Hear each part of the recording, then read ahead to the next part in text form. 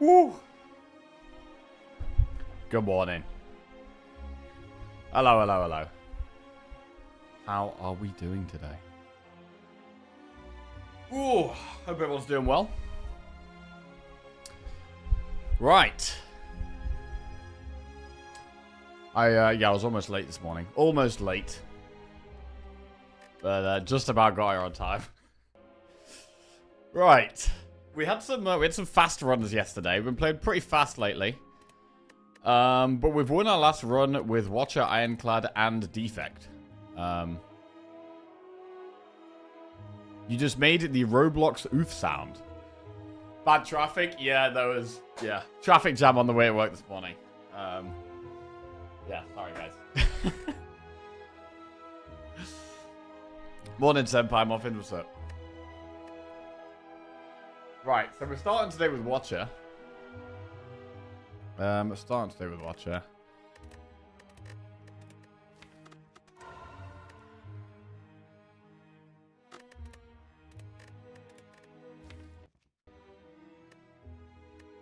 Defect run was pretty good.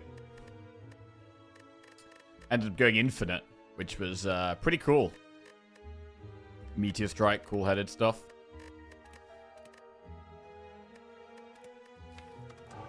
But now it's Watcher. Will we be doing another infinite? Let's have a look. Morning, Cyan Ninja. How are we doing? Frozen Grimjow. Million Sound. Halal Haggis.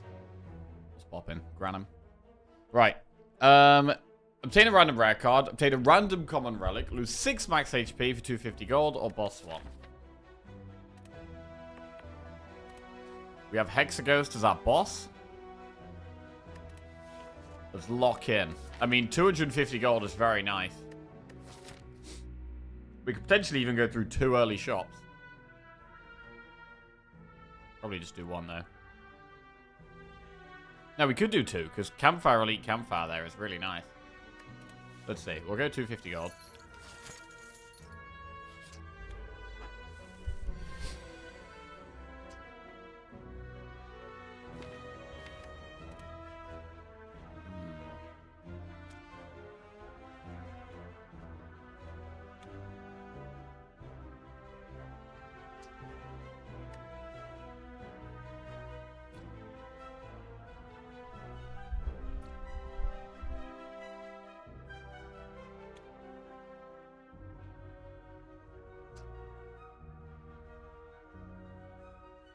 What's the best way of playing this?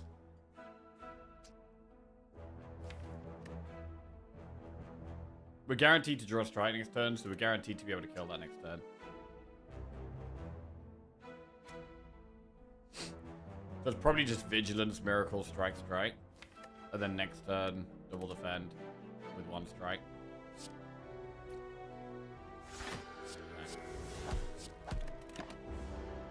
I don't think we're going to Wrath, because we might not be able to kill this next turn.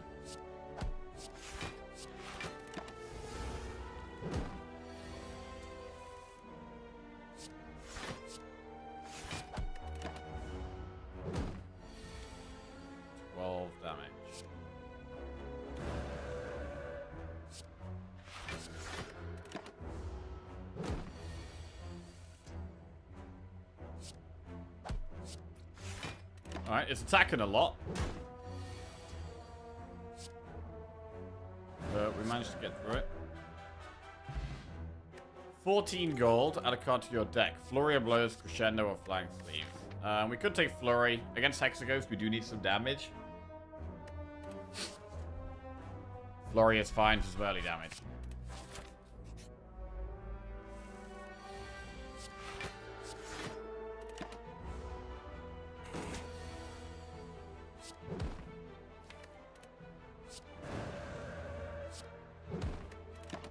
Alright, bit risky being in Wrath, but we'll see. Get away with it. Nirvana, Sands of Time, or Crescendo. Slay the Spire 2 is out. Check newsletter. Whoa, whoa, whoa, wait, whoa, whoa, whoa, whoa. Steady on there.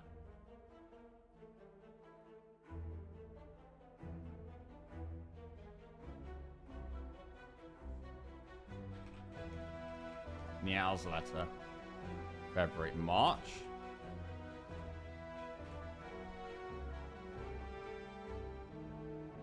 Oh, shit. We've got dates? Do we have dates? Oh, it's April the... Oh, for fuck's sake.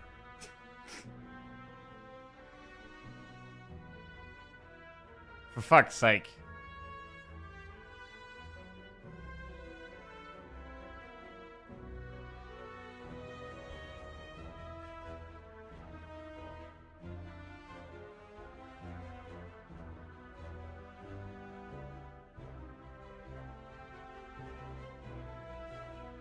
It is April Fool's. Lutant83 just resubscribed for 48 months. Oh boy, it's 3 a.m. J-Fork is on. Hey, Luton. J-Forky's on.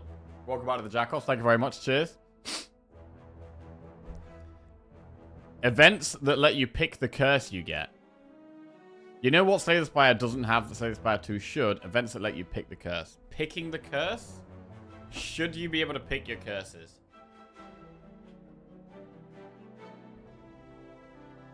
I mean, you're probably always going to pick the same one. Like, you're just going to pick the least bad one every time, right?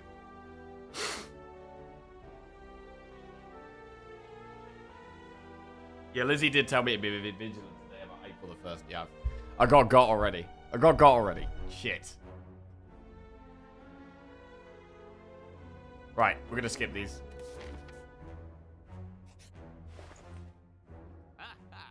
Purity is very good for going infinite, but do we really want to be trying to go infinite already?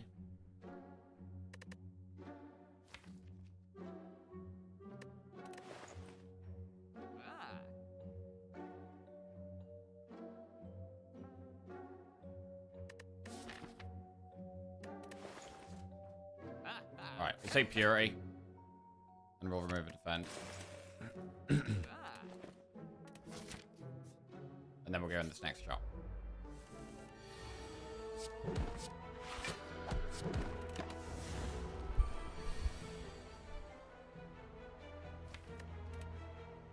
I think we want to be going aggressive, so I'll take the 2 damage here. Oh, wait. Flurry's lethal. Wow, okay. Fasting, crush joints, or evaluate. Skip. Shot. Rush down on sale. Panacea. Frozen Eye.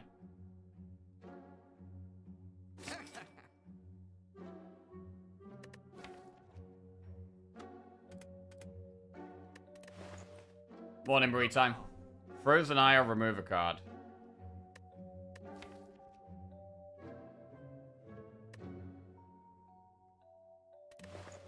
I'm gonna just remove a defend.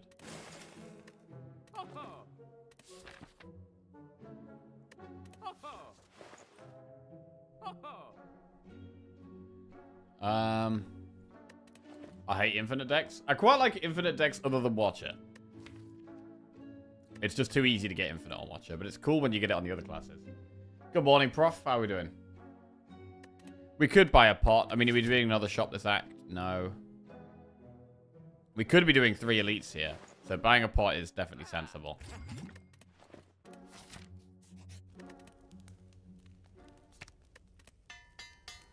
Especially because we haven't added that much damage to the deck.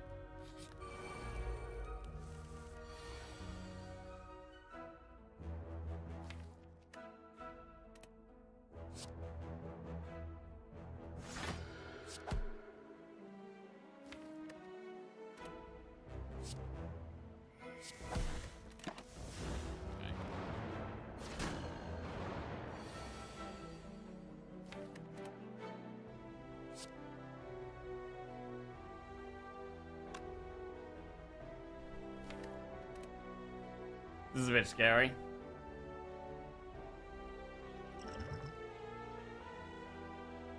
I think we do kind of need to enter Wrath.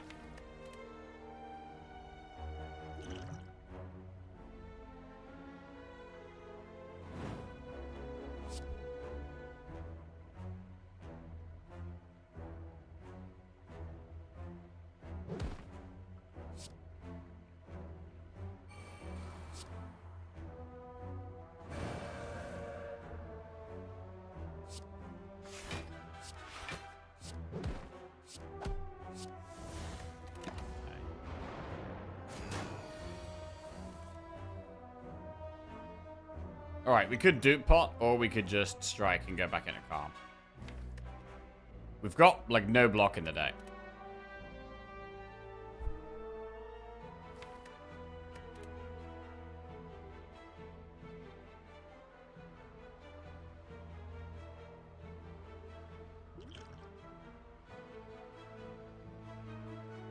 I'm gonna just do it.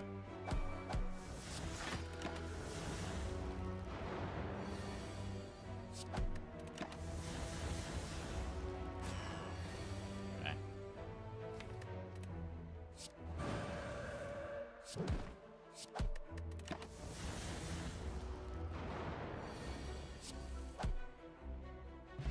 Right. Crescendo, follow-up, or pressure points. That's a skip. Well, I was going to go towards 2 more elites, but that was a pretty hard elite for us. I don't know how I feel about going for more elites now. Flurry and Rushdown are decent upgrades. Probably Flurry, specifically. Also, we've got no pots. Right, I'm not resting. I'm going to upgrade Flurry.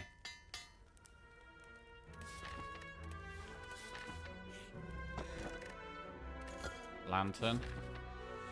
Yeah, I'm not super happy going for 2 elites here. We might just go for 1. I'm gonna just go for 1.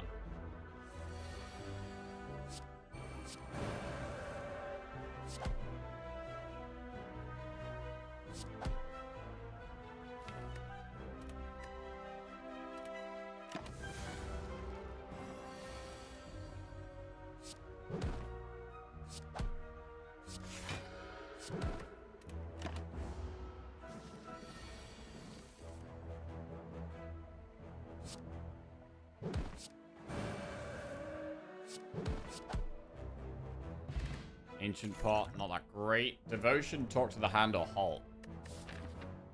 Talk to the Hand is going to be good against Hexaghost. Take that. Remove a card from your deck, transform a card, or upgrade a card. I mean, our deck is getting pretty small already. Can we just remove a strike? Or remove a defend?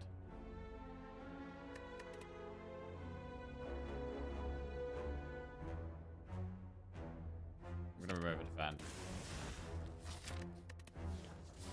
Alright, we're going for the 1 elite path. Relic. Singing Bowl. That's a nice one in the long run. Not right now, but can be good over the course of the run.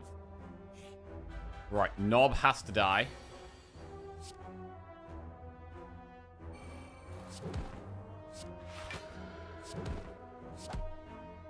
Do we need to Ancient Pot here?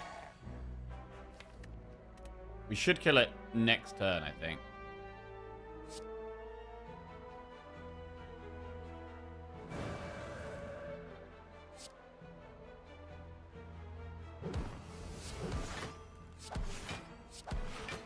Talk to the Hand, saving us a good chunk of health here. And I mean, it's just going to die next turn. There's no way it doesn't die next turn.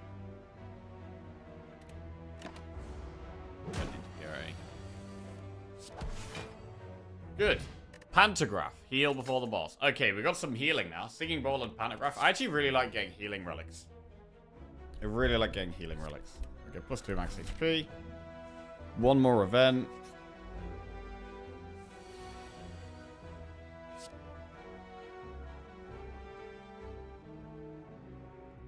Morning, Hank General. How are we doing? This is a terrible hand. Do we ever just go into Wrath? Is there a chance we kill it? We erupt for 9. We strike for 12, which is 21. We get Flurried Black for another 12, which is 33. If we draw a damage card, if we draw a strike, we have lethal. If we draw Vigilance, we're fine.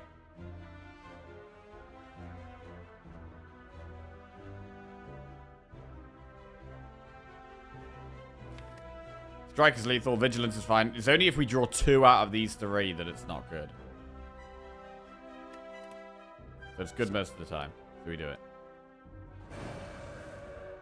Wow, that's unlucky. That is unlucky. It was worth, definitely.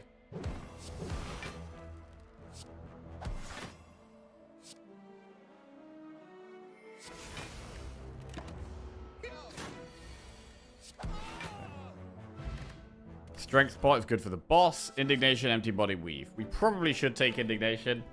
Second way. I mean, I would like more ways of getting out of wrath. Like, for getting to the end of the act and having to do the boss with only one way of getting out of wrath is pretty sketchy. So there is an argument of taking empty body for that reason.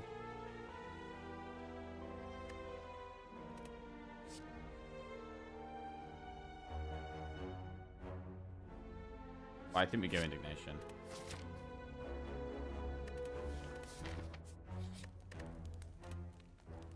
And what do we upgrade? Rush down, talk to the hand, purity. Probably talk to the hand.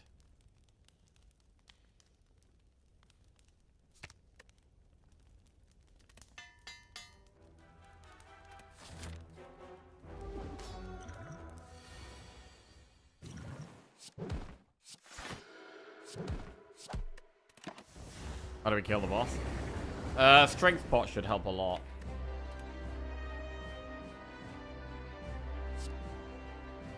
This is dodgy. We can't really go into wrath yet. There's no way out.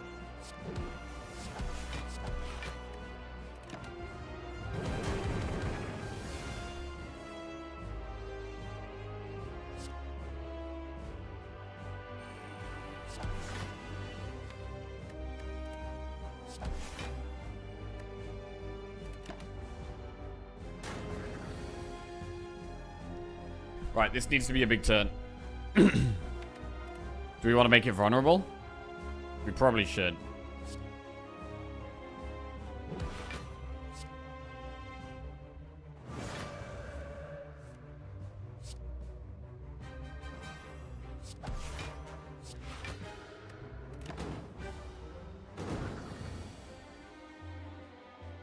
Yeah, I think we eruption here. Yeah, I think we just go for it.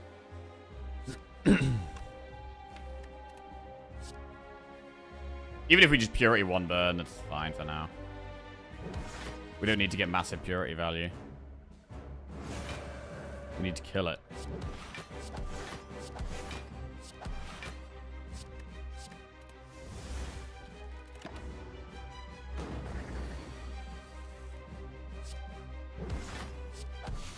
Got there. Nice. Interesting thing, it's not hard to get a 5 streak on a character, right? But getting a 20 rotating streak 4 per character is really hard. I would disagree with that massively. I would say getting a 5 streak on a character is very hard. I think getting 5 in a row is very, very, very hard to do. Vault, Ragnarok, Conjure Blade.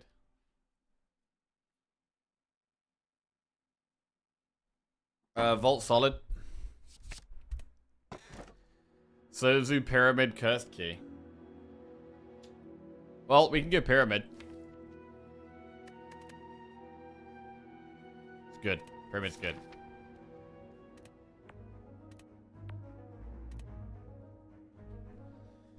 Right, and we'll go for elites and shops and events.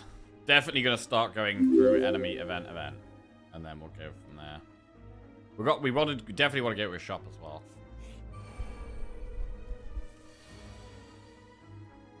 Okay.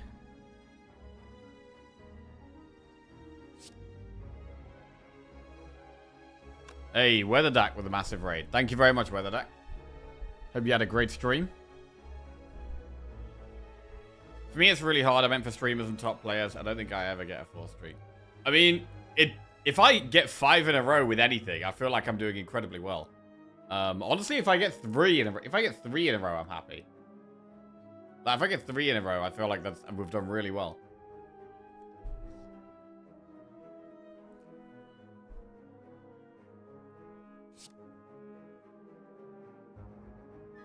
Okay. Look on the run. Cheers, mate.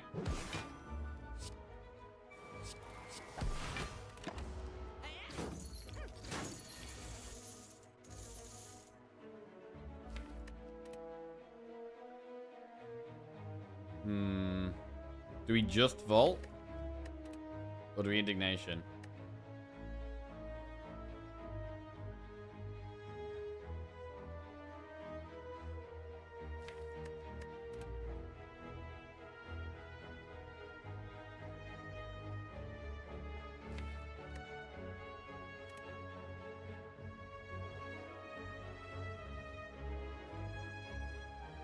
Because we have the eruption next turn, it might actually be better to just vault. Next turn looks pretty bad. The main reason to play the indignation is to get past like the Bane, the Purity.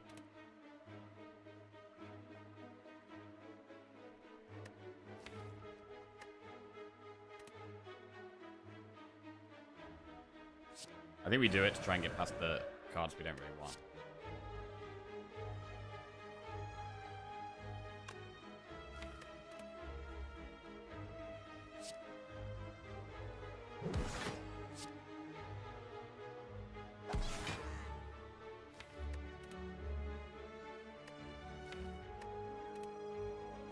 If we purity these, we're more likely to hit Vigilance.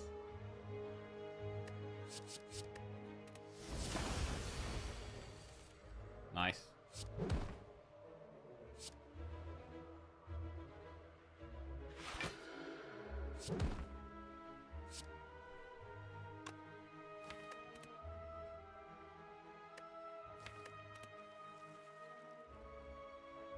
It's lethal. We have 9, 21, 33, plus the flurry.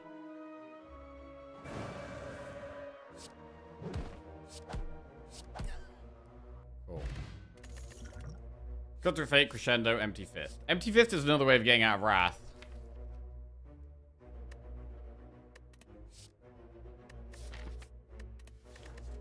I'm gonna just get max HP.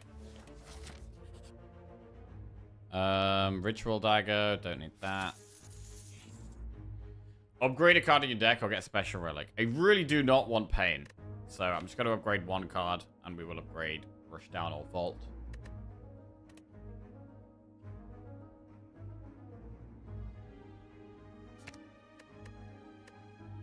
Let's upgrade Rushdown.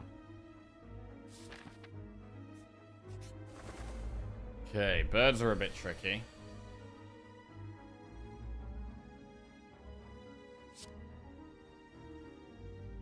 Should we kill the one buffing itself? Or one of the others? I think probably putting Talk to the Hand on the one buffing itself is good.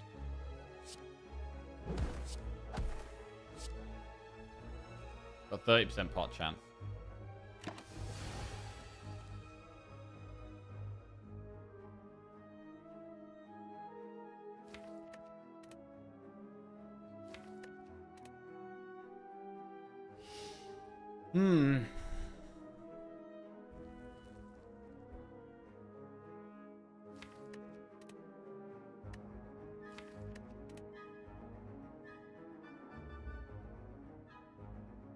Take a lot more damage if we go into Wrath.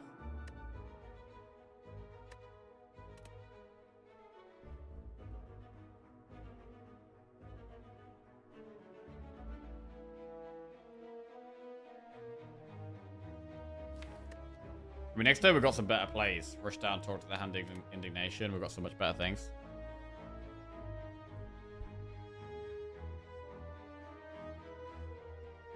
We could just chill and do Vigilance Defend.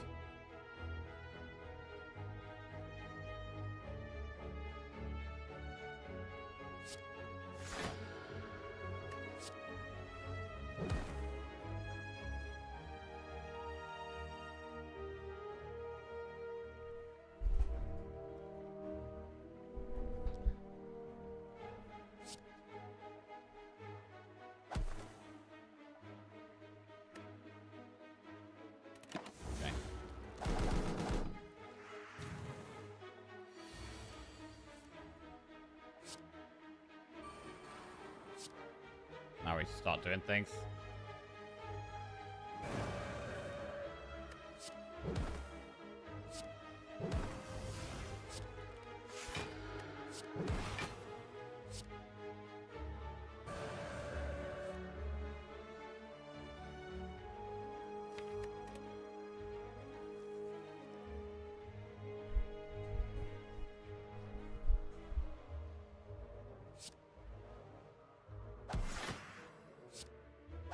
Infinite? It's definitely the direction we're heading in.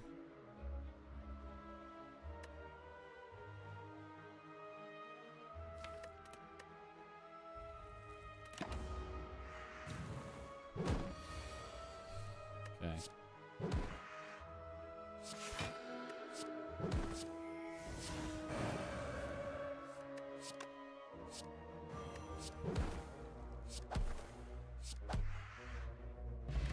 Ancient Pot again. I think we'll keep the Fear Pot here. Prostate, Severing Fury, or Consecrate.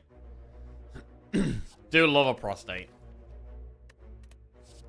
I like Prostate and Severing Fury together, actually.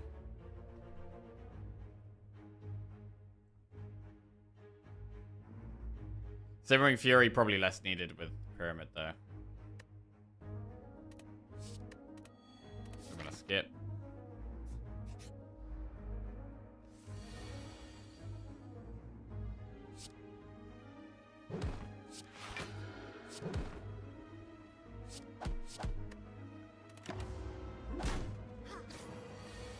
Wow, definitely needs more block here.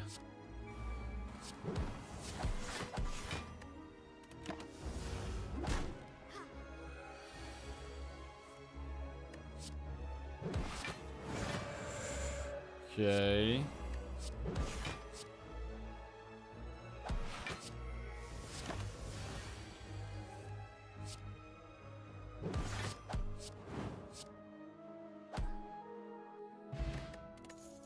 Blessing of the Forge. Perseverance, Wheel Kick, Crush Joints. We'll get more max HP.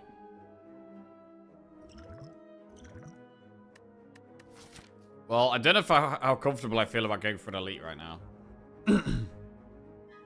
I might dodge the elites here. I might do Campfire, few events, Campfire Shop. Or we could do Campfire Shop, Campfire up the left.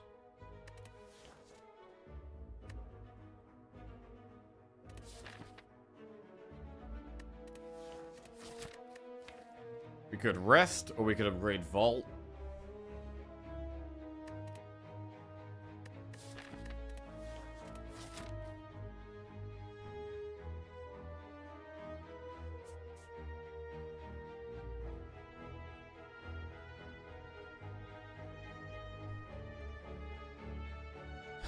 I think Campfire Shop is pretty good.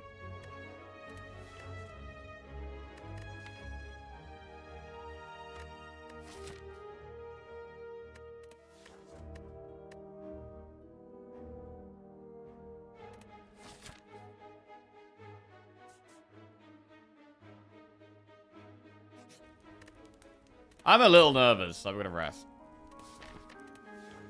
I feel a little bit uncomfortable with how these last few floors have gone, so. I know we have a bit of healing, but I just want to feel safe. There's no mega important upgrades. Vault is nice, but we can do that later. Receive 3 Apparition. I mean, if we upgrade them, we can just hold them. We can keep getting our max HP back up with Singing Bowl.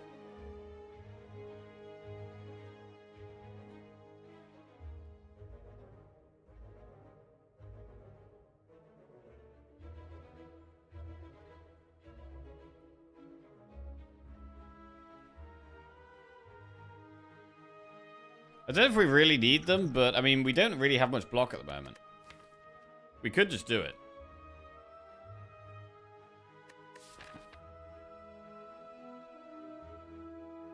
Will definitely help if we end up going into an elite here.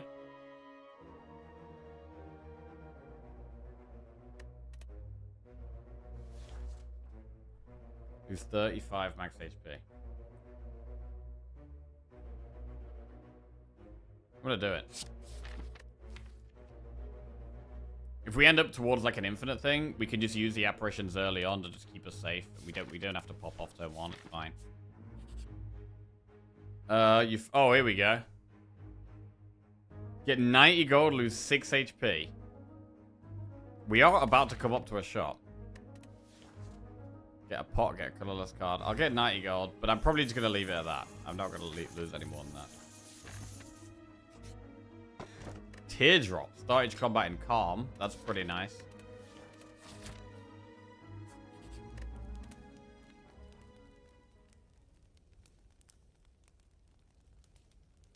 Right, I'm going to upgrade Vault first. Shop. Waffle. Mental Fortress.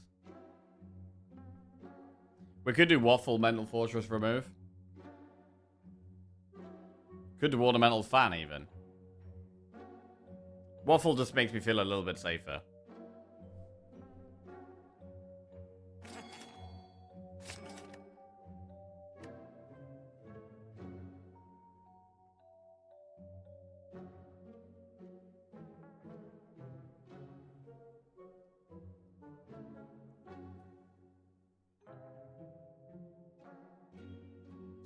We're going to remove a strike now.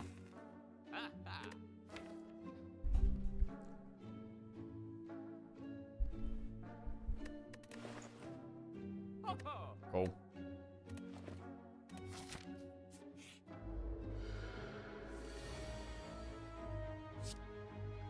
Right, definitely this is a spot to use Ancient Pot.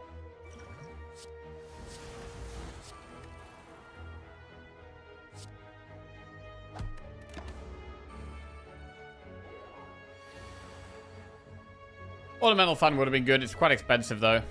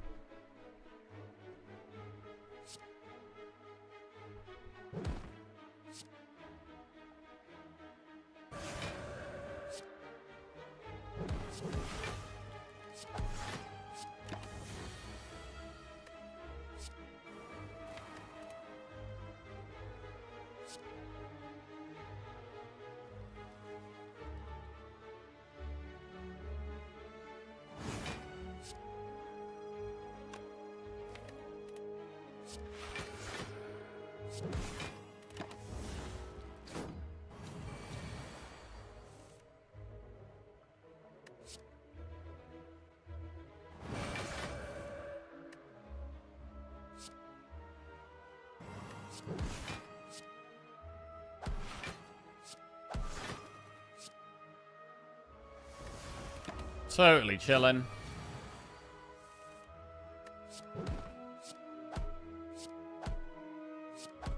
Cool.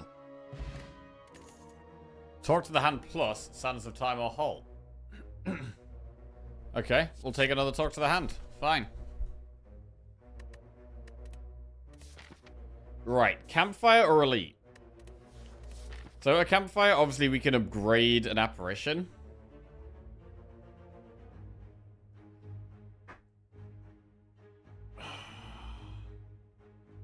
Upgrading apparitions is definitely good for this boss, because we don't really have a way of dealing with the second half of the fight yet.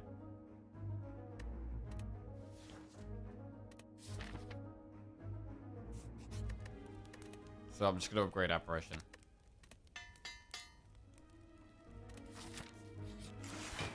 We haven't even really used Purity that much yet.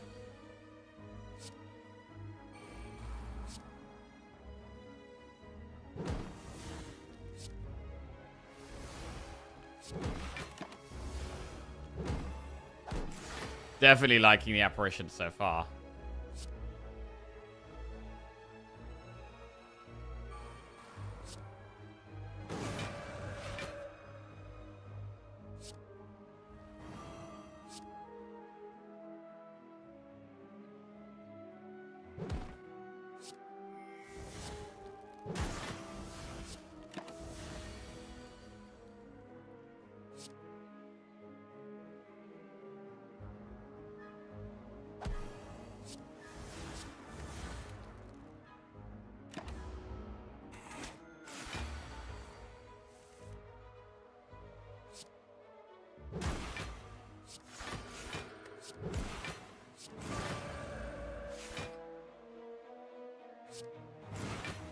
Pretty clean.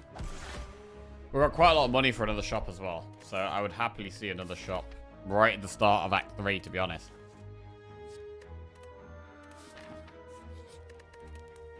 Right, so do we upgrade Mental Fortress or another apparition?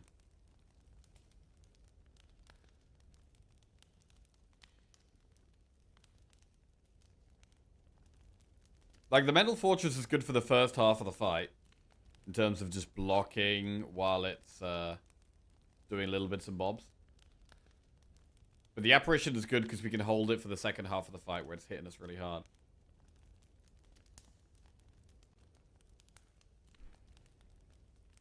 We have one apparition already saved for the second half, but maybe we want to save two.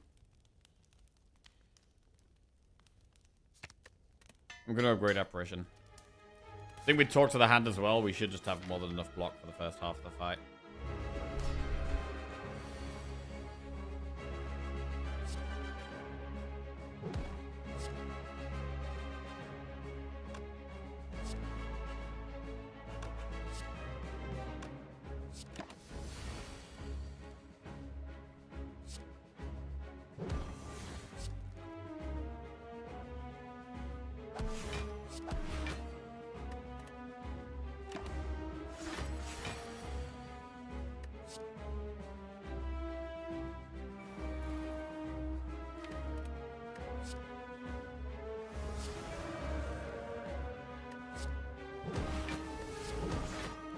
We could save this, the talk to the hand for the second half of the fight, the second one, but I don't think it's really worth it. Because we're just using the whole reason we upgraded the apparition is for the second half of the fight.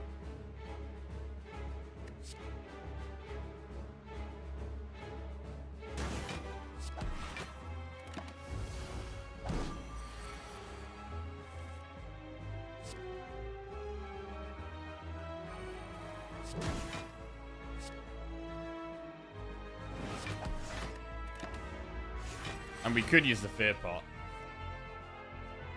in the second half.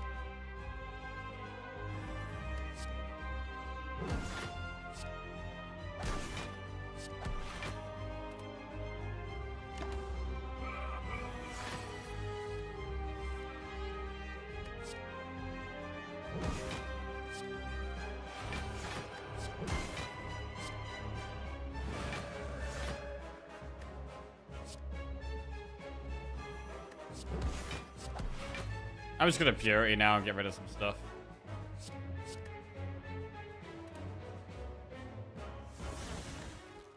Okay. So this is our deck now. There's quite a lot of damage.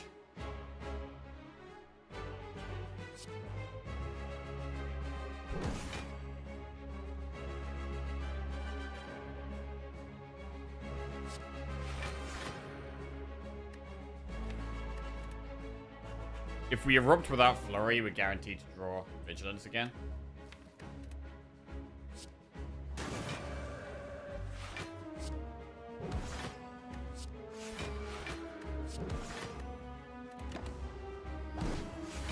Okay.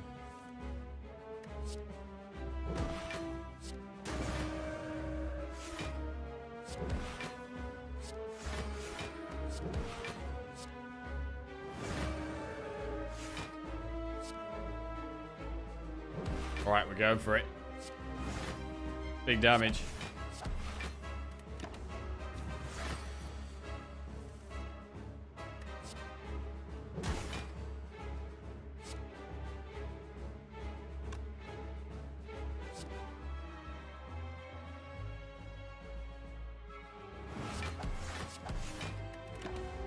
Right, this is what we've got the apparitions for.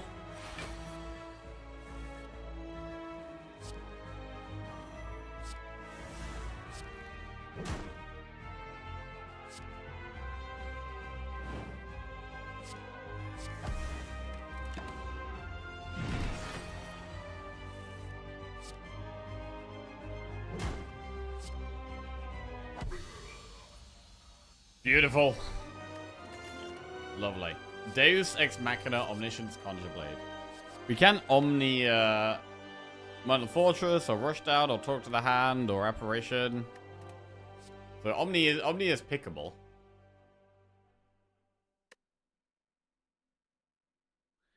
Kind of awkward with Pyramid.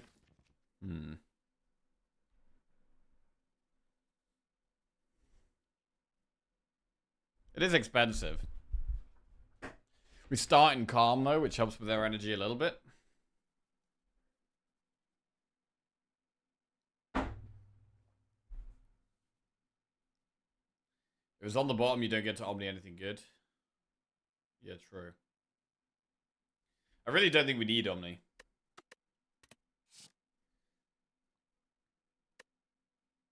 I'm just going to go max HP. Empty Cage, Astrolabe, or Dome. We could totally just cage here.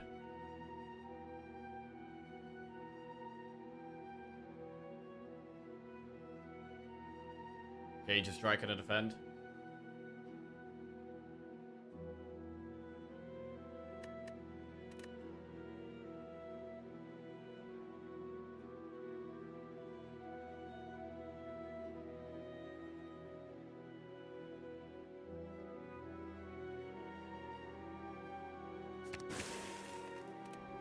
Okay.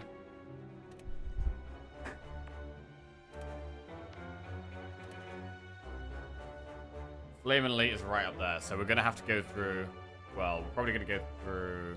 We could go through 2 shops here.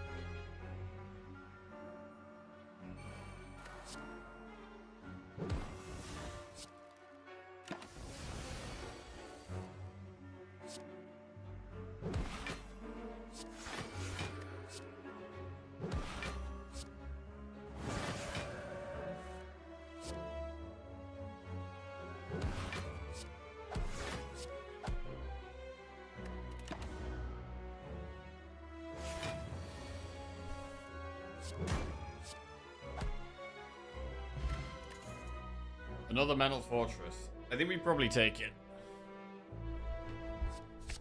We're not infinite at the moment, so we might have to find... We might have to just block a bit more. If we don't get infinite, we have to block more.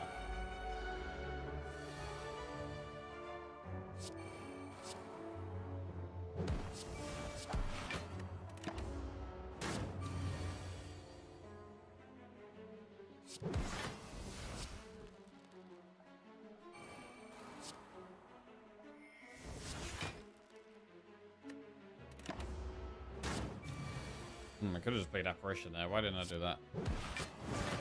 Probably should have just played Apparition there, to be honest.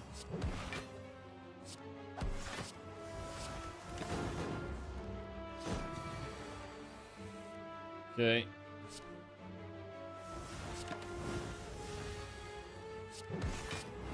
Right, we played that sloppy as hell. Pause. Campfire, elite, shop. I think going through 2 shops might be okay.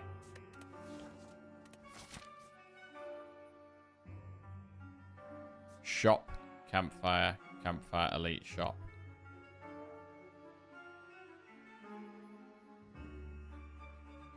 Let's do that. War paint, remove a card.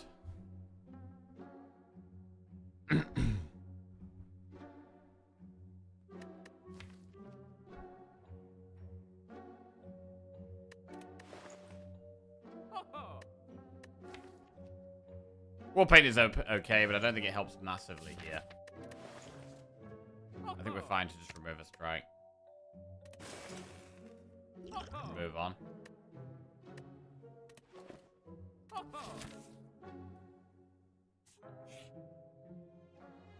Tesseract. Add 1, 2, or 3 colorless cards to your health. Lose 10 HP if we had 3.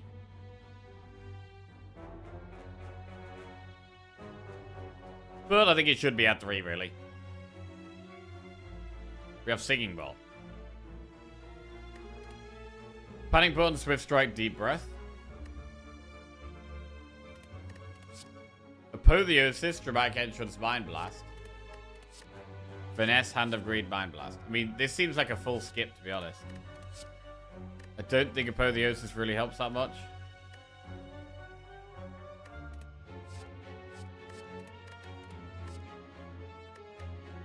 Panic Button.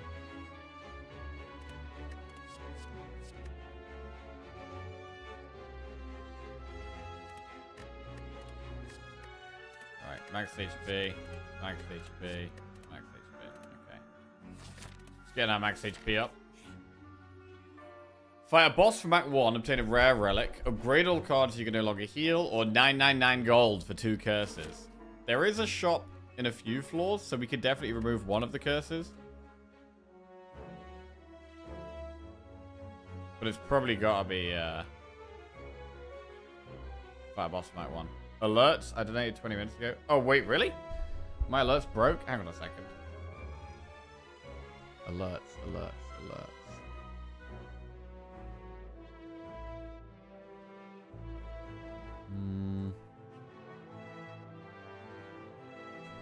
Well, thank you very much, Fine.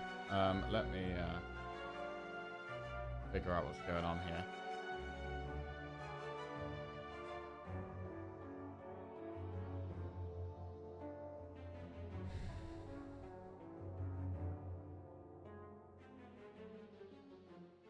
Oh.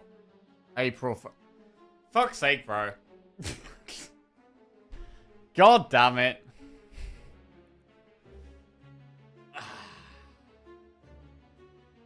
The streamer is too earnest.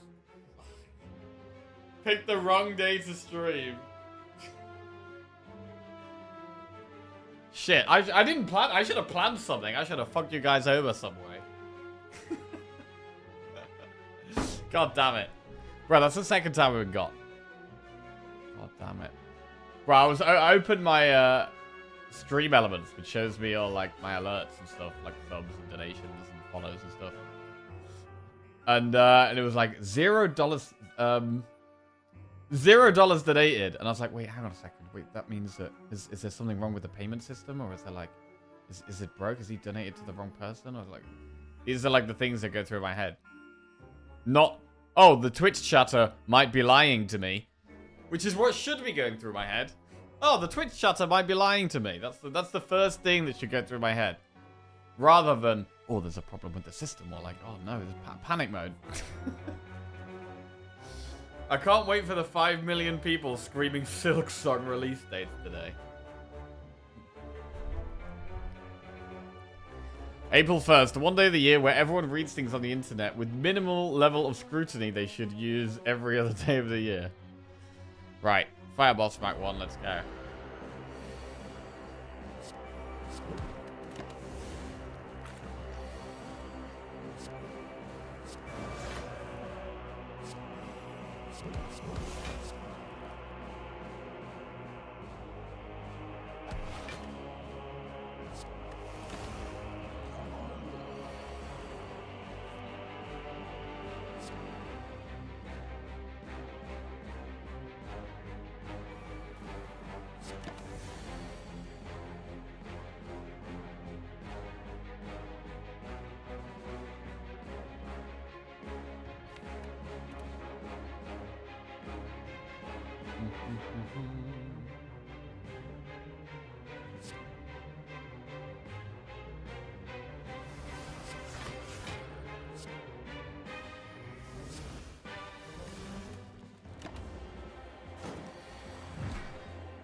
Okay.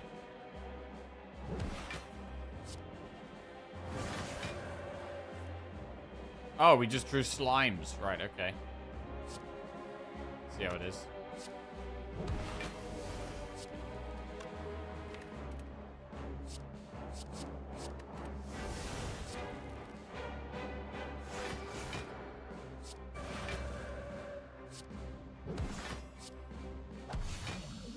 Okay. Right, we need all the keys. Gotta remember that. 25 gold, ginger. Empty body, swivel, evaluate. Skill pot. Yeah, I feel like I'm just gonna not trust everything you see, read today. You just gotta not trust anything.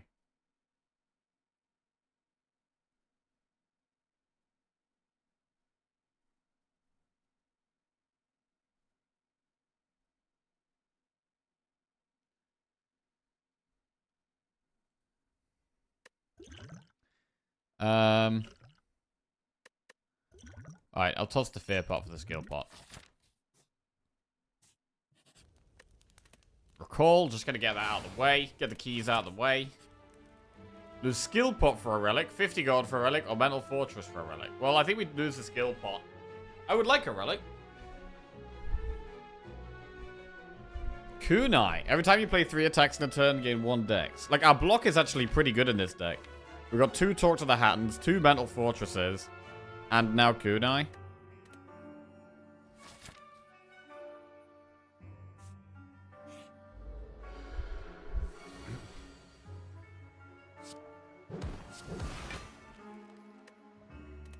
Morning, Waglini. How are we doing? What's going on?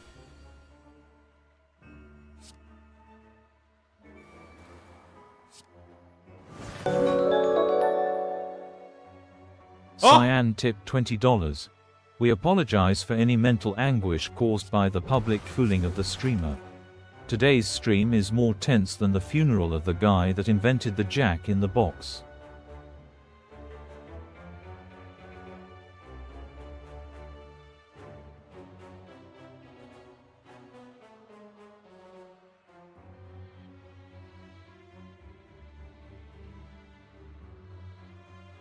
Oh, he might pop out his coffin. He might pop out his coffin. I get it. Yo, thank you very much for the donation side. Appreciate that. Thank you. Damn. Not really a direct joke per se, but yes. Jesus. Wow, what are we doing here?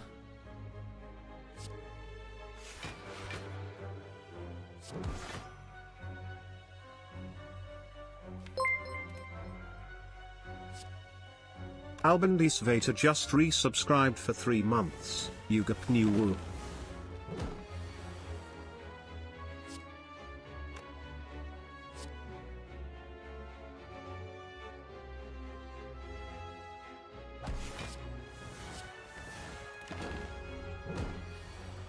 Okay. Survive the first few turns, then pop off.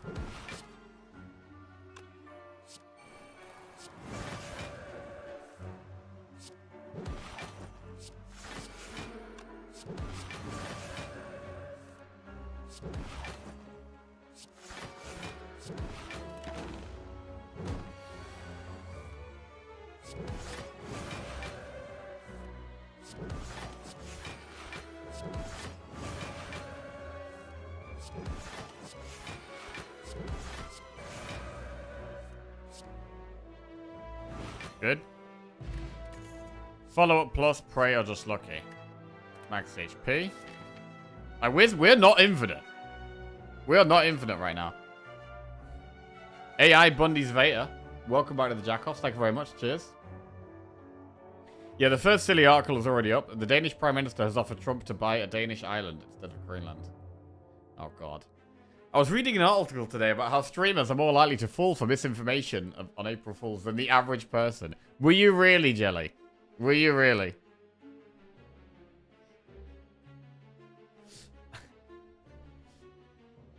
Good morning, Waglini. Does anyone have any, like, things they do on April Fool's Day? Any, like, rituals or any, I don't know. I don't really do anything. Also, I was supposed to be bored on April Fool's Day, actually. Yeah. But I came out 8 days late. So I was born on the 9th instead. Kappa? No, that's not even a lie, bro. Not even April Fool's. That's actually true. That would have been appropriate. I avoid Twitter. My ritual is not getting any type of information not to get fooled. Usually avoid the group chats and Instagram, basically. Well, we need the blue key here. Oh, I love Horn Cleat. But we have to take the blue key. We've got quite a lot of money for this shop. Back up to 300 gold. We could upgrade what? Apparition or Mental Fortress? I mean, we've got so much block. I do think upgrading the Apparition is actually better still at the moment.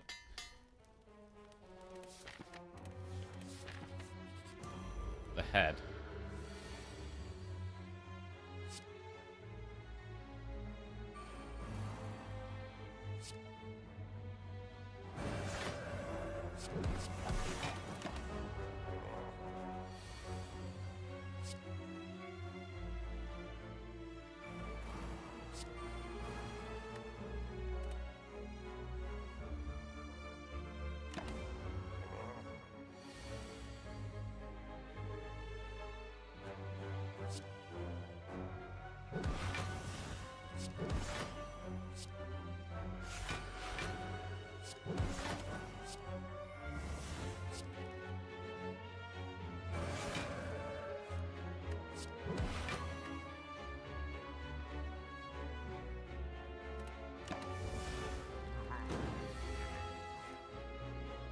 All right.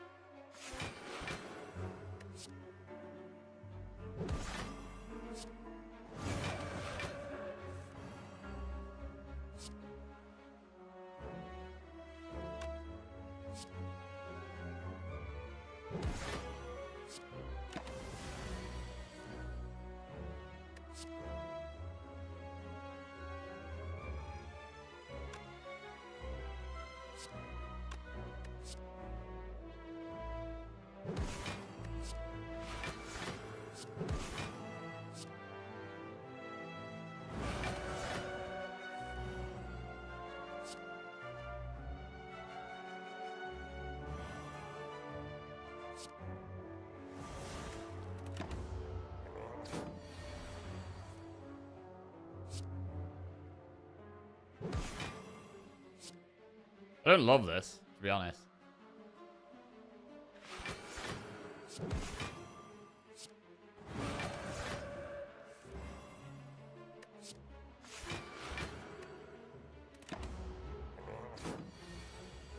It's taking us a little bit long to get where we want to be.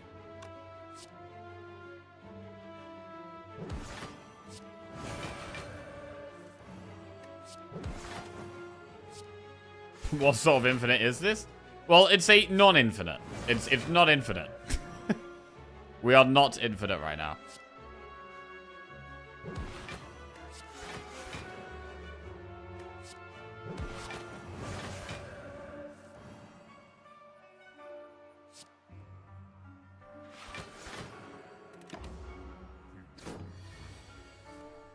But we are surviving.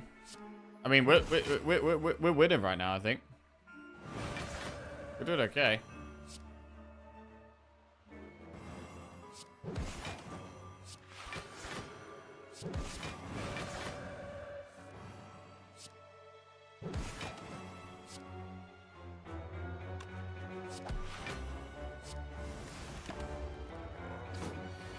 But can we do this against bosses? I don't know if we can do this against bosses. Unceasing top. When you have no cards in your hand during your turn, draw a card. Well, that's just never going to be the case. Unless we get a ton of energy somehow.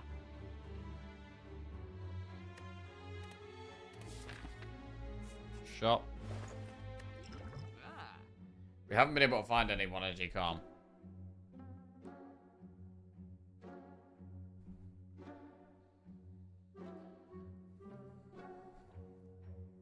Pocket watch.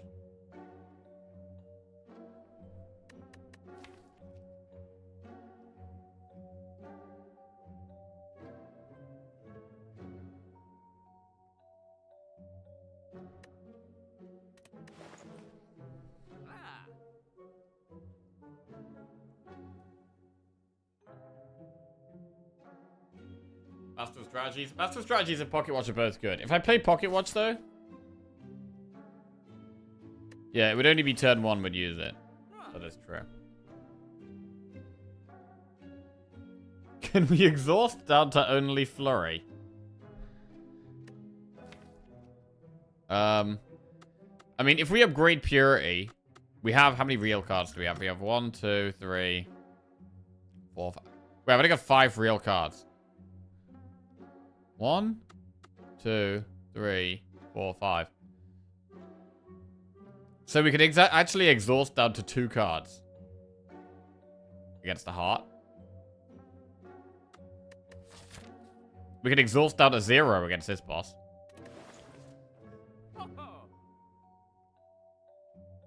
So, do we really need any more removes? I feel like we don't really need any removes here. Swift Pot? Swift Pot is a good potion to have. I think I want to take Swift Pot. And then just move on. Upgrade Purity, remove 1 card in your Infinite vs. Heart.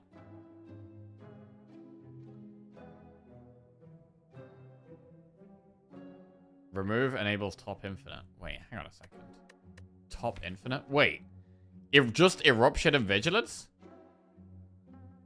But we don't have the energy, right?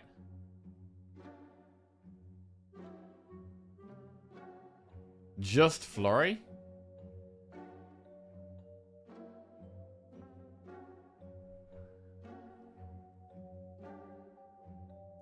Oh! It's a 0 cost attack. If we get rid of everything, we just play Flurry, draw Flurry. Play Flurry, draw Flurry. Oh, shit.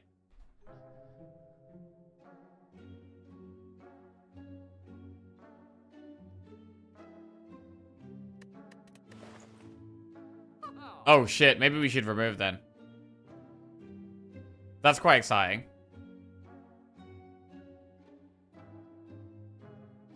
Let's remove Strike then.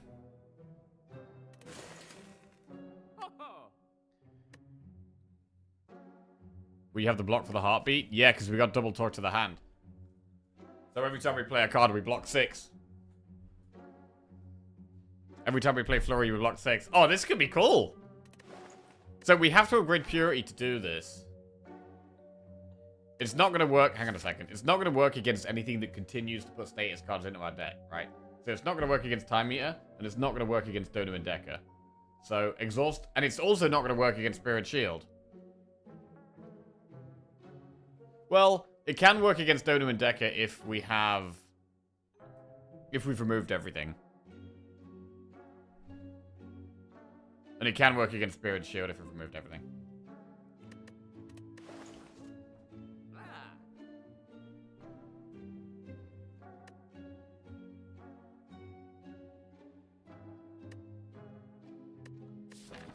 Right, I'm going to save my gold for the last shop, actually.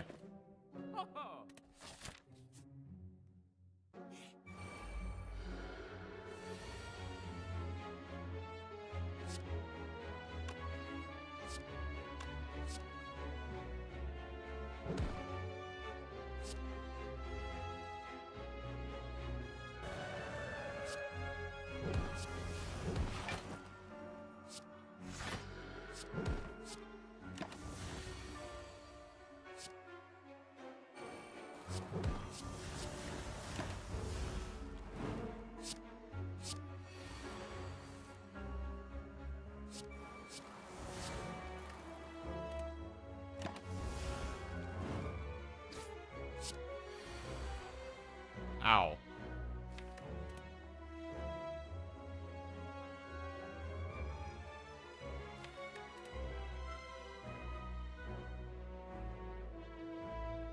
Wait. If we're in Wrath, do we take double damage from the explosion from this? I don't think so.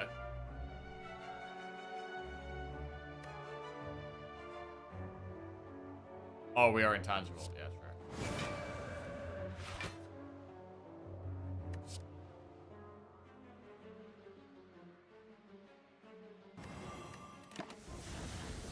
Bro, these things are so annoying right now.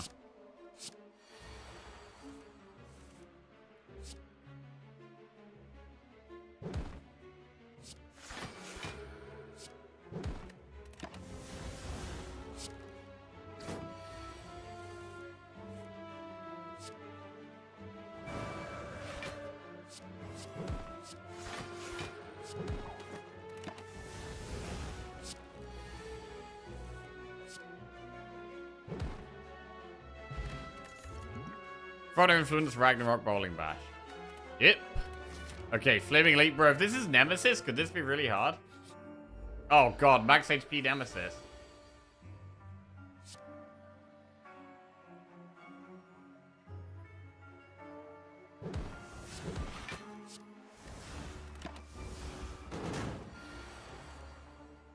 Need to double apparition here.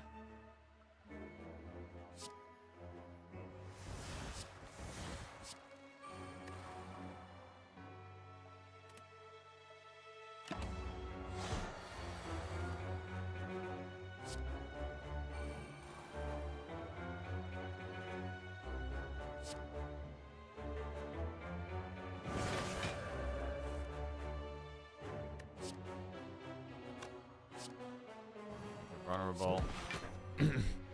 Right, we'll do the thing where we just keep swapping.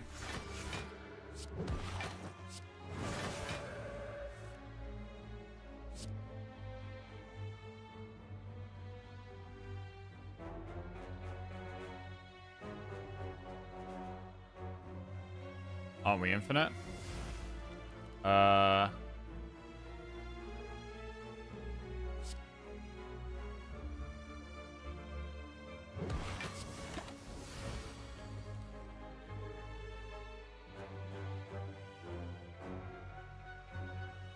Wait, if we play Mental Fortress and then Purity, Vigi, Eruption, Indignation? And then that is infinite because of Unceasing Top? Holy shit, that's nuts. Thank you. Bye.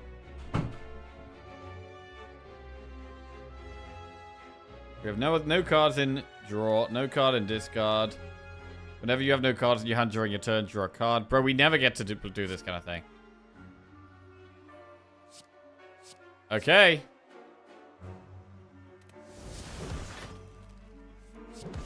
Huge. Oh, yeah, bro. I love being able to do this kind of thing. With, like, anger and stuff or claw, but you can't really do it, generally, in when you're going for the heart on Ascension 20. It's more of, like, something you can do on lower Ascensions. But I love Unceasing Top. Okay, Preserved Insect is not that good. Consecrate. Signature move plus Cut Through Fate. Keep going for max HP. Right, so what do we upgrade? Because we're infinite. We just go infinite against this boss, right?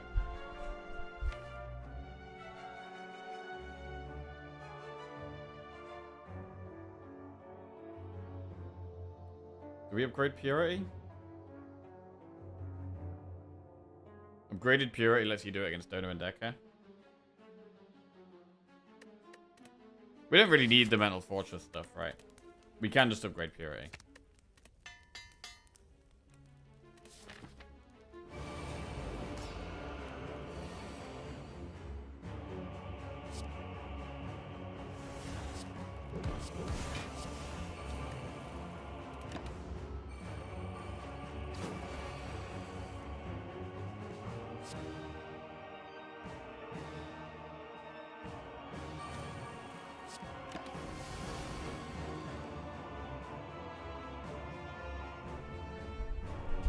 Is this infinite now?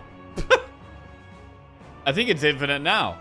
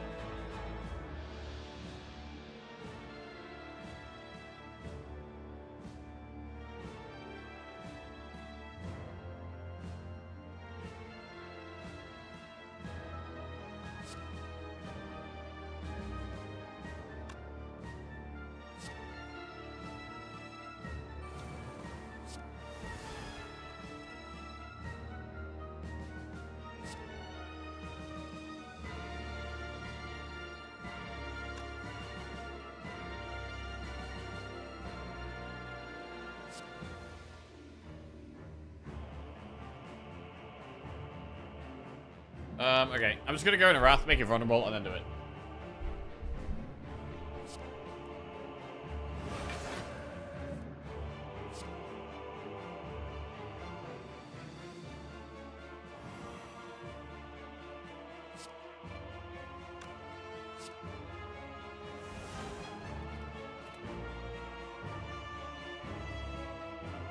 Alright. So we just do it now. Fury, everything except the flurry.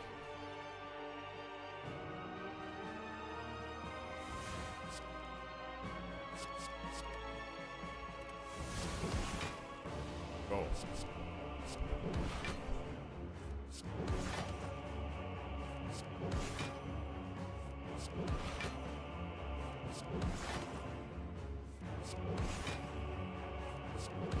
Obviously can't do this against Timey, yeah. Well...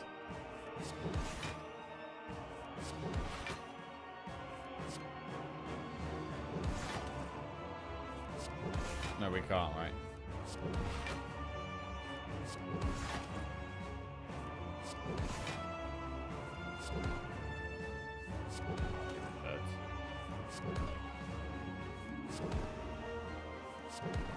We maybe could do it against Timey, yeah. If we get us like half health and then purity, maybe. They also put slimes in our deck though. It sounds kind of risky. I don't think we'll need to do it. Oh yeah, this does put voids in, but it's fine because we deal with it before the void.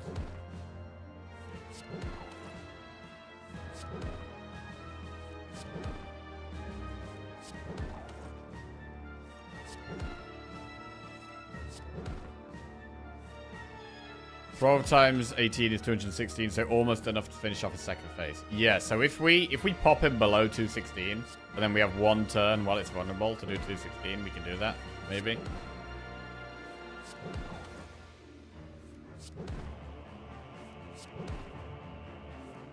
Ah, this is great.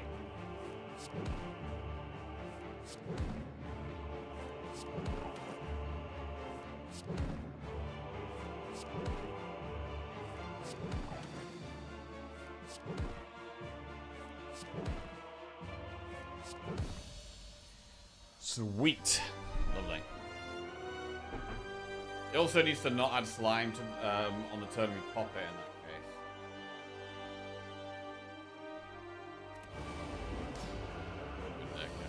So I think we could potentially go infinite here with the flurry.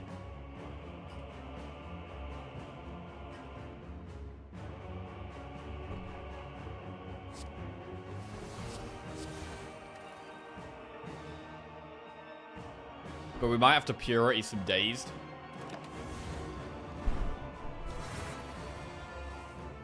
As well as other things.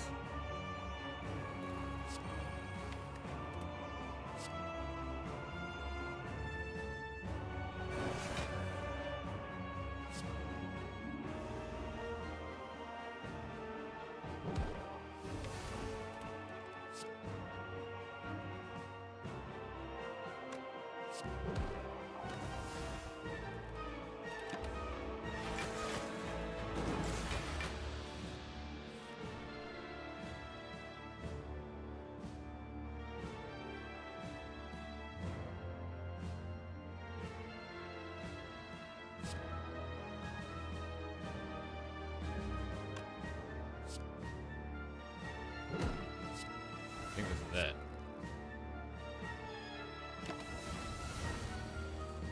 Alright, we're just infinite now, right? With flurry again.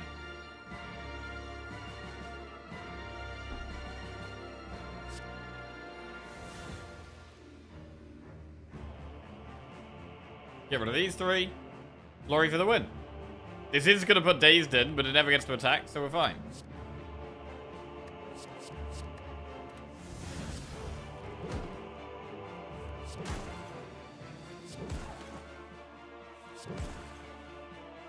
Remember when Jack said top wouldn't do anything? I didn't think it would, but the purity just changes that so much. Have fun getting through 500 HP 12 at a time. Hey, you do what you gotta do, bro, in the Spire. Sometimes, even if it's 1 damage at a time. Game is so hard, if you can sneak a win doing 1 damage at a time, you do it. Win by any means necessary.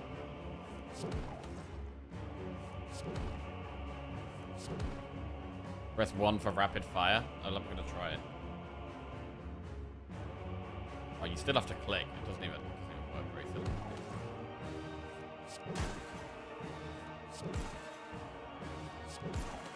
I prefer dragging. I'm a dragger. 100% I'm a dragger.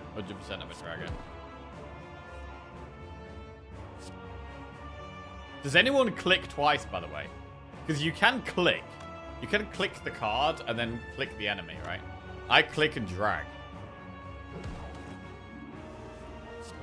Do you guys drag or click?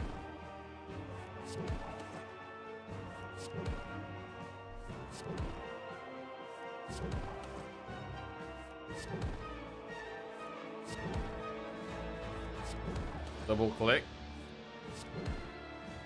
Madraga? Yes. Team drag.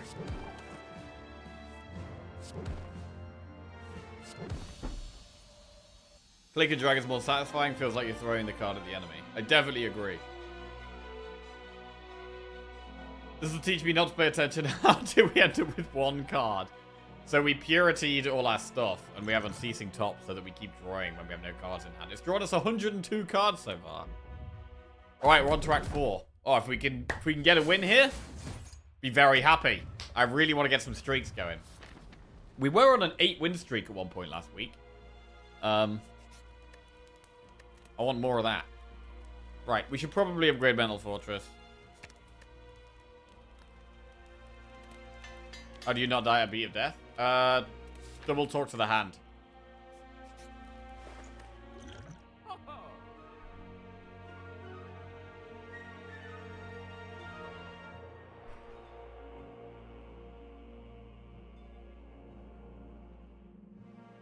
I mean, are we actually going to do this against the heart? Are we really going to do this against the heart? I mean, there's no way to lose, right? If we get ourselves down to just that one card, we just win. It puts 2 status cards in our deck. We have 1,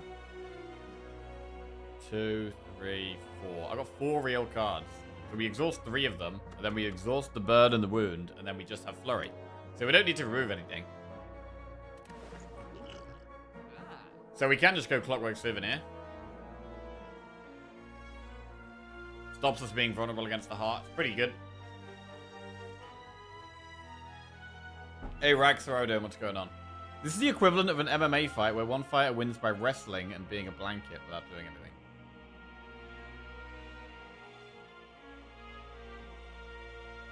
I think I'm going to go Souvenir.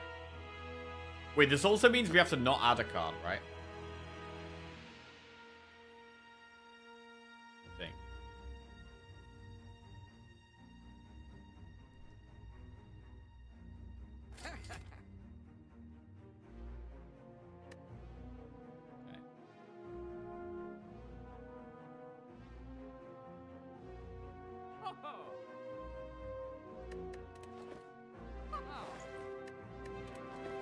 Right, let's go.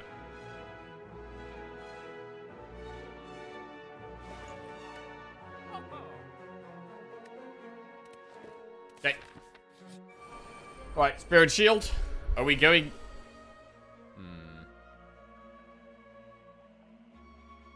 It's a pretty bad starting hand.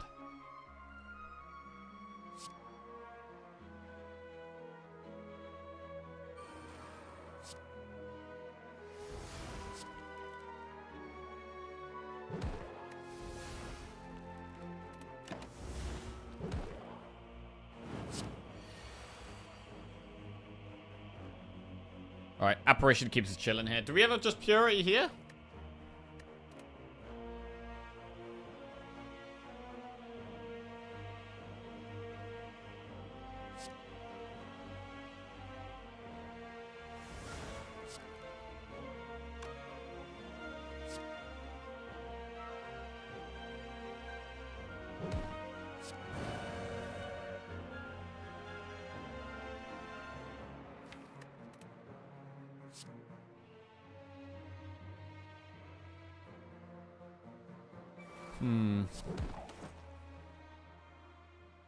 If Rushdown Infinite wasn't so stupidly overpowered, Watcher might be quite enjoyable as a character, because you can do a lot of wacky things.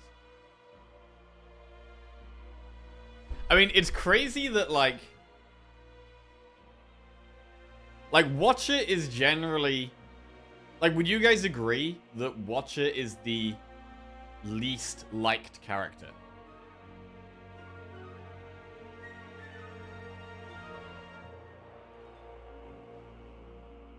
Because I think Watcher is comfortably the least liked character.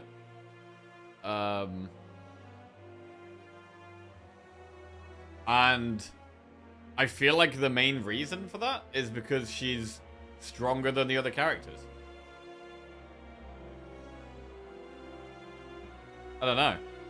I feel like people should, like, if something's strong, generally you would like that. But I feel like with Slay the Spire, people like the weak characters because the difficulty is part of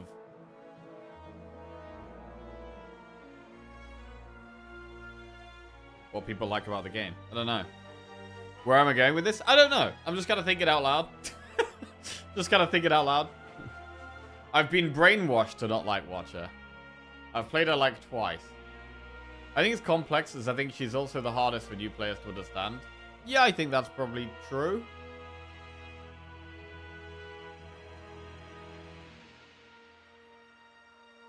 Not just strong, strong in a boring way. Strong in a boring way. Okay, you're gonna have to explain that. What does that mean? How do you get strong in a fun way? Weakest and most boring. Defect is the most disliked? Really? I like Defect, personally. I think the higher the level of player, the more they dislike Watcher. The issue with Watcher isn't just the power, it's that it's so concentrated on a few cards, so it pigeonholes you. I think that is true as well, yeah. It's less stronger and more her strong stuff makes the rest useless / undesirable. Okay. Yeah. Okay. Watch also came later. I don't think it's strength. I think it's how much of the same it is. Always red, blue, red, blue. That is definitely a point, yeah. Her decks always end up very similar because, like what Zogly said, there's just a few things that are particularly powerful. And 2 of those things are in your starting deck. Like, you start with... Like, if you didn't start with a Calm and a Wrath in your starting deck, I think it would be totally different. Like, even if Rushdown was still in the game, right? Even if you still had Rushdown, if you didn't have Calm and Wrath in your starting deck, Watcher would be completely different. But the fact that you start with Calm and Wrath, and there's some really strong cards that synergize with switching stances, means that it's very hard to not go down that route. Eruption is ludicrously strong for a starting card. Yeah.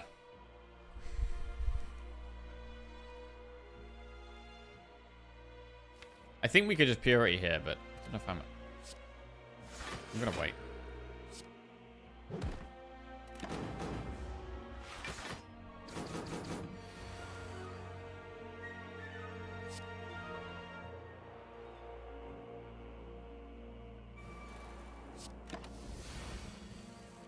Alright, so we might be able to go infinite here.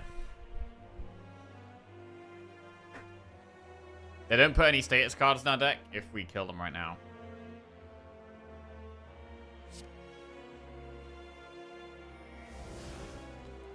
One, two, three, four, five. So if we just play Talk to the Hand and Apparition, Purity the rest. Purity 1, 2, 3, 4, 5, and then we win with Flurry, right?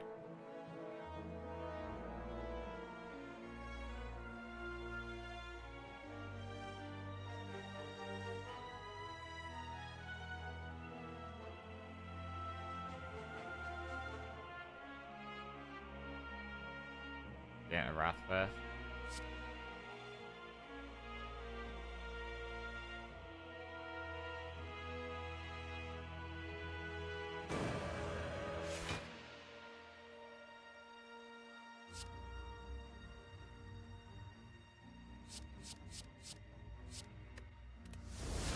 There it is. Cool.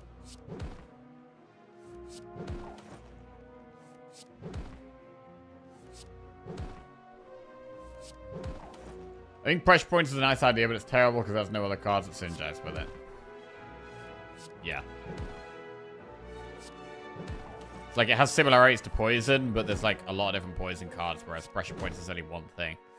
I mean, I don't mind that. I don't mind having a card where, like, you want to keep finding more of the same card and it gets stronger. I mean, it's kind of similar with Claw, where it starts off weak, but if you find more of them, it gets stronger.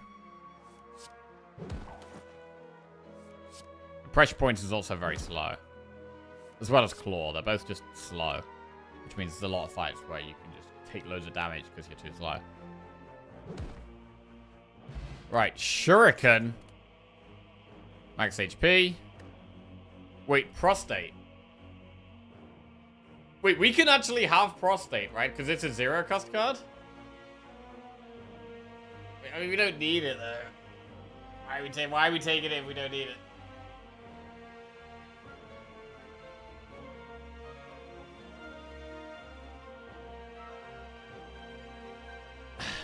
Kunai. Kunai. I mean, we get into Divinity, which is actually better. So, it's actually just good. Jack just sees Prostate on the screen and has to jump on it. I love it. I love it. Having bad fun strategies like PP in the game is a good thing. Definitely. Definitely. It's what can lead to some of the most interesting and memorable runs as well.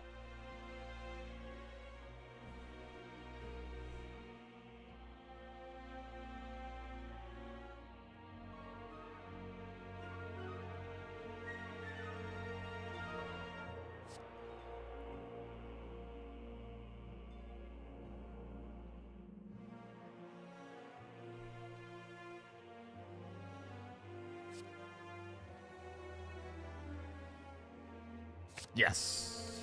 It's in. Let's go. Nice.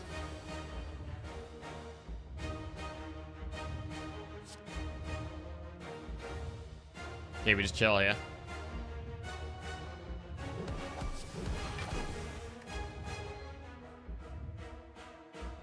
I mean, we could use speed pot and get 5 decks. Being vulnerable doesn't even matter here. Because we're going to apparition. So. Seems good.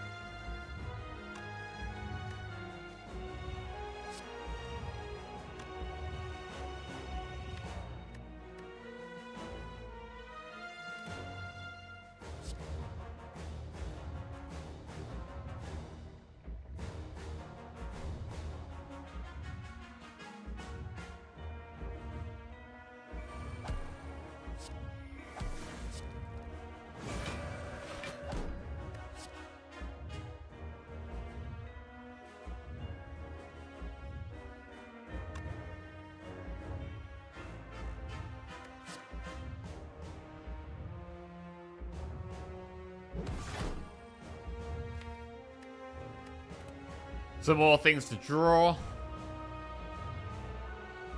Vigilance and apparition is fine.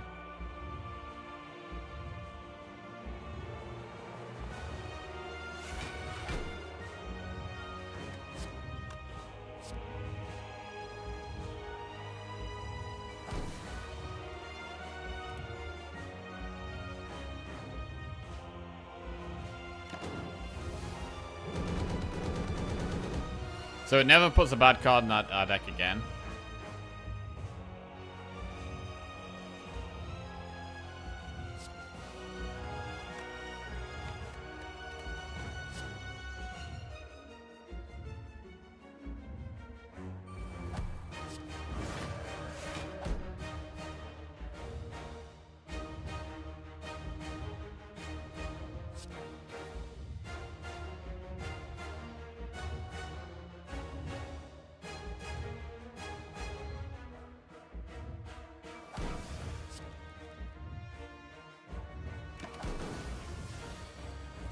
Alright, that should be GG now, right?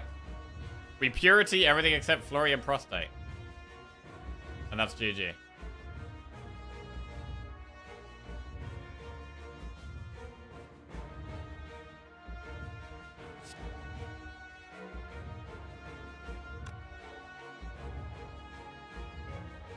Definitely GG. It can't remove the talk to the hand stuff. We play Prostate and Flurry forever. We win. 1, 2, 3, 4, 5. Have to go.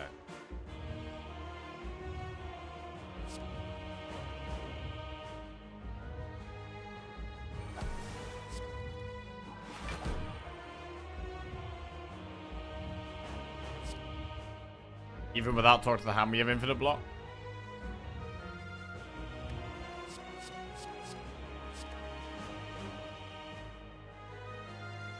Huge. Oh, it's beautiful. Into Divinity we go. Nice.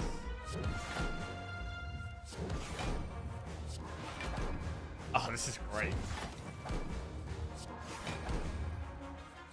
Bro, this is an actual fun Infinite. This is great. I'm having a great time.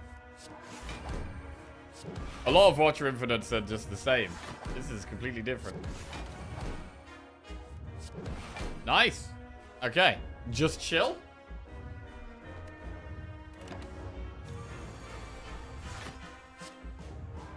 Into Divinity we go again. Oh,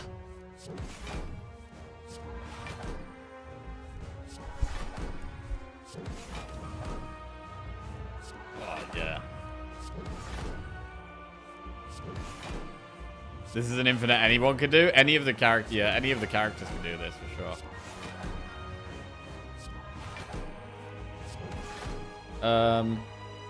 And turn.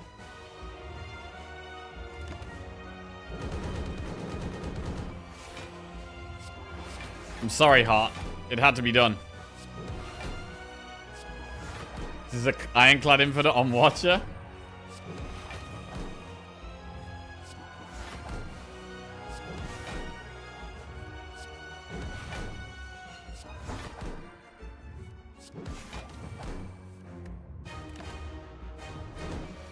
Do this with Grand Finale. Oh, wait, you actually could do it with Grand Finale.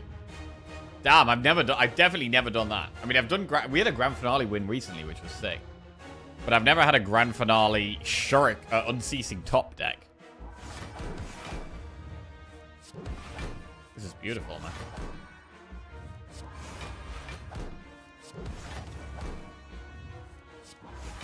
$39 damage per flurry.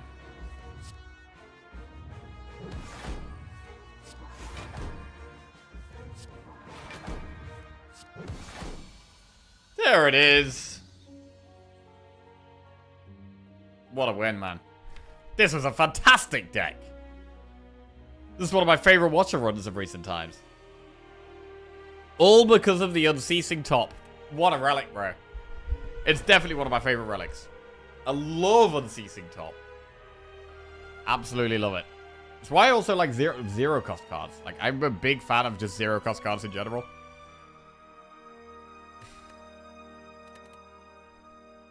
Especially adding them early, because it can give you, well, other options. It's bad with, like, Snecko, but I feel like adding zero-cost cards generally early on is super nice.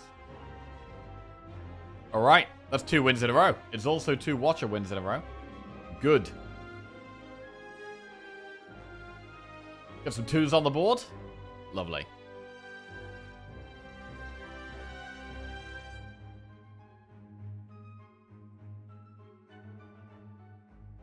And we'll be playing Ironclad next to go for 3 wins in a row.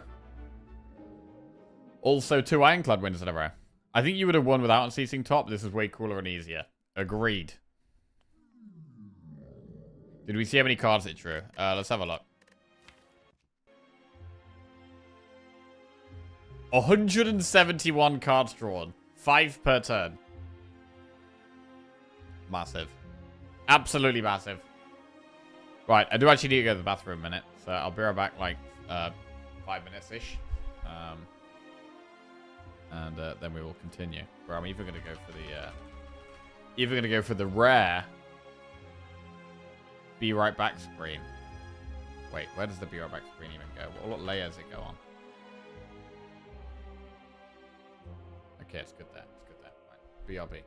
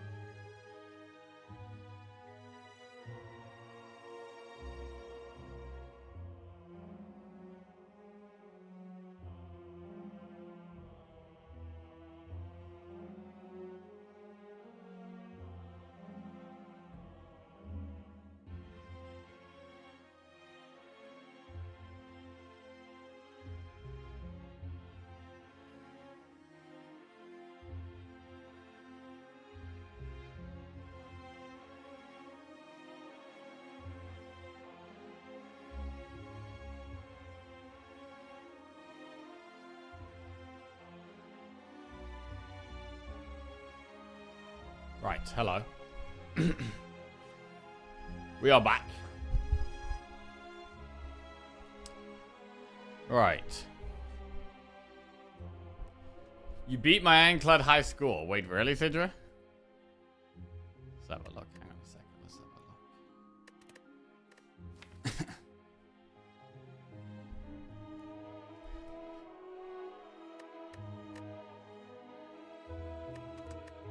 look. You mean right now? Am I gonna have to relog to see this? Have you lost weight, Jackie? You look like you've lost 5 pounds. I've not lost weight, no. Well, I guess it depends what period of time you're talking. I've done a lot of cardio over the last 2 years, so I've probably lost weight from like 3 years ago. You have to relog? Alright, I'll just never relog then. Okay, top. Huge top right there. Right. Ironclad next, and this is for 3 wins in a row. And 2 Ironclad wins in a row. He wears larger shirts. I do wear some larger shirts, yeah. Oh, you meant have I just gone for a shit? Dropping the kids off at the pool? Yes. Right. Ironclad next. Let's go. Choose a card to obtain. Obtain 100 gold. Lose 7 to max HP and gain 250 gold. Or boss swap. We have Slime Boss, which means we want big damage. If we go for 250 gold, there is a shop right here. We might even consider a very early elite that path. If we don't do the elite, though, we have to do this campfire, and there's not really much to do. So it's a bit of a problem. The fact that gaining all this gold means we have to take a bit of a bad path. Unless, well, yeah, none of the paths aren't that good. Like, the best path is like campfire, elite, shop. That's the best path, I think. Doing like enemy, event, enemy, campfire, elite, campfire, or elite, campfire, elite there. But yeah, I think we go for the 250 gold. Let's do a prediction.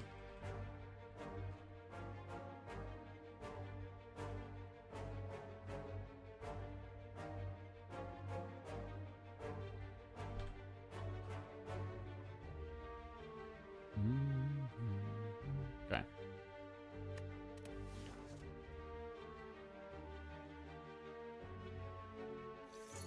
Right, we've got money. Get me to this shop.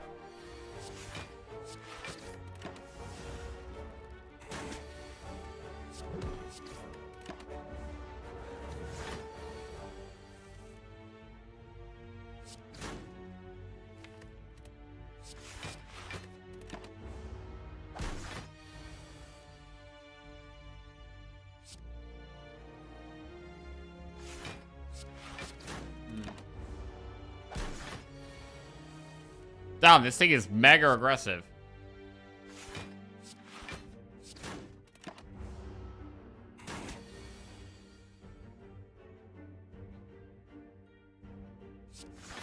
This thing is so aggressive. Okay.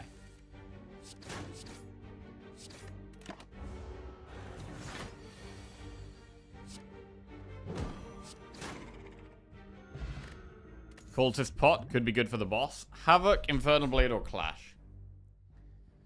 Right. Now, Infernal Blade...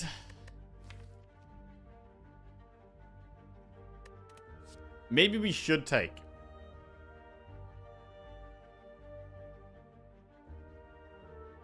I feel like on floor 1 I should be taking something. I don't love Infernal Blade, but... I think we should take a card here. Especially if we're going to be doing an elite. I'm going to take it. Card man. Alright, Bash. I don't really want Bash. Ghostly Armor. I'd definitely take Ghostly Armor. Don't want to curse. Heavy Blade. Ghostly Armor. Yeah, okay. Immolate. Oh, God. We have a 1 in 5 of getting Immolate. Oh, it would be, bro, it would be so huge if we hit this. Bam! Ah. Damn, that would have been massive. Carnage, True Grit, Evolve.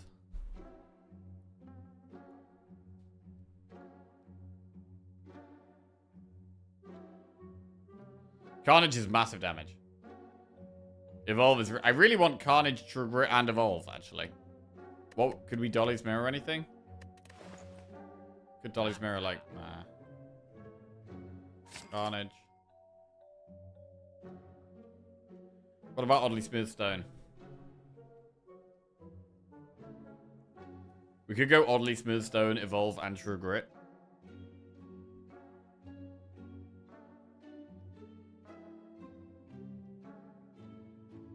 There's a world where we have 2 immolates at this point. Yeah, there is. Damn.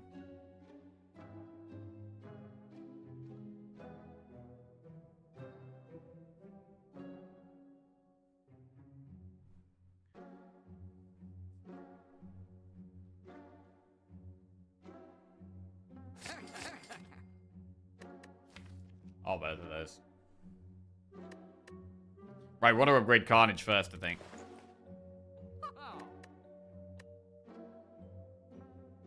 Vulnerable pot?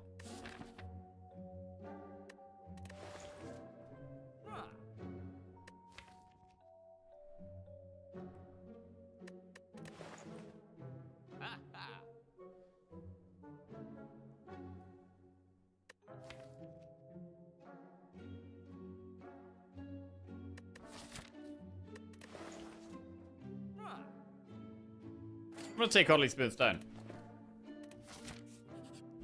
Okay.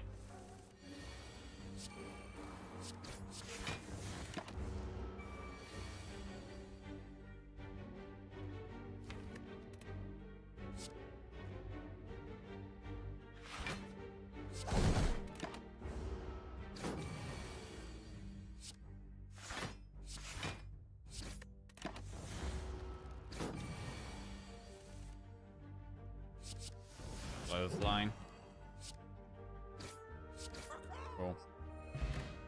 Select pot. Fire breathing, clash, or blood for blood. Fire breathing is incredibly good against this boss. Bro, we found so many cards that would have been good with the immolate. Fire breathing and evolve would have been amazing with immolate. I think we probably should take a fire breathing. Because it's so good against this boss.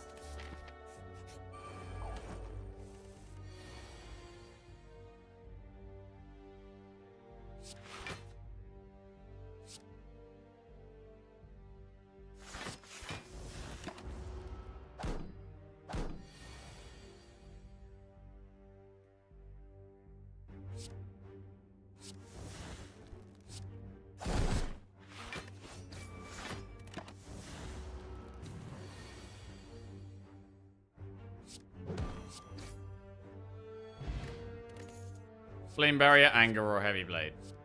Flame Barrier is fine. Anger is not bad early on. I don't mind going to this elite on this next floor. I'm going to take Flame Barrier. Right. Where do we go now? Do we go straight to the elite? We could do elite, campfire, elite here. Let's do it. Knob. Ooh, having to decide between Carnage or Bash isn't good.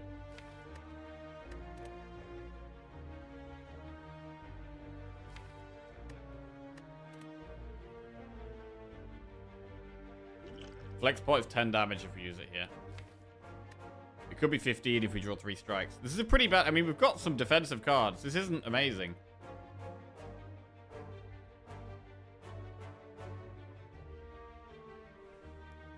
Do we have a cultist pot?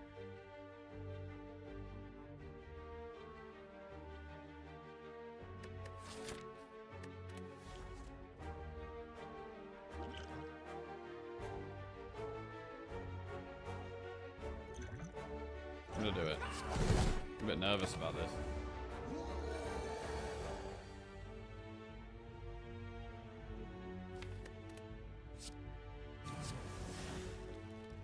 Body slam.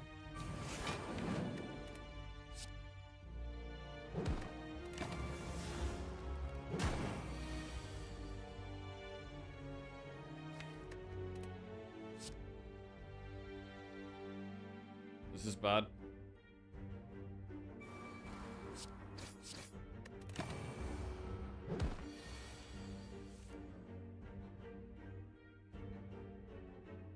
Holy shit. Flexpot isn't even lethal.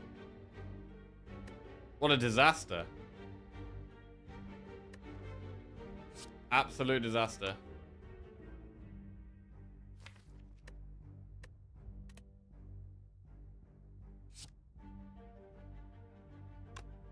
Not even lethal. It's one off, yeah.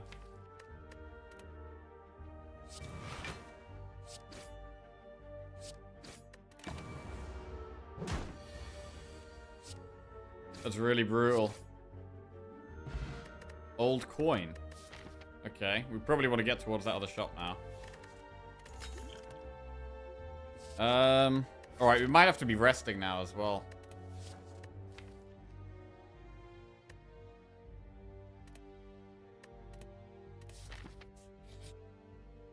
Upgrade 2 random cards, lose 20 HP. Fuck! We're missing out on so much because of that. We're missing out on so much.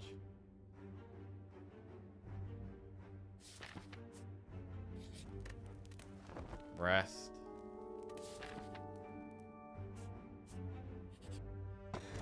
Wing boots. Okay, gives us some flexibility. Alright, we might want to just use them early. I might just want to use the wing boots early and like hop, hop, hop.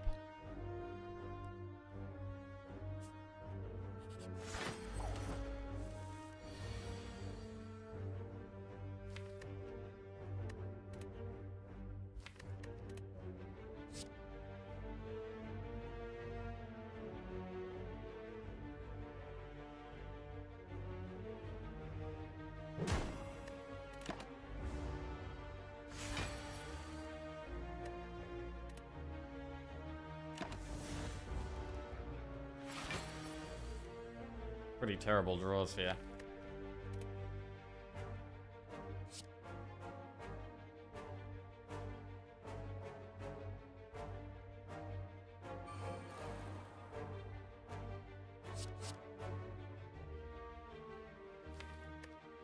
Next time we have Carnage Ghostly Armor.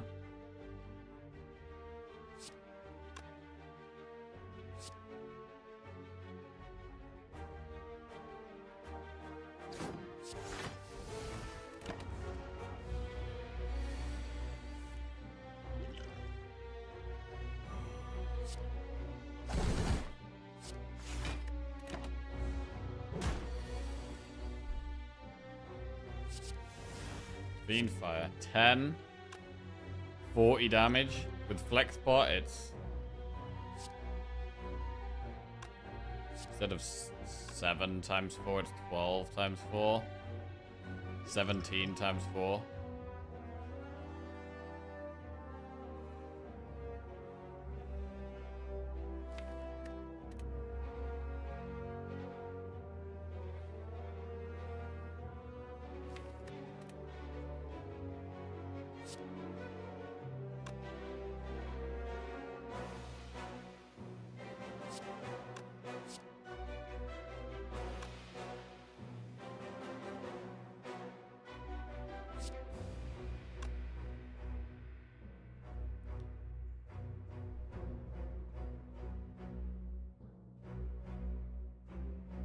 I mean, I don't really want to take 20.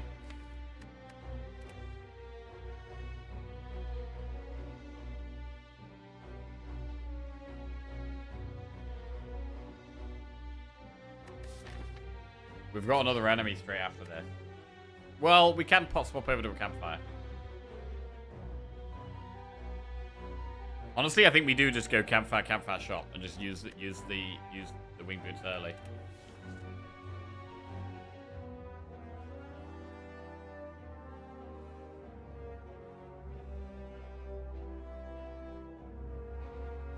Next turn we could do triple strike, which is going to be 9, 18, 27. Maybe we just do one defend.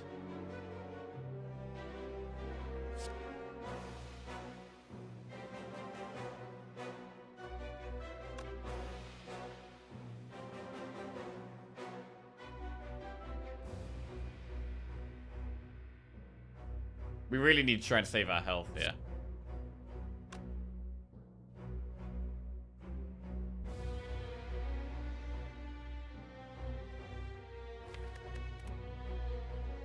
Even if I can just save 6, I think it's worth. I'm gonna do this. I think this is a balance. We save a little bit of health, but we still kill it before we take any more damage.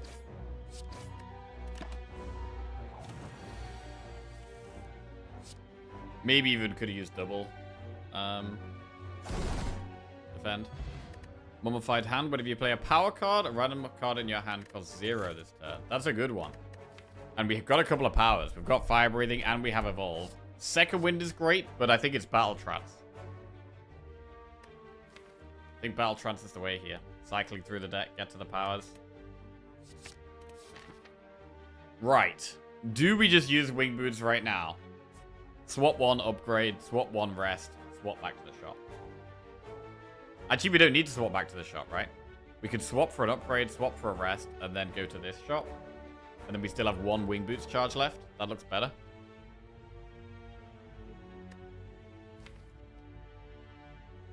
I really want to upgrade fire breathing before the boss. And I really want to upgrade carnage as fast as we can.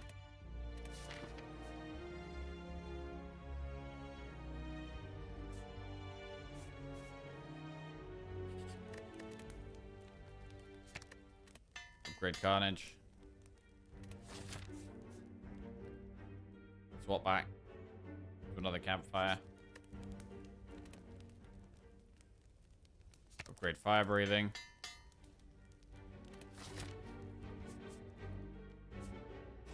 Then transform a card. Right, should we transform a strike or a defend? Probably a strike. We've got 5 of them. And we also have oddly smooth stone, which makes our defense better. So we'll transform a strike. True grit. Pretty happy with that. Although that does need an upgrade, but it is a good one. We really need to upgrade both those true grits. Right, we'll have a look in the shop. Prismatic Shard. Burning Pact. Shrug it off. Shrug is solid. Uppercut is solid. It's on sale as well. I like Shrug, Pact, and Uppercut. I mean, we really want exhaust synergy. Like, having Burning Pact and 2 True Grits, we are desperate for Dark Embrace or Feel No Pain. White Beast is good, but it is expensive. There's also Blood Pots for heal. Quite a few options here.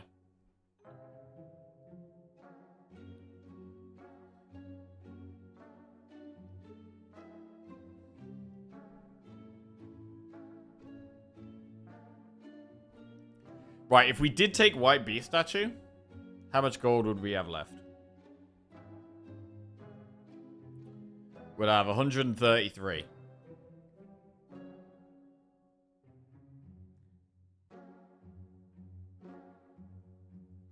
So with 133, we could buy Burning Pact and Shrug. Or we could buy Burning Pact and Uppercut. Or we could buy Shrug and Uppercut. So we can do White Beast and 2 cards.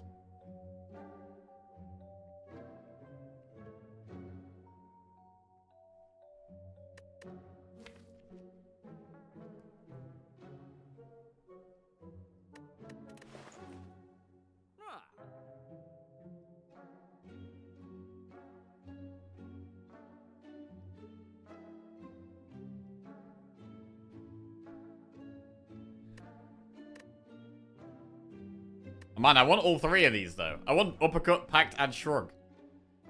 I don't want to have to sacrifice one. But we probably should for White Beast. So many pots throughout the run.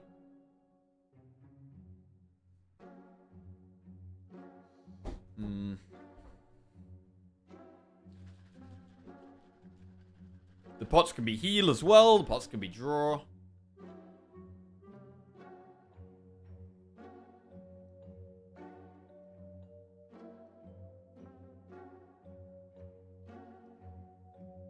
Uppercut does need an upgrade.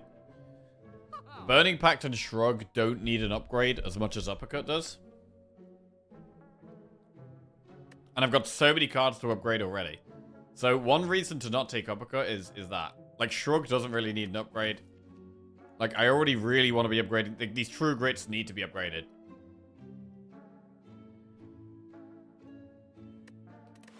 So I'm going to go White Beast.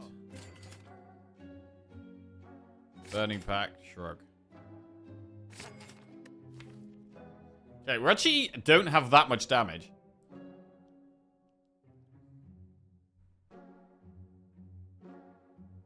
Evolve is very good against this boss.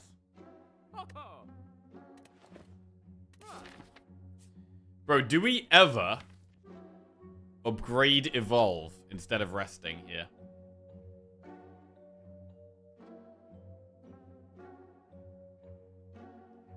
Or upgrade True Grit? I think we need to rest, really.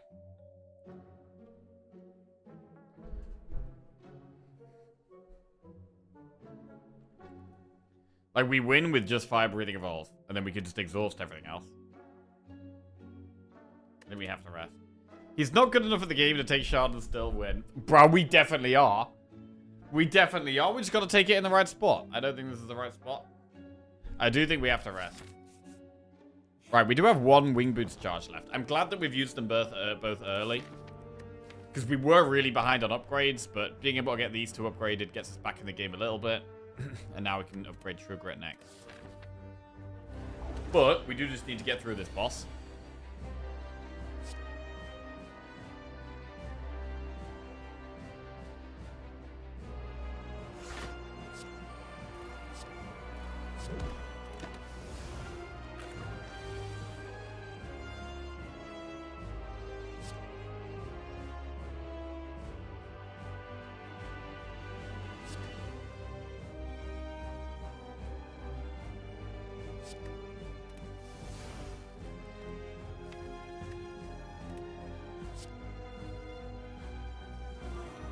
Carnage is big damage.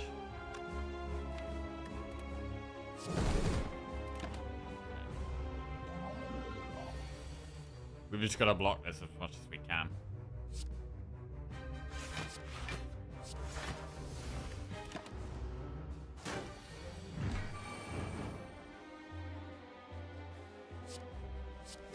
Bludgeon? Alright, we probably just use that now. Definitely use that now. Pop it at 22. We don't have any status cards left though. That's the problem here. I've only got one status card left in the deck now. So I need some good draws here. Oh, we drew the one status card and we get to Carnage. Nice.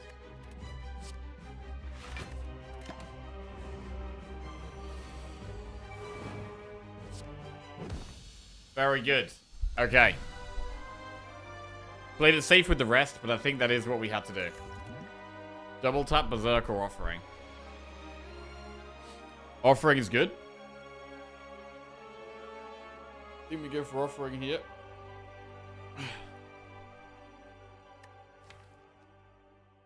Our deck is pretty big for this stage of the game. We've added quite a lot of cards. Because we've been in 2 shops. Like, we've had loads of gold, right? The old coin and starting with 250 gold. We've had a lot of gold. And we've mostly spent that on cards in the shops. As well as the White Beast. I mean, the old coin basically was White Beast. This cost like 278. This game, so we got 300 here. And spent almost 300 on this. So it's like White Beast plus some change.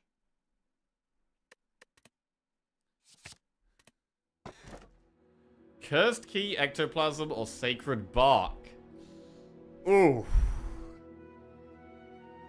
Ooh.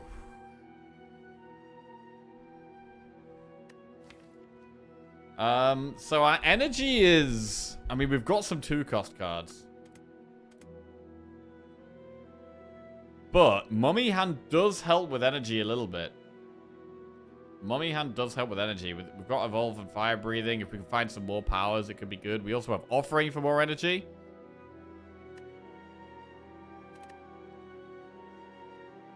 So So we could take Bark.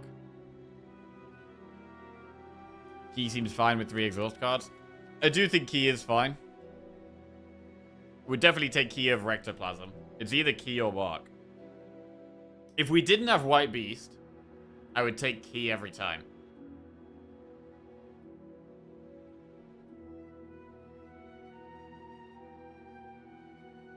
Energy is really good with this deck. We have a lot of draw as well. Like, we really do want energy. With Offering, Burning Pact, Battle Trance, Evolve.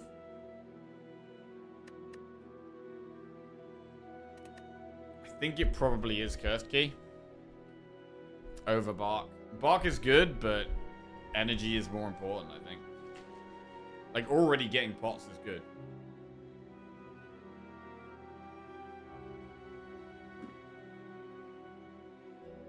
I'm gonna go Cursed Key.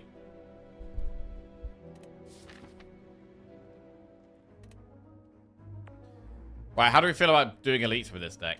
I think not great. We don't have loads of upfront damage.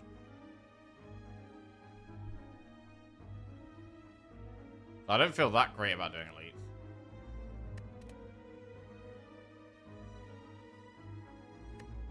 If we go through a floor 2 shop, we can just use it to just remove a card. It's probably fine. Definitely don't want to go up this 3 elite path up the right, although... Gotta remember we do have the wing boots. But probably Campfire Elite, Campfire looks pretty nice. I think saving wing boots for Act 3 would be ideal because of the Flaming Elite. Being able to use the wing boots to alter our path for the Flaming Elite, I think is really good. So I'm going to try not to use the wing boots this act, if we can.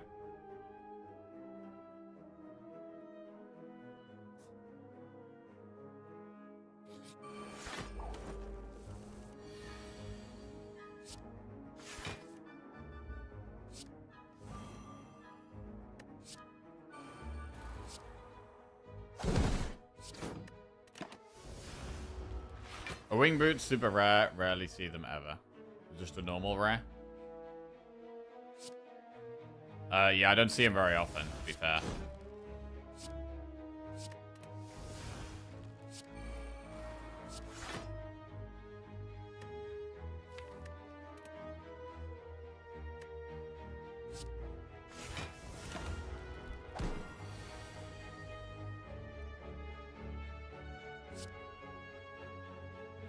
Could do with the way of putting status cards in the deck.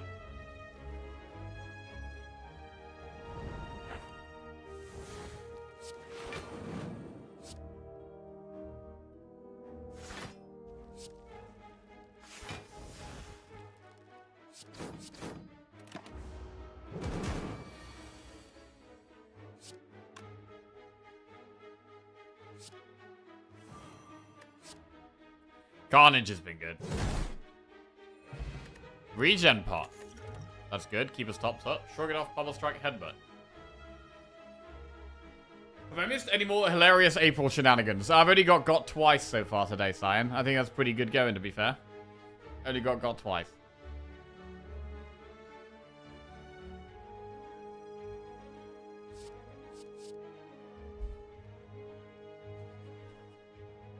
Pommel, again, Pommel needs an upgrade. Shrug doesn't.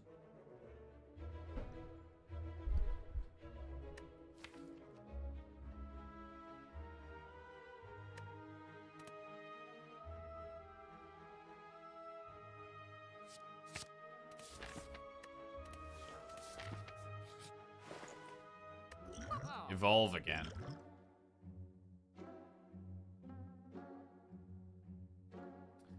Let's just remove a strike.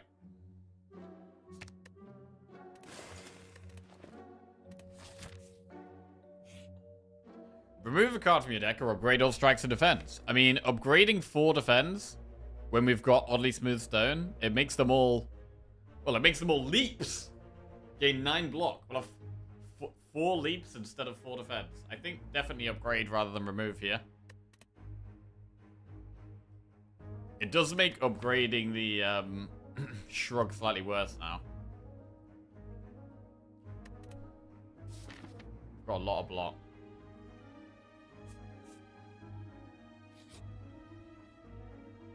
Obtain a Ritual Dagger. Deal 50 damage if fatal, permanently increases damage by 3. We do have regen pot. We don't really mind losing the HP that much. I don't take Ritual Dagger very often, but I do feel like we're quite low on damage here.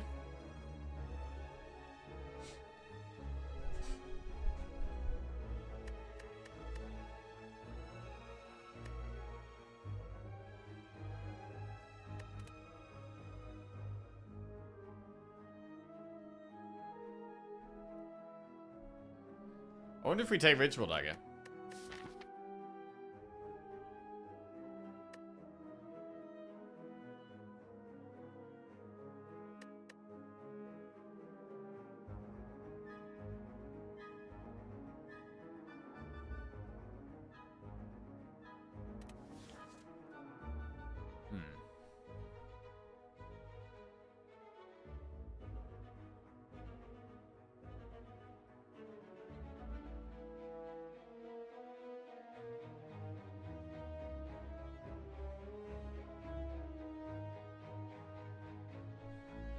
I'm gonna take it.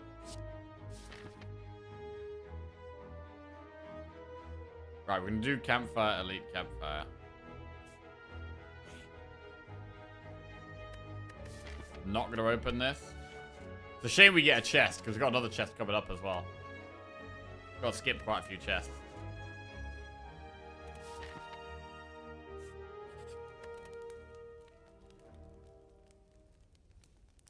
Did we ever upgrade Ritual Dagger?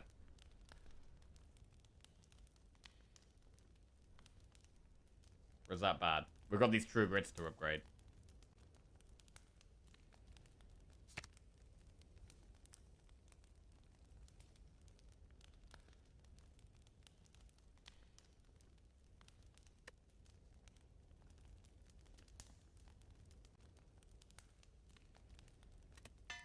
I'm gonna try it. Alright.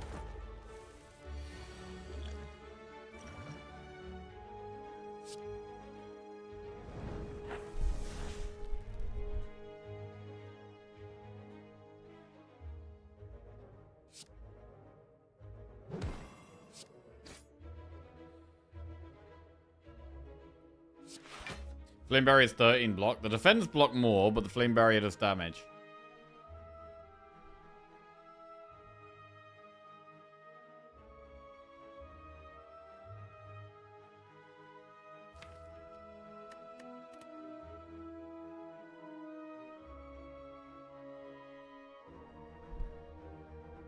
I mean, fire breathing will kill them eventually. I'm gonna block more.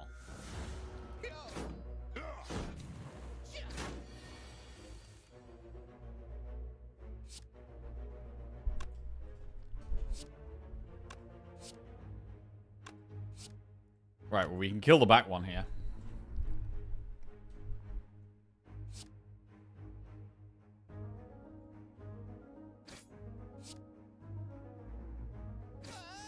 Huge Ritual Dagger upgrade. Love that. Gotta exhaust the shrug. Fine.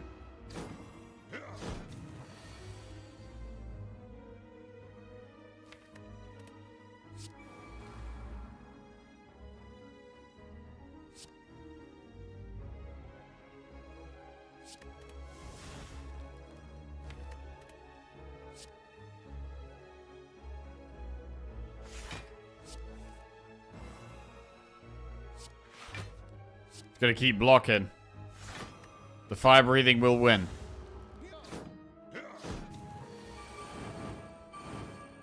Huge.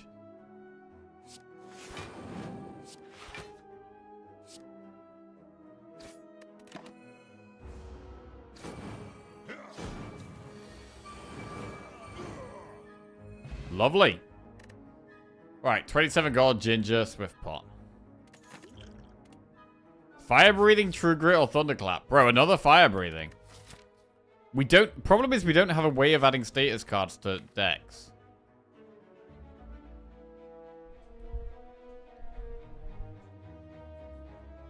I think we could take another fire breathing. But we need some status cards now. I'm gonna take it. The True Grits are really big upgrades, so I'm going to upgrade a True Grit here. We're saving the Wing Boots Factory.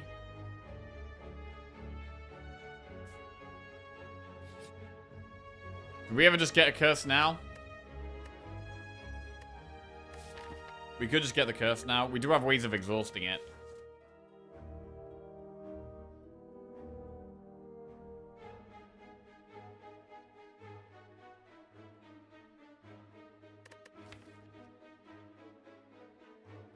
How synergy with fire breathing? True. Alright, we got Parasite. Oh shit, Toxic Egg. Whenever you add a skill to your deck, upgrade it. Oh, we've kind of got to take that. That's so strong. Means we're going to end up with another curse?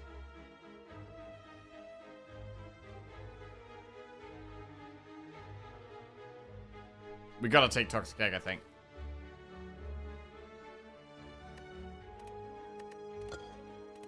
Even this late on.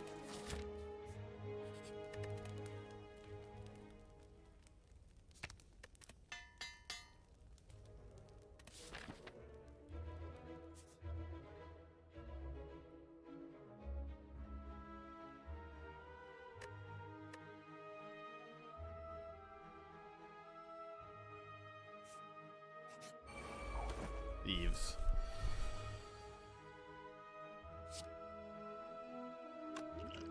Swift pot turn 1. Okay.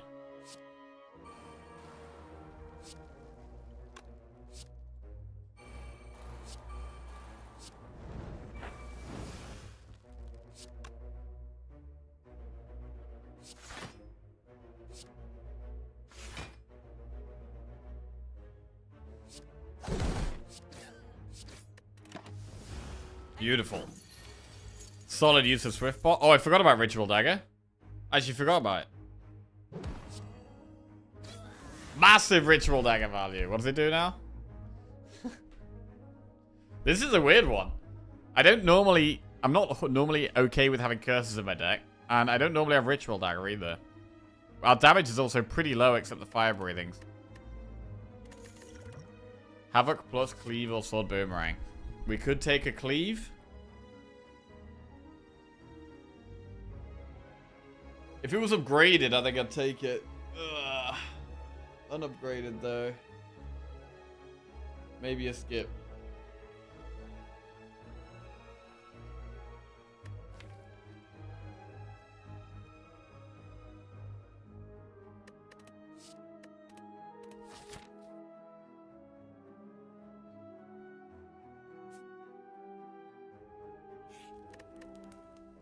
Right, what do we upgrade next?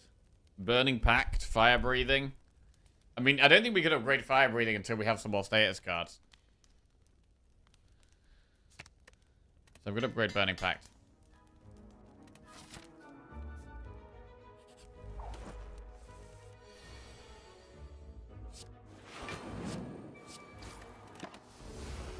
I mean, we do have the curse. Wait, maybe we want to keep the curse.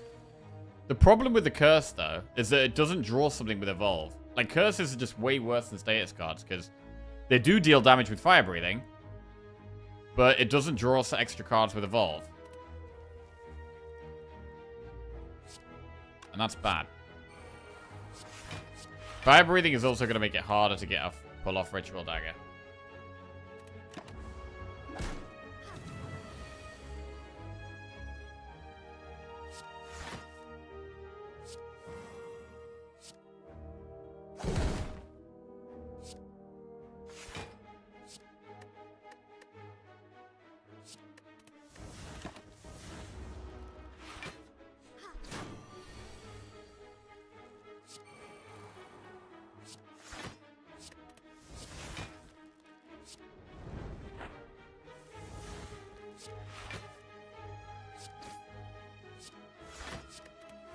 Okay.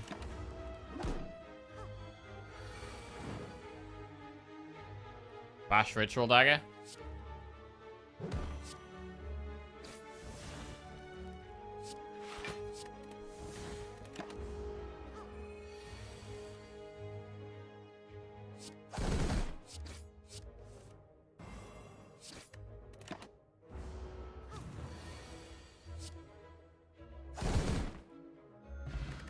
Smoke Bomb. True Grip plus, Spot Weakness plus, or Clash plus. Spot Weakness is some scaling.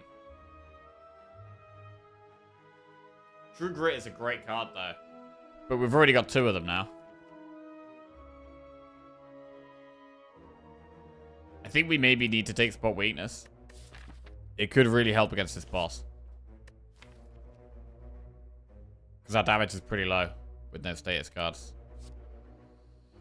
So I'm going to take Spot Weakness. We have one more event. Oh shit, you were knocked unconscious.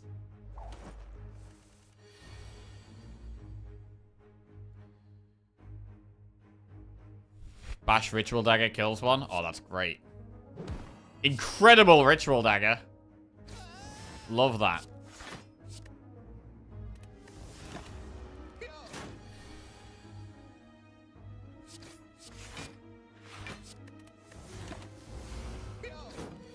Can we deal with Nob though? Nob my Rekus.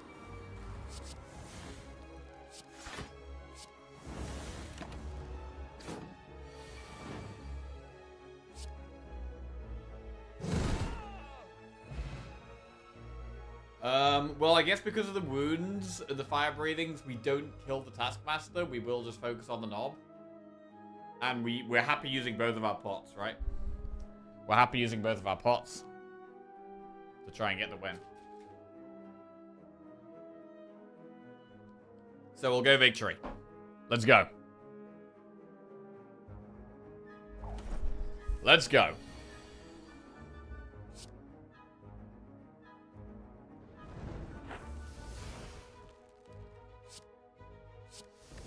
Carnage.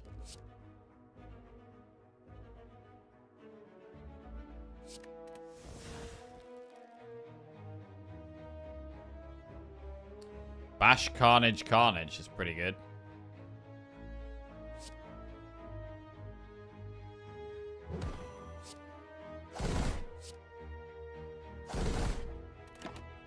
Cool.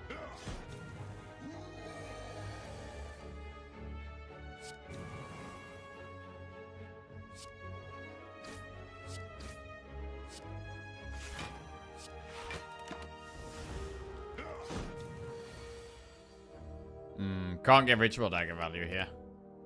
35. Maybe if we draw Parasite. 16 damage to that. Yeah, actually. If we can draw the Parasite, we could.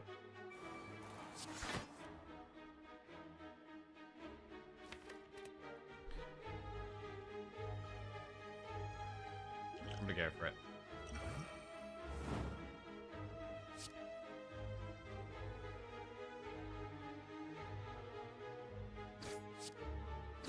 $40 damage Ritual Dagger. Thread Needle and Horn Cleave. So purely defensive stuff. We've got so much defensive stuff. Combust, Wild Strike, Cleave. Bro, do we have to take Wild Strike? I think we might have to take Wild Strike here. So that we have one status card. I think we have to. Wild Strike goes in. Right, what do we upgrade now? We could upgrade Fire Breathing, Evolve, Offering, or Battle Trance.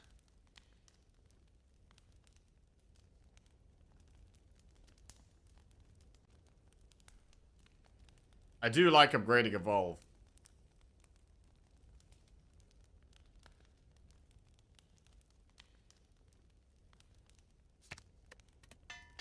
Evolve Plus.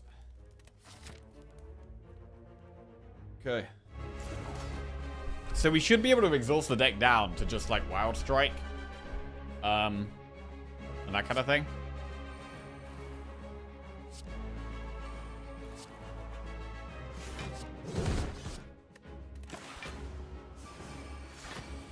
And then we keep drawing the wounds.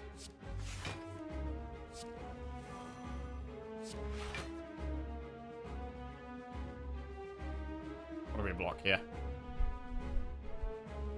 28, 35. We already blocked this.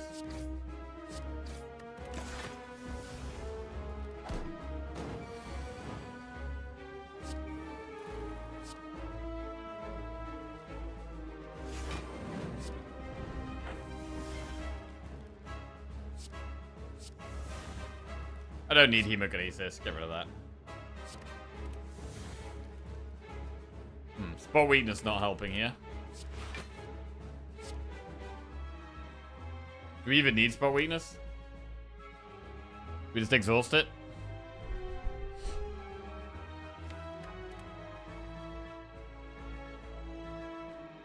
Fire breathing is all the damage we need now. We don't need spot weakness.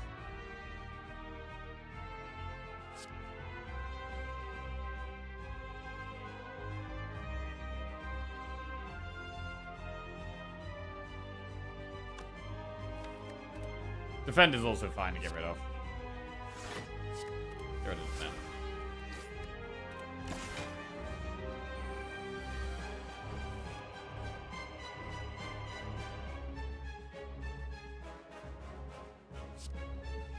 Don't need bash.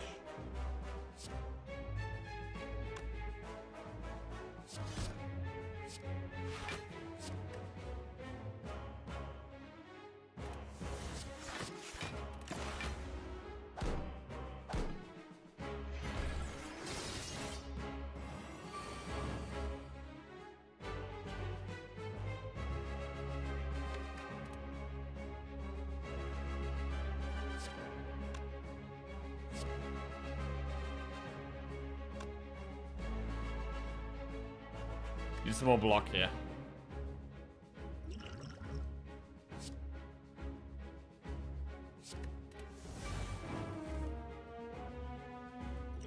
Could use speed pot.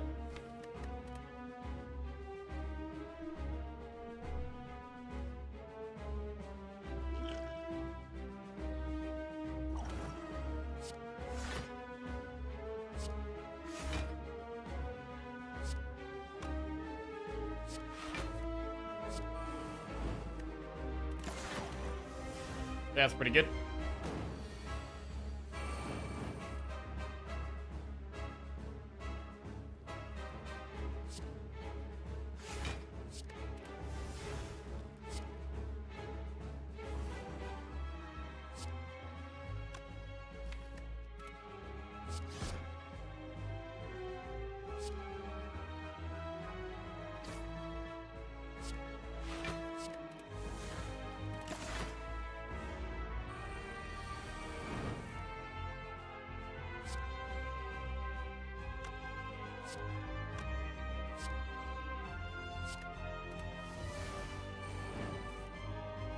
Pretty clean.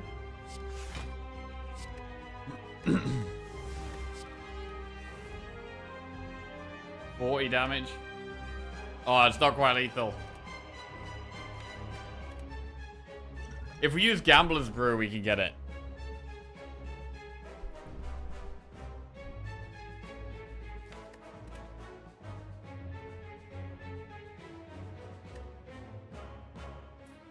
We just draw one more status card. Wait, we can't draw any more though.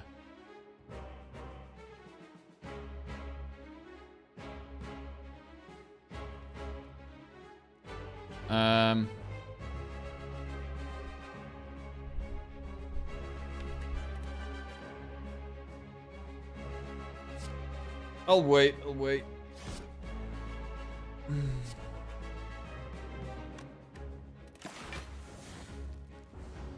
We might just kill it with the fire breathing, but we'll try at least. Oh, we got it. Huge. Rewarded. 76 gold, block pot, Reaper, feed, or demon form. I really wanted barricade.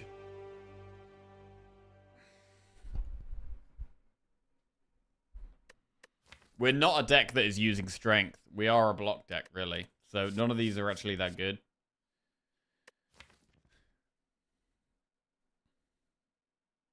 Yeah, feed and dagger are weird together. We could have both of them.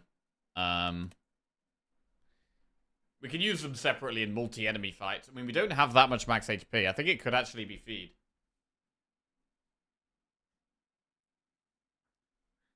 And we're happy finishing enemies off with either of them.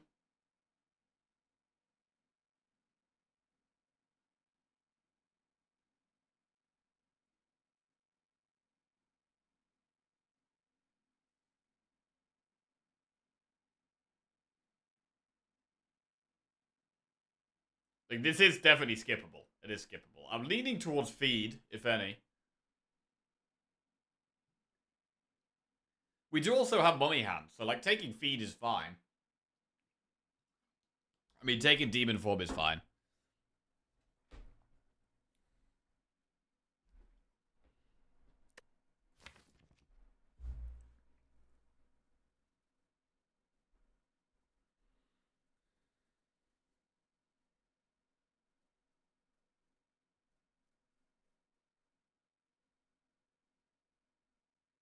Are multiple enemy fights prominent in Act 3? There's a few. There is a few. Yeah.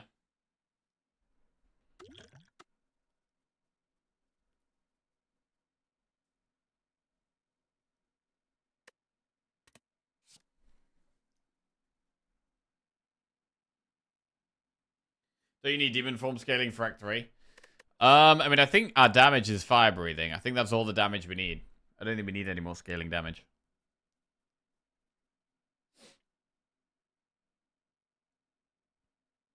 I mean, the fire breathing does make the ritual dagger and the feed more awkward, so it could be Reaper for that reason. Or skip.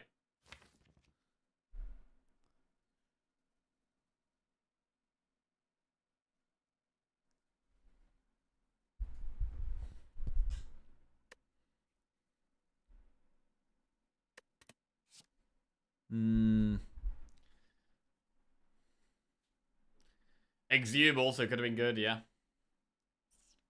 Damn, I don't know. Especially when we got Toxic Egg as well. Any skills would have been upgraded. It's pretty underwhelming rewards. We have to go for the Flaming Elite in Act 3. We do have one Wing Boots charge left.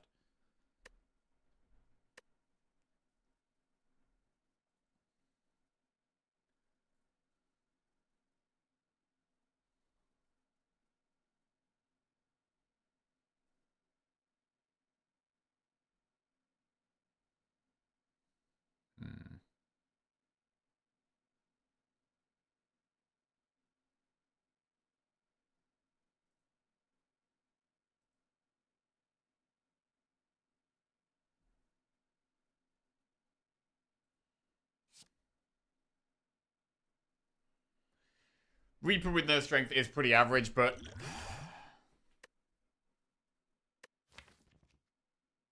we don't really have any heal other than our Burning Blood. And we do have Offering, which is going to damage us every fight. I'd like it to be known that all my Battleground runs this morning have been April Fool's runs. What happens in an April Fool's run, Bogies? I'm assuming nothing good. First day at new job today. Have the man cold from hell, so can't be at the office. Awesome first impression. Upside though, can watch latest by during lunch. Oh no. Oh no. Well, you just gotta make sure you make a good impression when you're better from the cold, right? That's all you can do. You gotta play with the hand you're dealt. Hope it goes well though. The classic new job into calling sick. Good.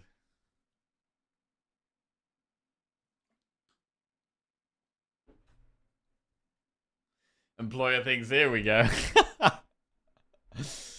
God. Has anyone ever made a really bad first impression? I feel like generally when I meet people, I always make a really, I feel like I always make a really bad first impression.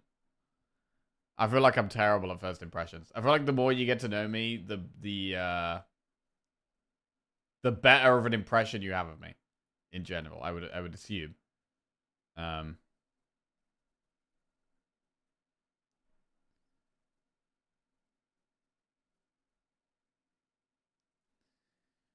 But I'm not very good at like small talk. I'm terrible at small talk, bro. I can't do it. Just gotta go straight in there with like something interesting. I don't care about the weather. Really. You seem so likable, it's hard to imagine you make a bad first impression. I don't know if that's sarcasm there or that's just a nice comment. Maybe it's a nice comment. Thanks.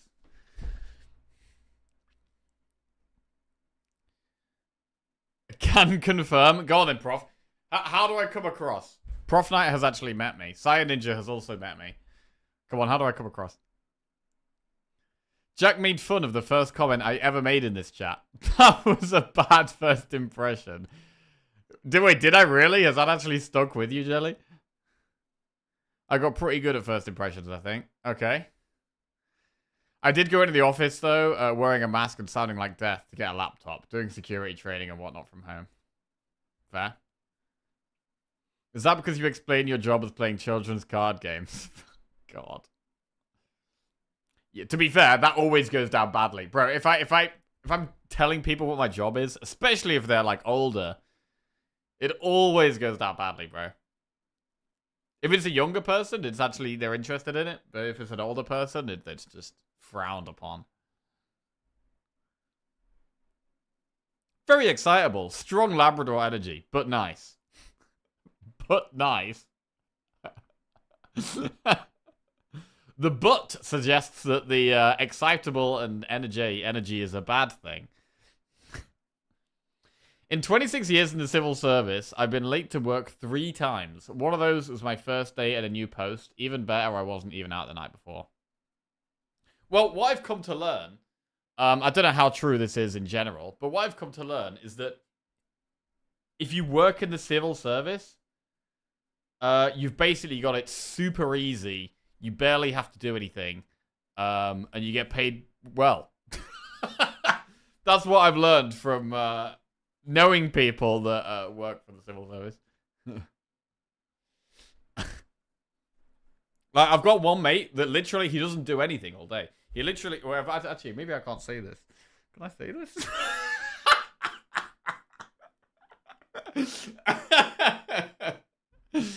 Can I say this? I know at least one of those is not true. Name and shame. I can't really have an opinion, given I am usually a very awkward first-time meeter. But I don't remember finding it difficult to chat when we first met. Although you were a bit peeved that I bought myself a pint while I was waiting for you to appear. Does the civil service need Twitch streamers? I don't think so. You certainly don't get paid well. Okay. Pension contribution from the UK government is wild. It's like 4 times what you put in each month. Damn. All my friends who work there just slack and play League on their laptops at their posts all day. Bro, it's exactly the same. I know someone who's exactly the same. I know someone who's exactly the same.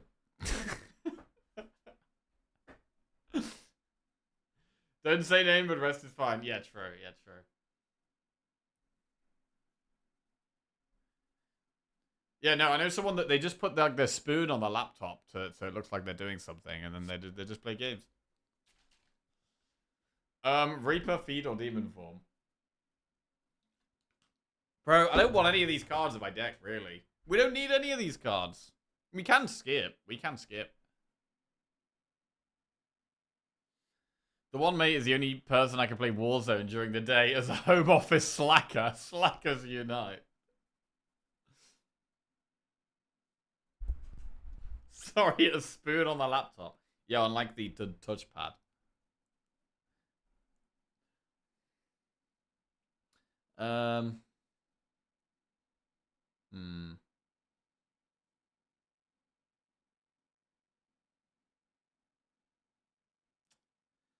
Should we just skip?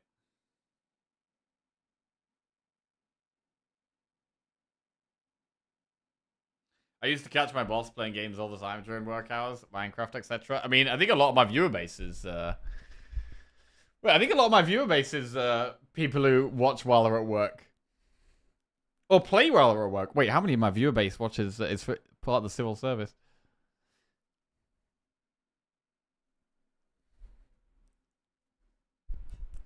I mean, Reaper is okay in some of the AoE fights. I'm currently working right now. Currently working as well. I mean, to be fair, though, watching is different for playing, right? Like, it's a lot easier to work while you're watching something compared to, like, work while you're playing. Like, if you're playing, like, Call of Duty, you can't really work at the same time. Whereas you can, you can have something on the second monitor and then still have you work on the other one and do things. And I'm a contractor for the government. I work from home and have you on the second screen. It's pretty much the same. You just glue your eyes to the screen. You can't download games on civil service computers. Trust me, I've tried. Bro, I don't want any of these cards, man. Is there a chance we regret not taking Demon Form? Or regret not taking Reaper? Or Feed?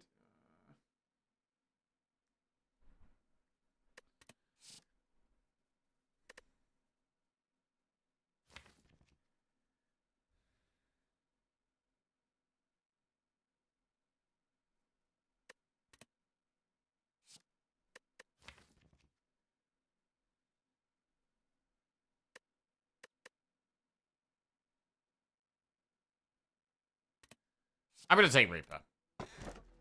Mark of Pain, Velvet Choker, Empty Cage. Oh, wait, we take Mark of Pain, right? This is a way of getting wounds in our starting deck, which works with Fire Breathing and Evolve.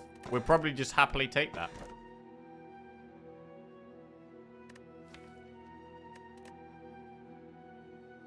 Nice. Actual synergy with our deck.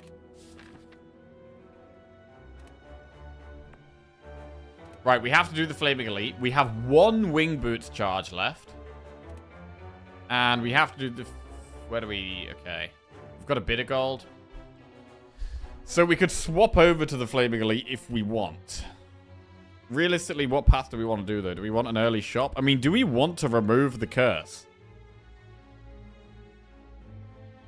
Or is the curse better than a strike or defend?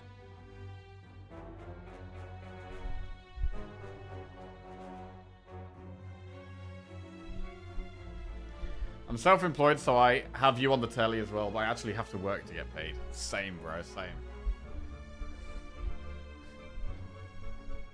Oh, okay, I got a question. Actually. Right.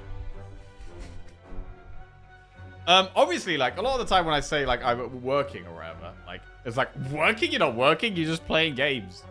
You're just playing Slay the Spire. This isn't working. This is what I would do in my leisure time. Like, what do you guys think it's actually like being a streamer? What do you guys think it's like?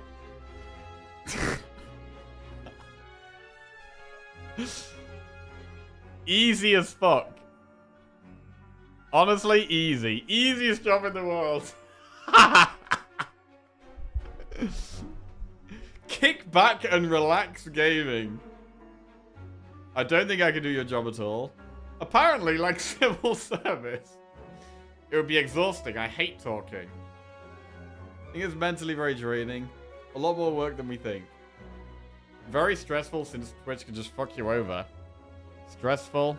I can't imagine to show up at the same time to play the same game each day. I don't get it. Much more admin than we can imagine. Admin definitely... When I started streaming, I didn't know anything. I was useless at the admin. Like, I mean, one of the things about streaming is that, like, I don't have there's no one to, like, teach me how to do things or tell me how to do stuff. So I've kind of just had to learn it all myself. And, I used to be really bad at everything. But I have got more professional and, better at things over the years. To some extent. Depends on your personality. I think it's probably a lot tougher to do than it seems. You're out every day at high energy. Depends on what kind of streamer and how successful you are. Well, enough that you can do it as a living. So as a job. Like a streamer that is streaming as their job. And that is their only source of income. Of course it's easier than working retail or something and better pay. Having held remote trainings, being on camera all day is a horrible mental drain. Would not like your job. Wish no one watching me play games. I can pretend that I never make misplays. You gotta be somehow entertaining and making ends meet. Sure, ends to be hard. Yeah, I mean, I would say a lot of these things are probably true. Like, there's things about streaming that are really easy. Like, I stream from where I live. I'm just playing games, which I enjoy. and I'm talking to people while I'm playing the game, which I like, because sometimes if I'm just playing a game on my own all day, I get lonely. It can be a mental drain, definitely. Especially when, like, I'm trying to play at a really high level, and I'm, like, trying to, like, really learn about the game and get into the game and make every single decision be right.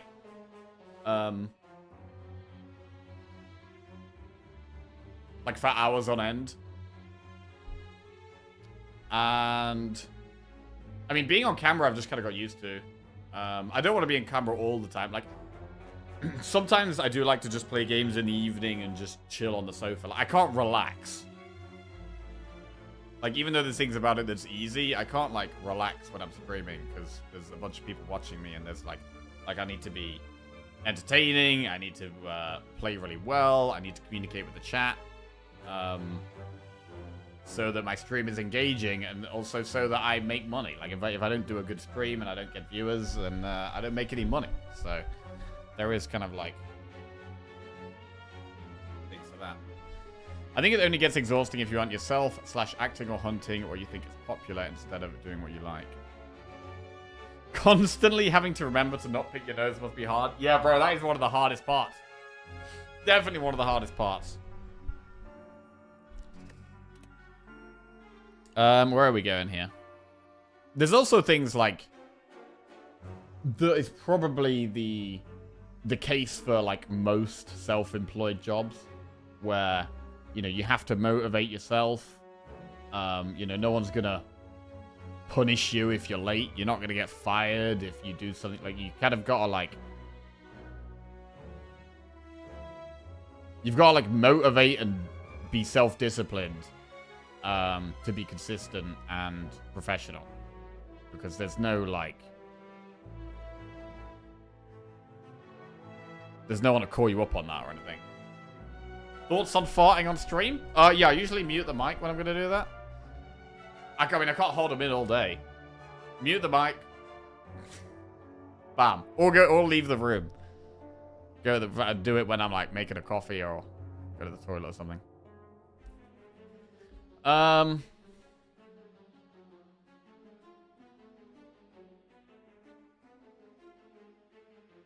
mean, do we really need to swap path?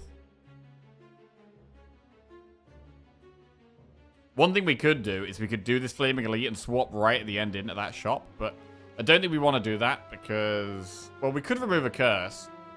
So maybe having the option to do that is good.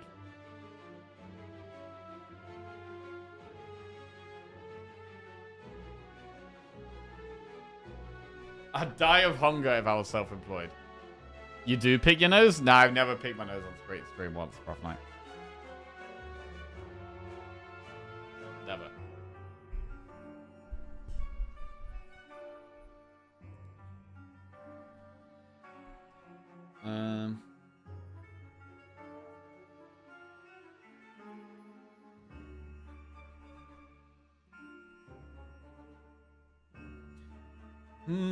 How often do you scratch your balls on stream?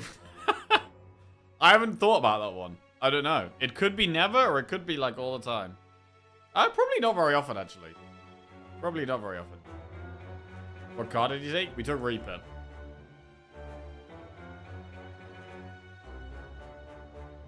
I want more events early on here, really.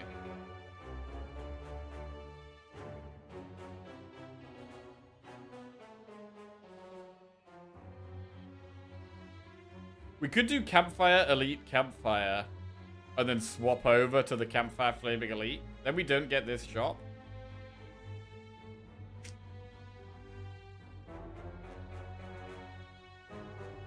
I mean, do we really want to do Elites? Like, I don't think we do.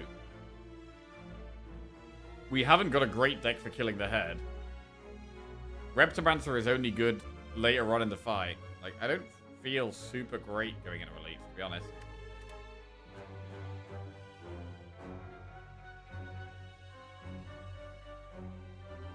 So we might avoid him.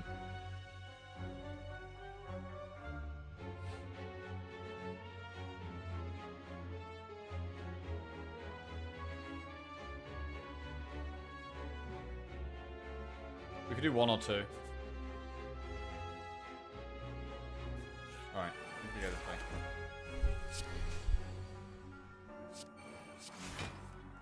Like, until we draw fire breathing, we don't really do any damage. We're very reliant on the fire breathing, I feel like.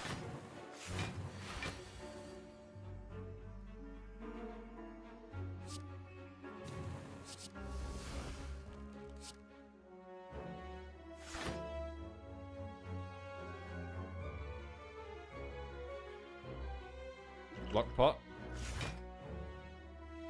39 plus 16. Cool.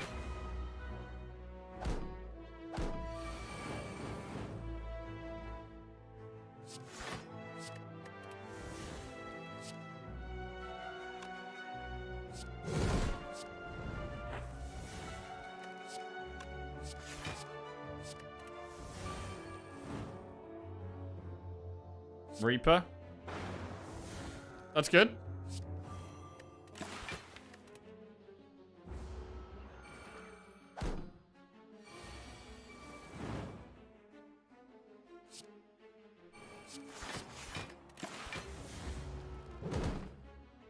Where's that damn dagger gone?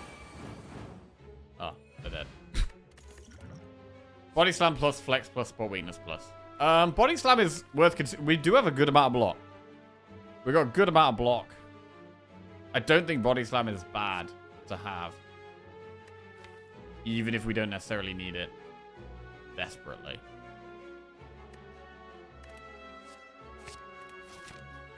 We'll have a look in the shop. Dark Embrace pellets.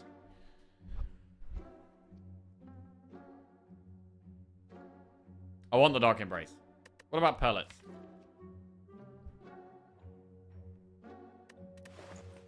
I think we could go Dark Embrace and pellets here.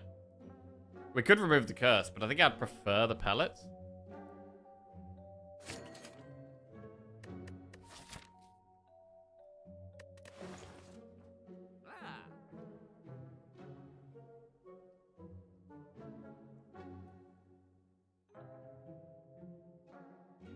With ginger, pellets seems low value. Mainly to get rid of the vulnerable against the heart. Also, we have the pots that could be good with pellets.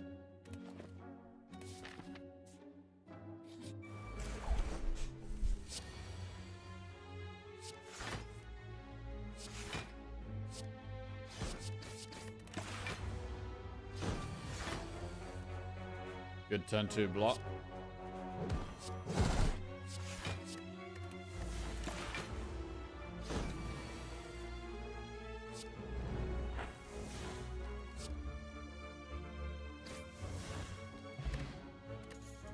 Fire pot, maybe better than Blessing of the Forge here. Feel no pain plus or dual wield plus. Dual wield can work with evolve, fire breathing, dark embrace, but it probably is feel no pain. I think it's got to be feel no pain. It's such a strong card. Such a strong card.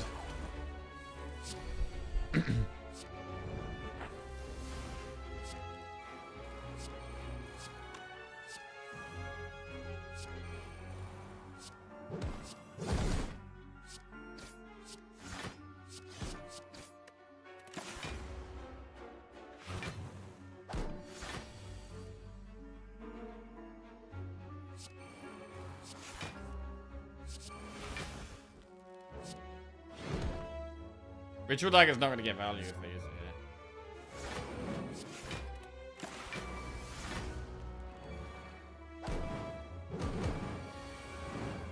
Oh.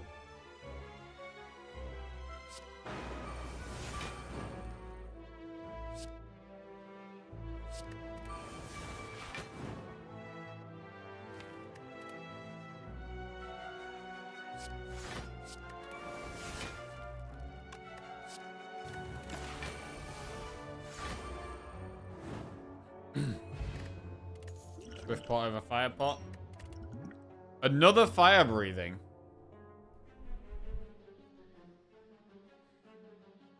The fire breathing is our damage. I don't think we really need it though.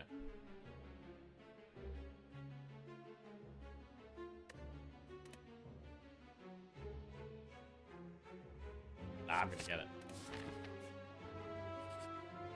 Transform a card. We'll transform a strike.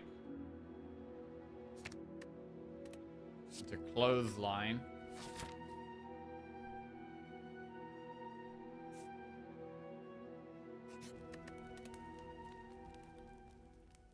Upgrade Dark Embrace. We do have Bird Boss. Right, should we do the elite? Or not? We can dodge elites or do elite.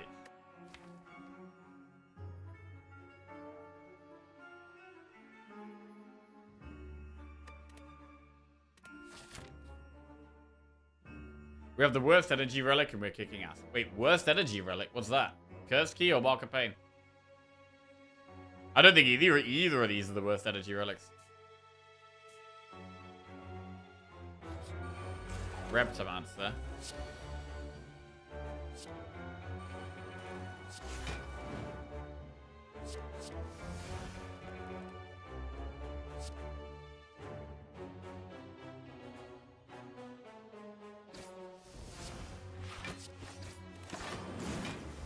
Okay, got rid of the dagger here to just get rid of a knife.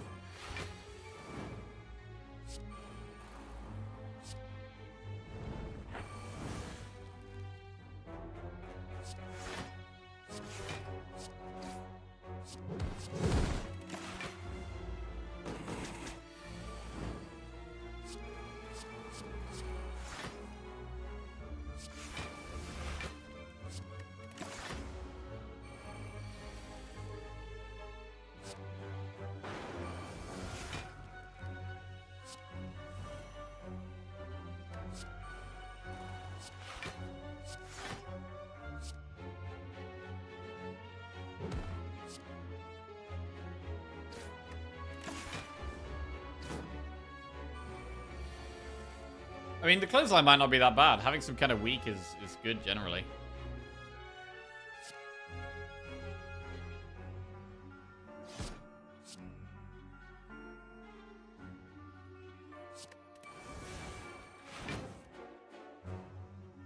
Big. Man, the Dark Embrace really is a game changer. Allows us to cycle through so much faster. And the Feel No Pain. They're both so good. Moorbank Power Pot. Warcry plus Thunderclap Brutality. Warcry's okay. How do you rate Mark of Pain? I think Mark of Pain is solid. I think it's solid. I mean, in a deck like this, it's actually great. But I will often have Evolve in Ironclad decks, which does make Mark of Pain not quite as bad. And we have quite a few exhaust cards generally. So, like, generally, I think it's decent. Brutality's okay. Okay, Warcry.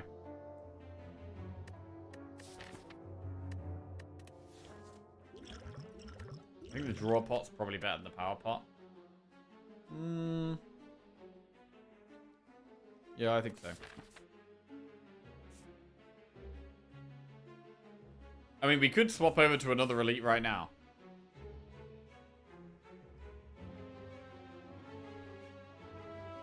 And just use the wing boots to get another elite in. And then just do the shop in Act 4. That's probably the way.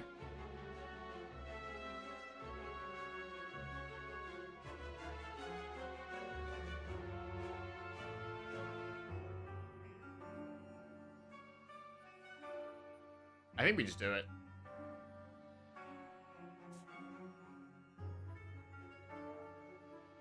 Let's do it. I've got the head.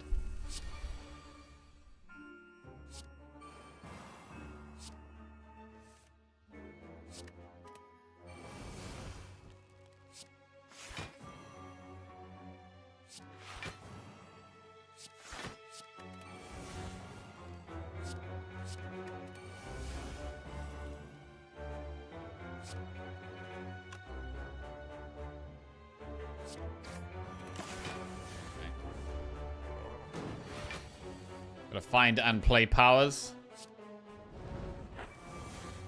1.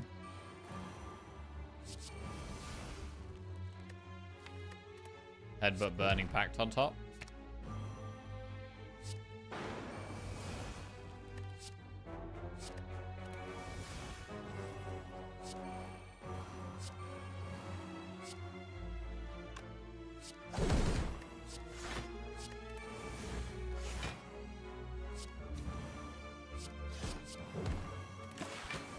Okay, not bad. Really played one fire breathing so far.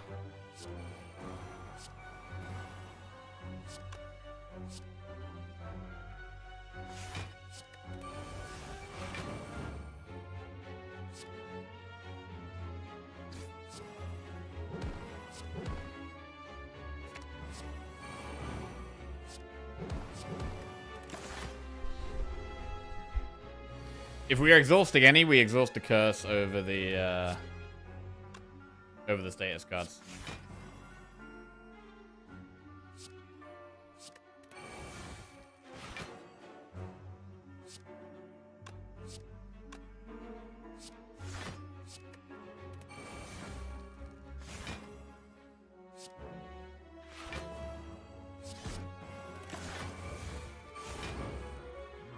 We're trying to get the Ritual Dagger off. It's a bit greedy, but I think we can.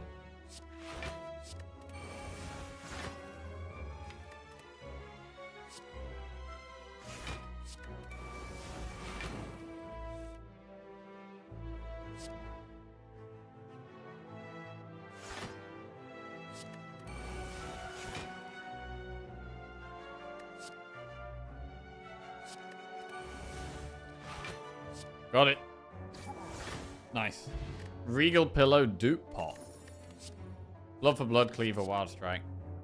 I don't think we need Wild Strike. We have wounds in the deck now, right? We've got Mark of Pain, which already starts us with 2.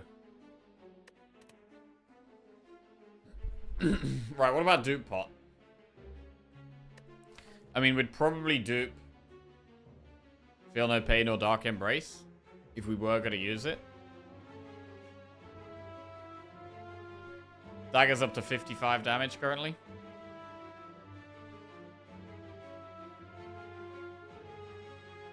Pretty big.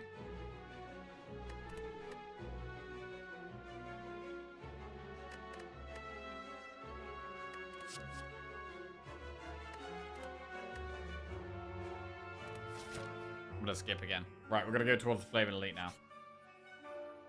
Have to take the blue key. We get Regret.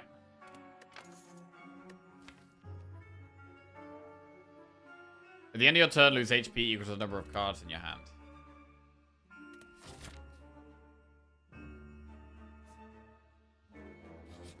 Right, I'm going to recall now. So we've just acquired 2 keys. About to get the 3rd key, hopefully. Nemesis.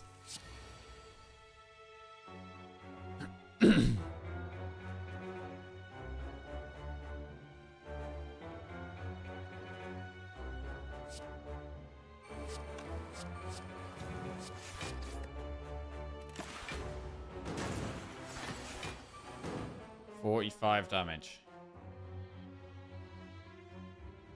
Swift pot this turn. Well, that wasn't great.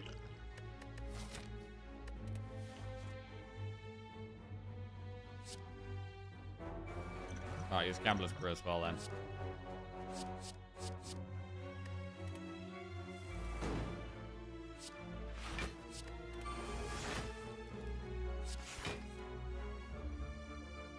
Better.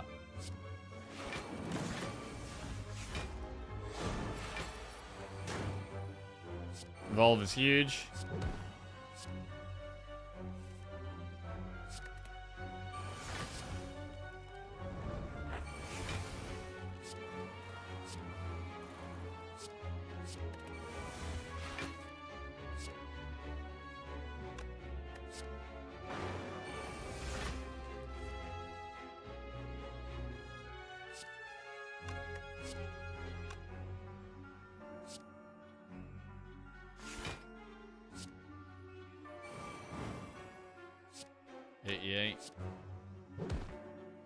Shit.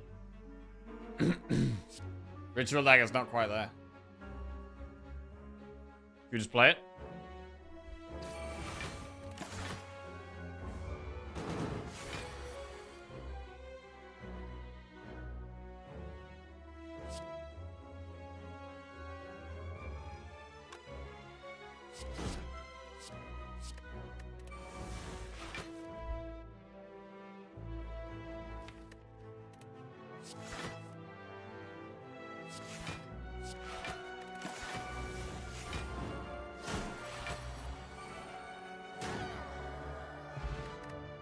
Centennial Puzzle. Gambler's Brew. Green Key. Disarm plus. Clothesline plus. Hemokinesis. We should definitely take Disarm plus. Very good card for the bird boss and very good for the heart as well. We don't have much artifact strip though.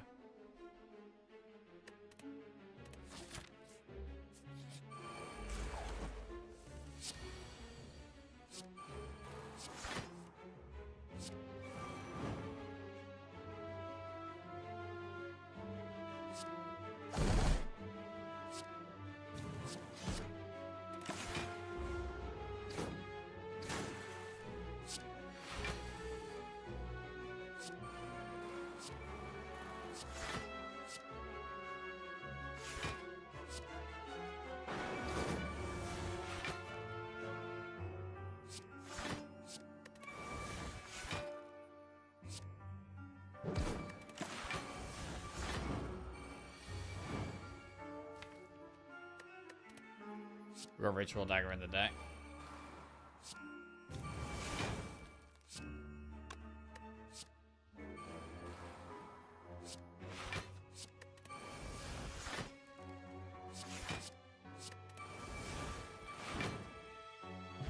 Okay, or we can just kill it. Dupe Pot. Feel No Pain, Rampage Havoc. That's a Feel No Pain. Fight a boss from Act 1 for a rare relic. Upgrade all cards so you can no longer heal or heal to full HP. I mean, upgrading... We've got a lot of our cards upgraded. Healing to full is pointless, so I think there's no option here other than fighting a boss from Act 1. Most of the deck is upgraded. Okay. Boss from Act 1 it is.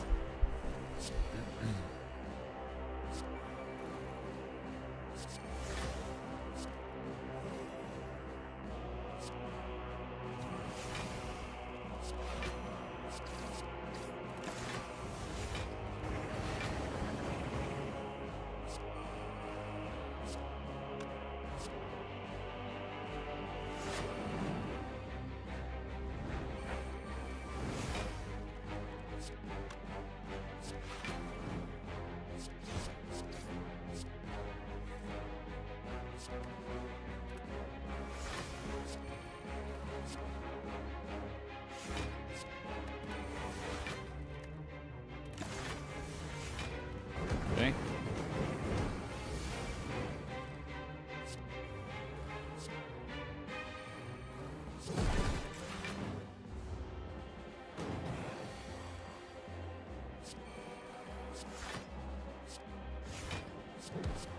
Kind of chilling here.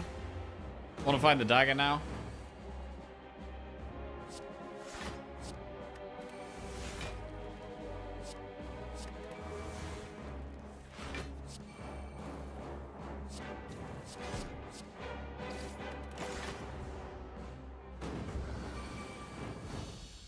Fine.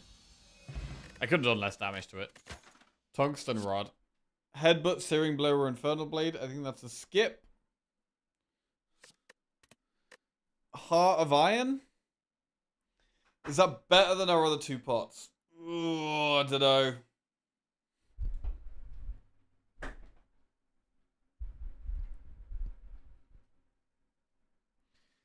I don't think Heart of Iron is better than our other two pots. I'm gonna skip. Cardman. Right, what's he gonna give us? Second Wind Plus. Barricade. Oh my god, there's some good cards. Headbutt. Bash. Bash. Regret. No, come on. Headbutt. Regret. Bro. Doubt? Shit! We didn't get the second wind or the barricade. Fuck. Bro, barricade would have been actually incredible here. God, I hate that event so much. Even with his good card sets, it can be infuriating when you just can't find them. Fuck. Right, what do we upgrade? Feel No Pain or Fire Breathing? I kind of want to just speed the fight up with Fire Breathing. An extra 4 damage for every status card we draw.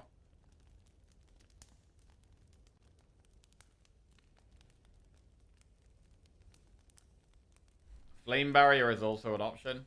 It's good against this boss, and it's good against the heart. Flame Barrier might be the way, actually.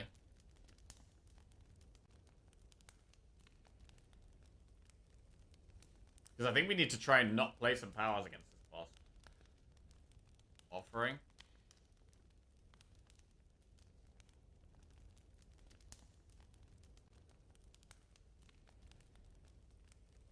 Offering gets us going faster.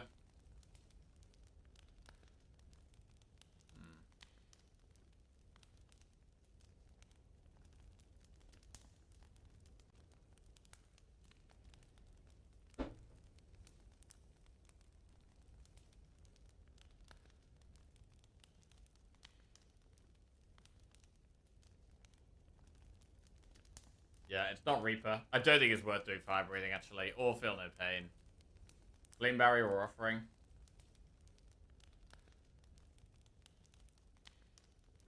Offering doesn't really work with Centennial Puzzle. It's not a good upgrade with Centennial Puzzle, to be honest.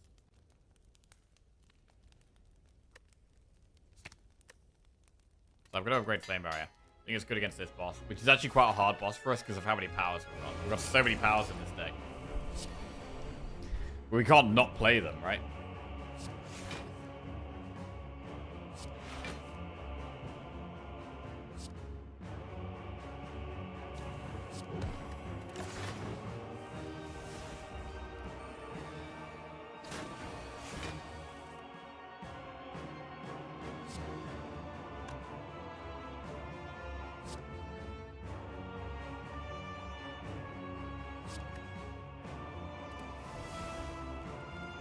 We have to play Evolve.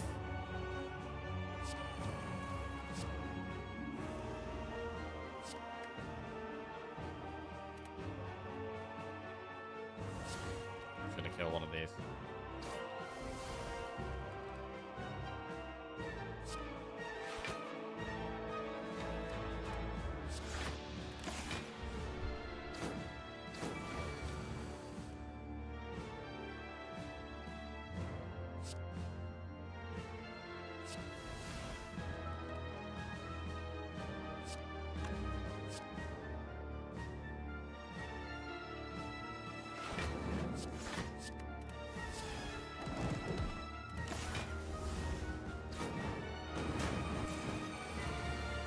Yeah, that was quite a painful turn. It was always going to be there.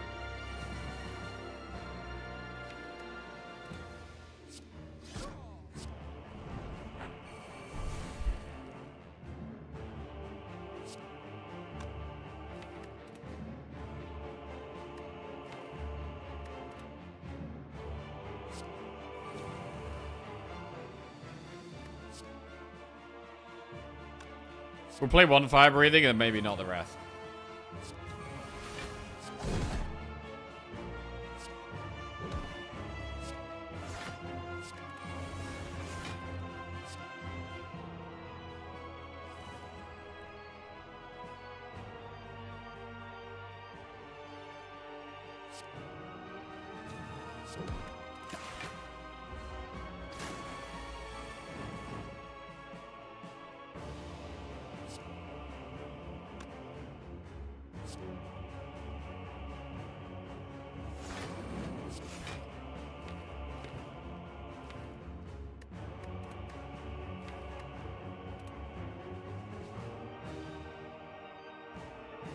Reaper.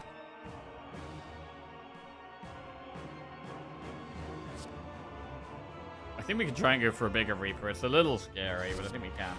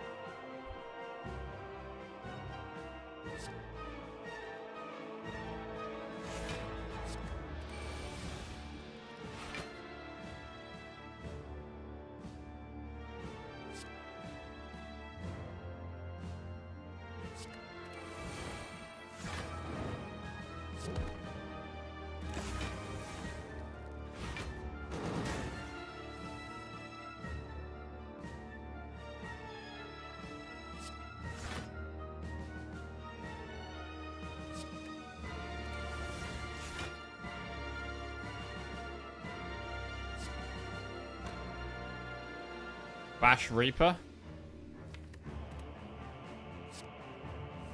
Let's do Battle Trance for weakness.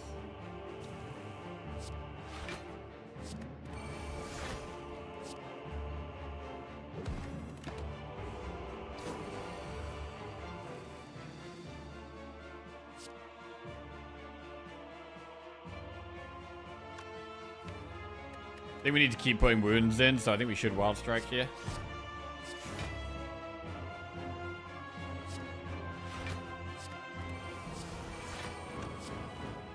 Oh.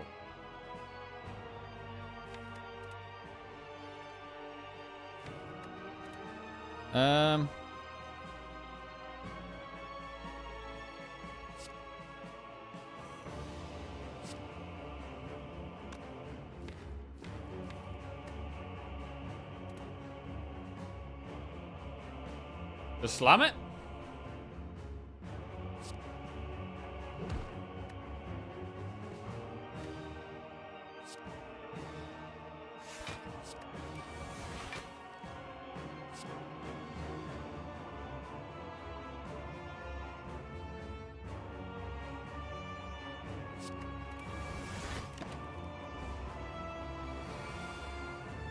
$49 damage. Quite a lot of damage.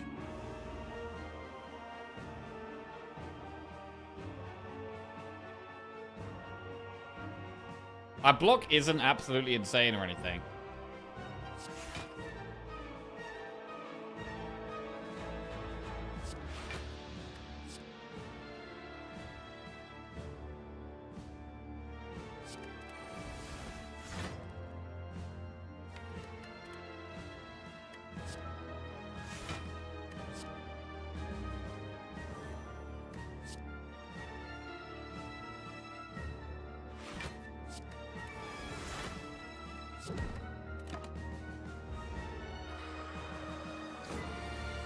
$19 times 3.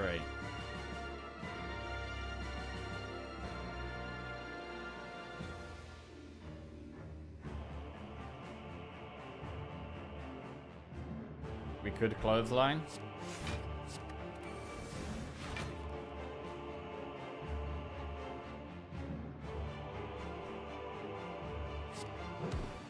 $14 times 3. That's a bit more bit easier to deal with.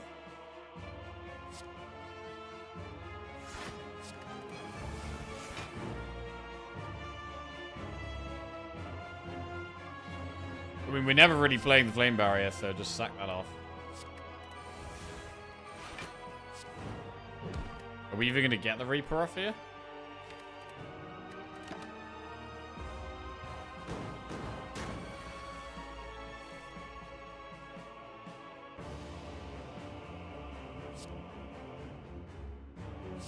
We should maybe do it soon. I'm going to do it now. So we at least get some kind of healing off it.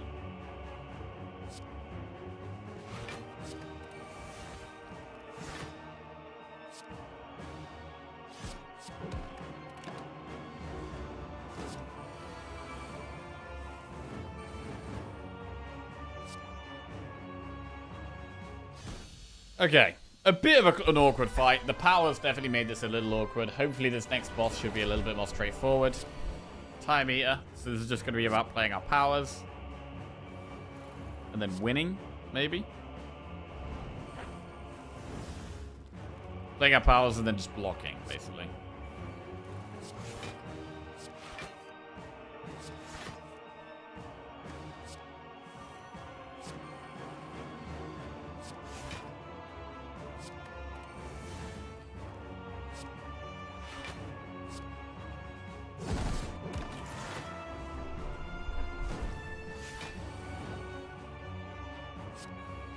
Just play Reaper now. Oh, we haven't played Evolve yet. I'm not going to play the Wild Strike before we played Evolve, actually.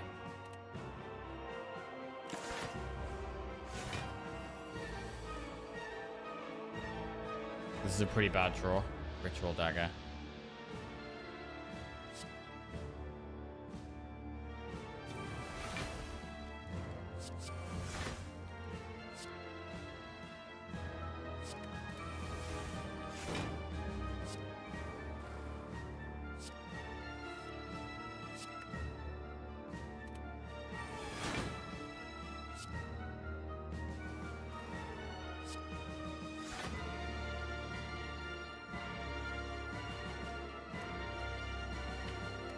Can only play 3 cards next turn. Let's accept that.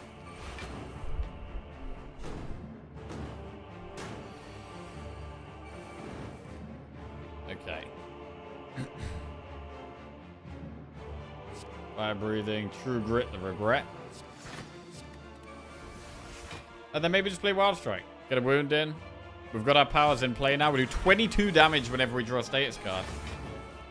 It's just big, just this huge damage. We've just got to block. We've just got to survive.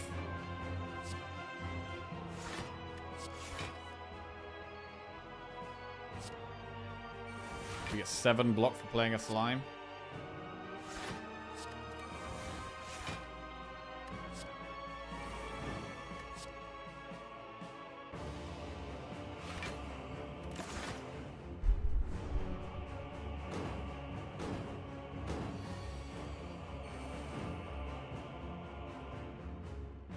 We're not going to be able to play too many cards next couple of turns. How many do we play here? We could just play 2. Fine. If we trance, we could maybe play 3 more, but it's not worth taking the risk, I don't think. We're going to play 4 this turn.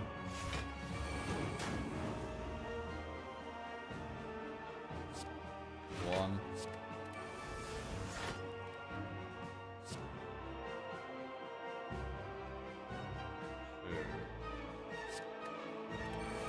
Seven Soul does look pretty good here.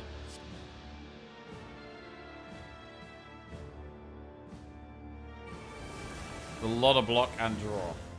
Then we could hit Body Slam for the win.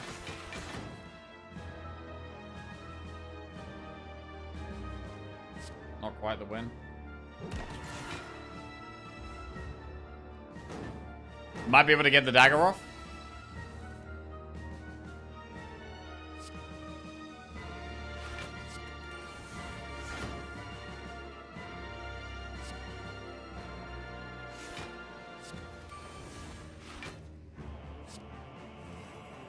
There it is. Ritual dagger. Okay, 65 damage dagger. That's pretty good. Pretty good. Are we gonna struggle? I think we could struggle against Spirit Shield because it's a bit of a faster fight. It could definitely be a fight we struggle in. We've got a good amount of gold. Hopefully we can get something really big in this shop. The Act 4 shop is always really nice because you're not picking things for the whole run. You're picking things just for Spirit Shield on the heart. So it can be definitely the most impactful shop in terms of increasing your win rate. Right, what do we upgrade here? Fire breathing, offering, feel no pain. I just gotta go to the bathroom quickly. One second.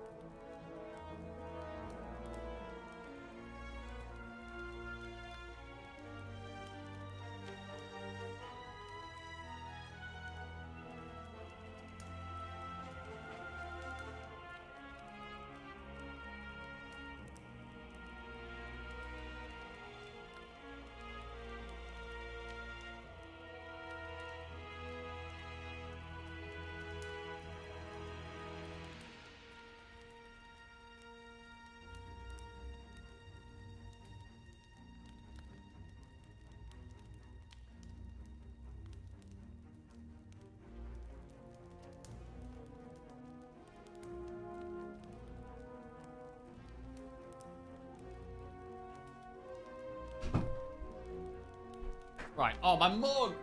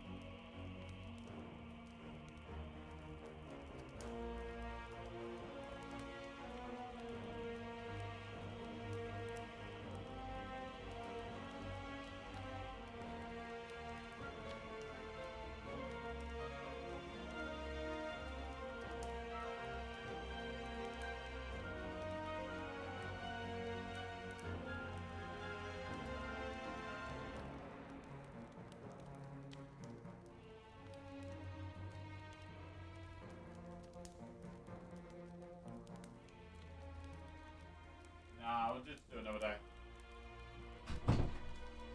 Okay, mug reclaimed. I'm pretty sure the Act 4 shop has the highest win rate out of every shop. Wild Strike is the Sever Soul to power through second wind. Wait, what? Wild Strike is the Sever Soul to power through second wind. Yes. Just gonna say yes to that. Right, what are we doing here? Done farting? I wasn't farting that entire time. I was just making a quick tea. And emptying my bladder at the same time. It might be Feel No Pain. I feel like our damage does get there. The most important thing is blocking, so we could just do Feel No Pain.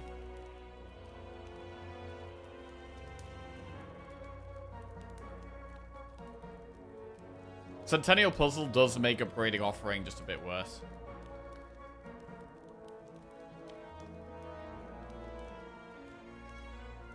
Hearing reports of a huge explosion in a house in Nottingham. Noxious gases are rumored to be spreading far and wide. Right, I'm going to upgrade Feel No Pain. Oh, more block. Our exhaust cards are our block cards. Right, the final shop. Gambling chip. We have the exact gold for gambling chip remove. Purity plus. We're 1 gold off gambling chip purity plus.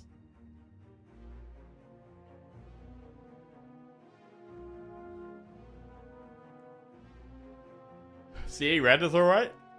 CA Red's good after we play Dark Embrace. After seeing Adolescence twice, you sound very un-northern to my non-native speaker ears. What is Adolescence? Wait, seeing Adolescence?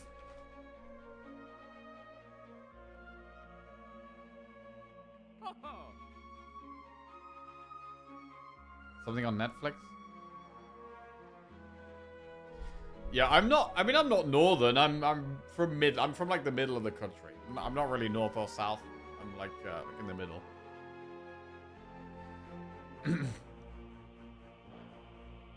Gambling chip.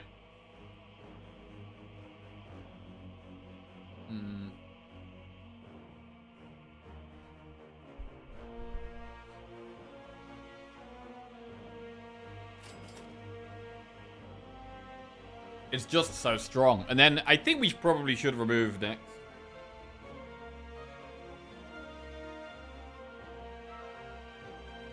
Strike does allow us to turn around.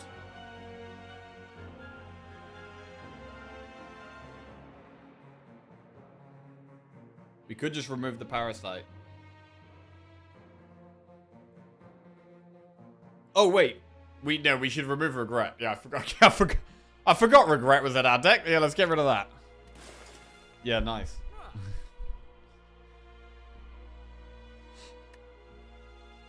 Parasite is fine to have in the deck, right?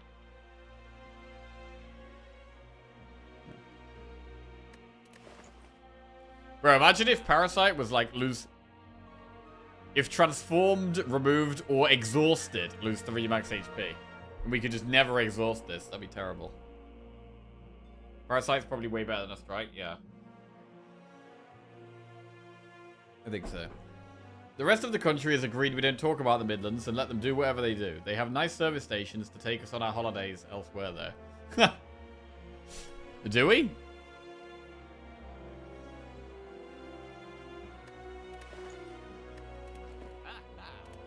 Right. Spear and shield. Come on. Let's go. In terms of our pots. Ooh. I really want to... I want Dark Embrace and Evolve. We don't need Spot Weakness. We should keep Shrug for some block. And then we should probably keep Warcry because we've got the Dark Embrace. But this is fine. We want to use Dupe Pot against the Heart. So we can use Gambler's Brew in this fight if we want, though. I mean, this is a solid starting hand.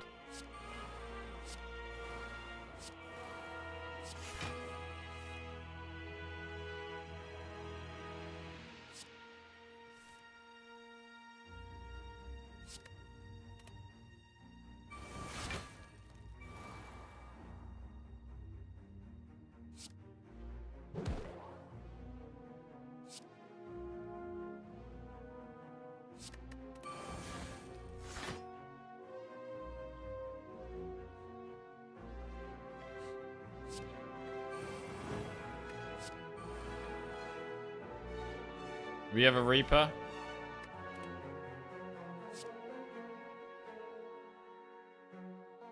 I'm gonna do it.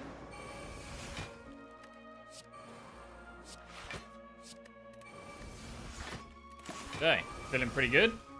Let's hope we can block pretty well next turn.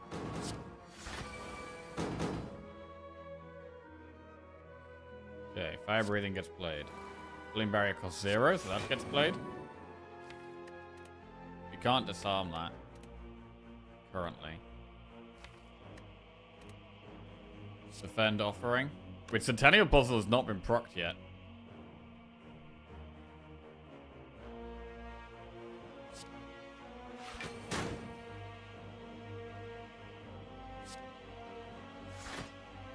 We might be able to kill the shield.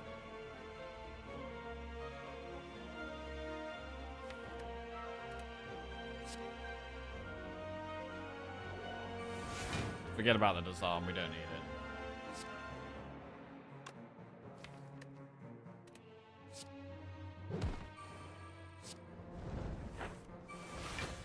Ritual Dagger. Massive. We played Flame Barrier twice. Holy shit, bro. The best thing about this deck is how much card draw we have. Our card draw is incredible.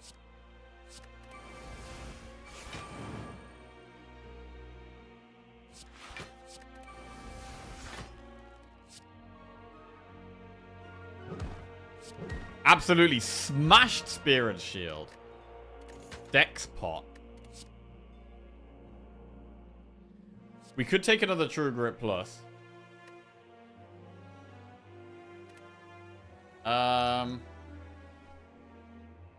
Gambler's Brew is pretty good. I think Gambler's Brew is probably better than Dex Pot, to be honest. And just take another True Grit. We could also go Clothesline because it's multiple turns of weak. Oh my lord! Oh my god! Thank you. This is an incredible lunch. What do we have here? We have some little cherry tomatoes and some chopped up cucumber and some lettuce of various colors. We have a half-eaten pork pie, and then we have a jacket potato with spicy beans, cheese, and sour cream. Thank you. God damn! Look at that! Look at that! All right, this is gonna be a knife and fork job. So I'm gonna eat this after we beat the heart. Let's kill the heart, and then I'm gonna enjoy that. Right. Did Lizzie take a bite out of the pork pie? She must have done. No, that was actually me yesterday. It was actually past Jack. Jack from the past took a bite out of that. Right, True Grit. Clothesline for the week is good.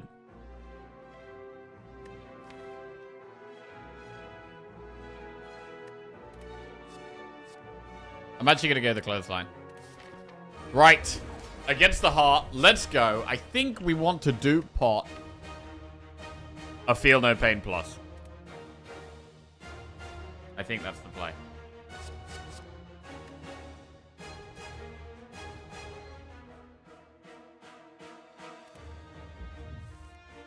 Right, we get 3 draws right here if we just disarm now.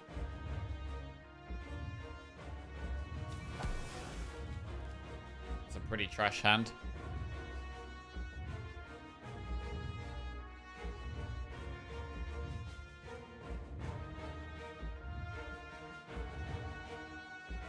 I don't know if I really want to gamblers though. We could gamblers the whole thing. I'm gonna do it. I want my powers now. Okay, we're gonna dupe the Feel No Pain.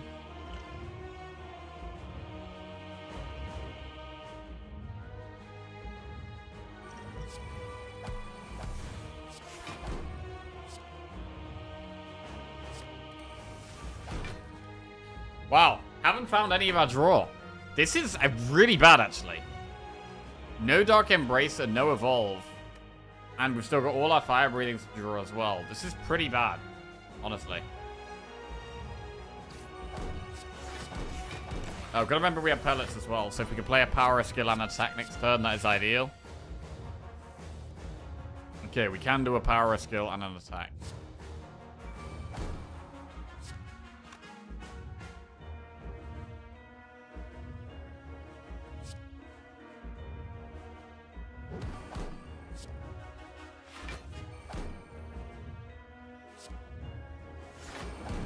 Okay, we actually blocked that. That's good. Okay, that went way better than I was expecting. 0 times 15. You love to see it. We'll start with Dark Embrace. Do we True Grit the spot weakness? Or the burn?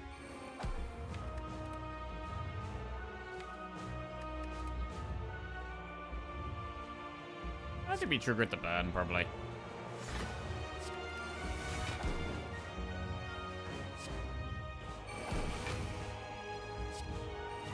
We will put a wound in there.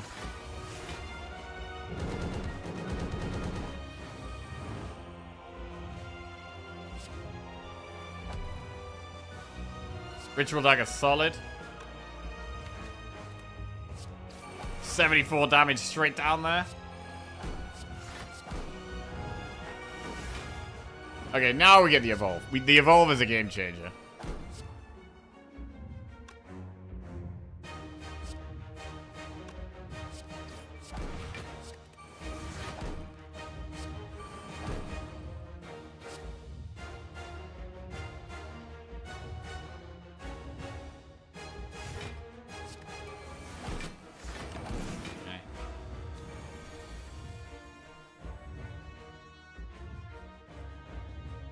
Now I'm going to Burning Pack with spot weakness. Don't need it anymore.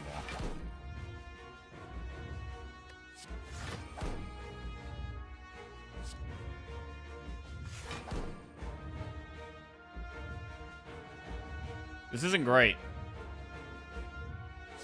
A bit of Reaper.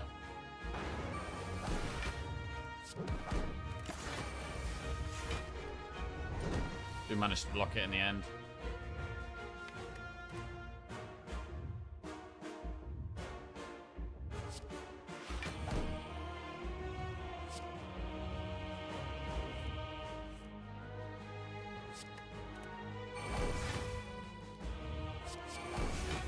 Clothesline for 0 is great.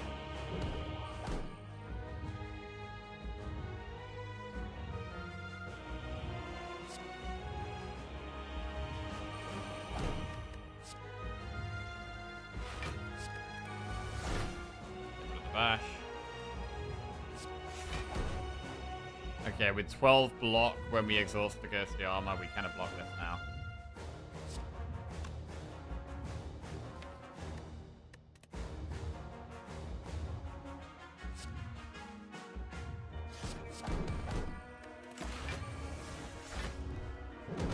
So we can clothesline it.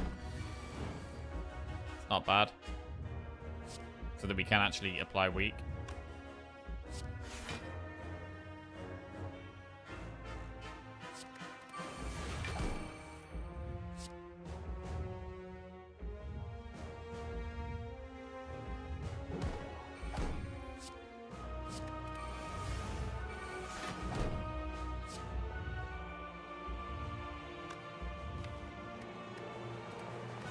Wait, I've got 3 clotheslines in the deck. What's going on here?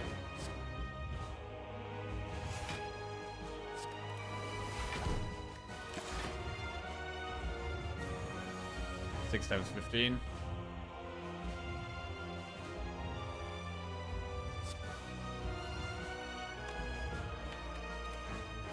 Right, well, a clothesline plus is pretty good here.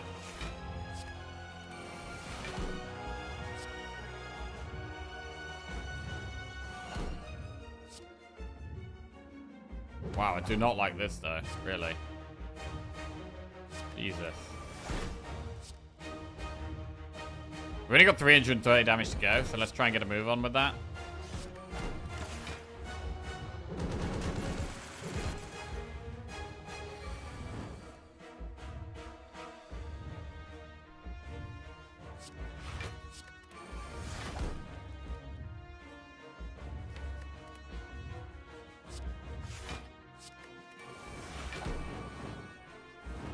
Yeah, that's some good damage.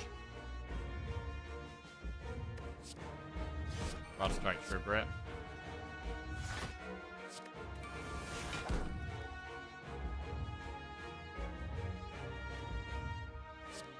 Burning Pact, then maybe Battle Trant.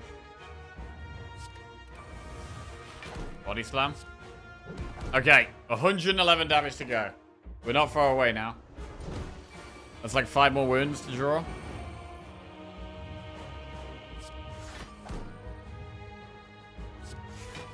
Is that it? Yeah, that's it. GG. What a nice run. This was a fantastic run. This was a fantastic run.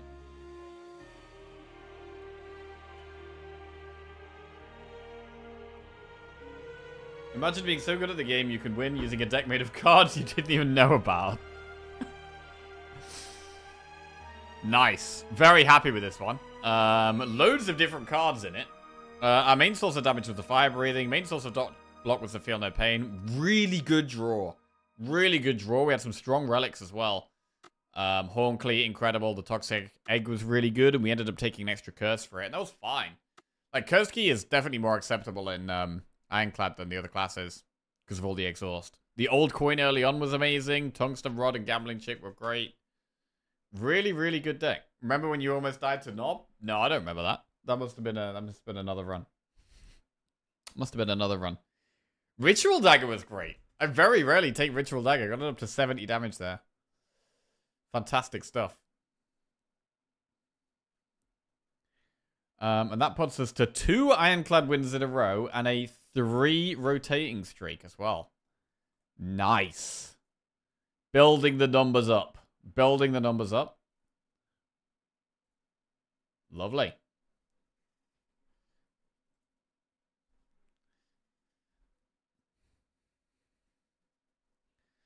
Sometimes Ironclad just comes together so nicely.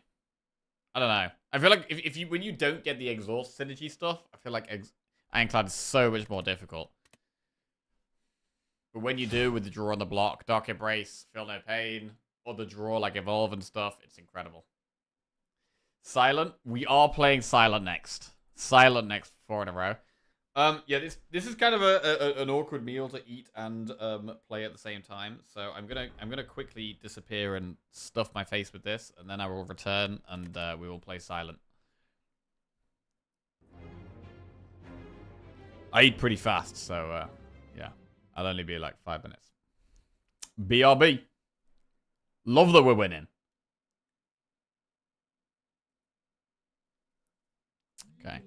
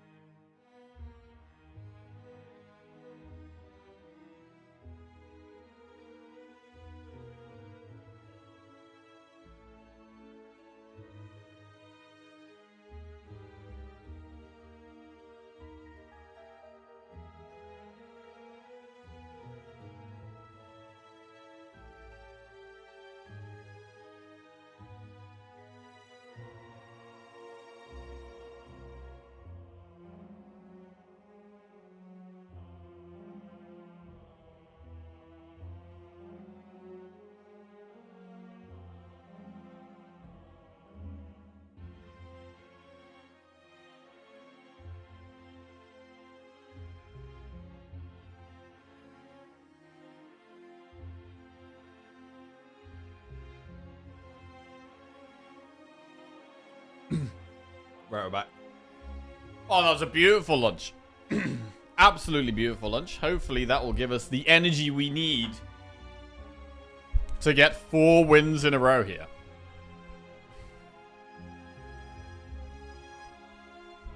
Right. 6 minutes? Hey, we take that. 6 minutes to smash lunch? No problem.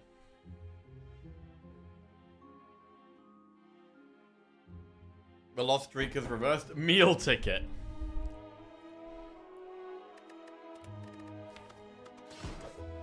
Right. Very happy with how we're playing at the moment. Silent can be very tough. Silent can be very, very tough. Bro, 3 back-to-back wins. The one before that, we died on floor 6. What were we doing? What were we thinking? Right. Silent it is. Oh no, enemies in your next 3 combats have 1 HP. Or max HP plus 6. You hate to see it.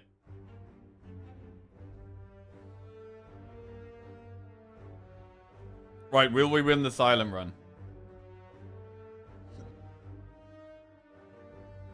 Okay.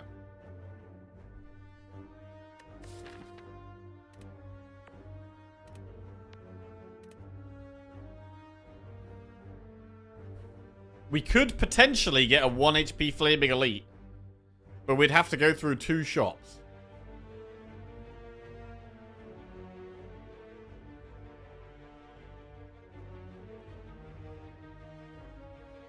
I think it might be worth doing.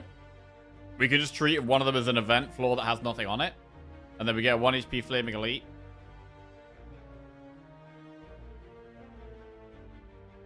And then we could do Campfire and another Elite.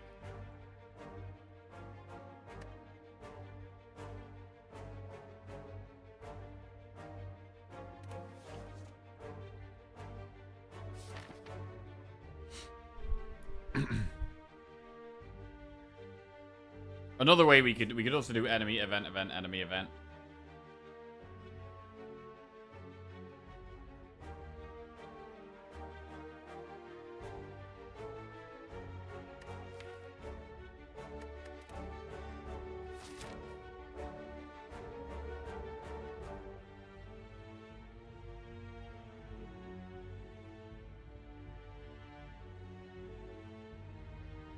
Alright, let's go. I'm gonna do it.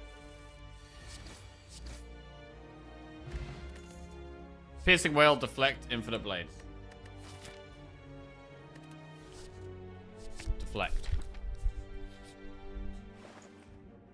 Accuracy, cloak and dagger, choke.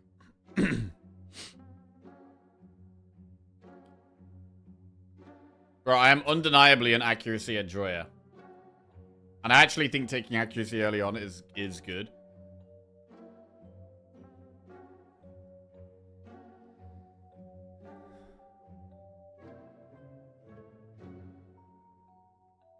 We could do accuracy and sucker punch.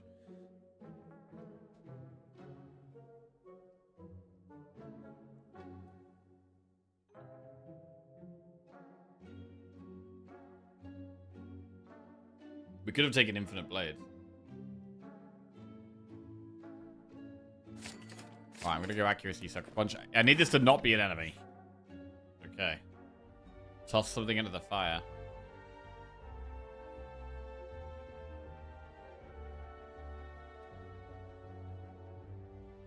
Toss a strike. Okay, so we definitely get 1 HP Elite now. We definitely get the 1 HP Flaming Elite. Outmaneuver, Flying Knee, Piercing Whale. Get a Piercing Whale. Can't do. Oh, Infinite Blade is on sale! Would have loved that Infinite Blade's on sale. Right, we do the 1 HP Flaming Elite.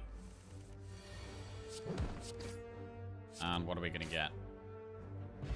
War Paint. Upon pickup, upgrade 2 random skills. Generally, I'm happy with that. Piercing Whale, Storm of Steel, or Choke?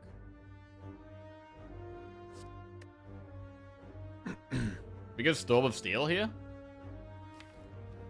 With accuracy? I think we do. Storm of Steel plus. Oh god. What do we do with this? Storm of Steel plus with accuracy.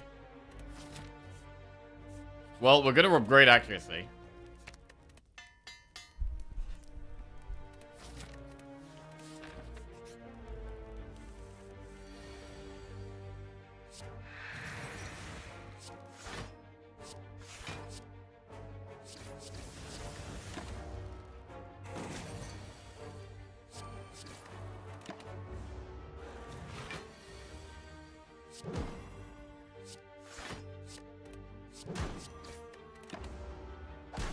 Okay, weak is very good.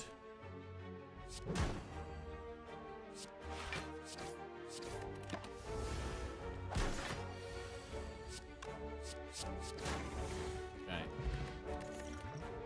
Backflip, cloak and dagger, dagger throw. Cloak and dagger is obviously shiv stuff, but backflip is good as well. Backflip does actually make Storm of Steel better.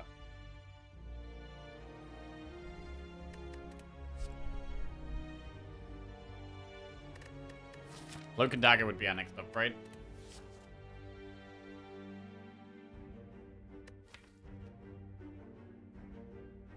Backflip. If we drew backflip with Storm of Steel consistently, I would say backflip's actually better. Cloak and dagger does give slightly more block as well.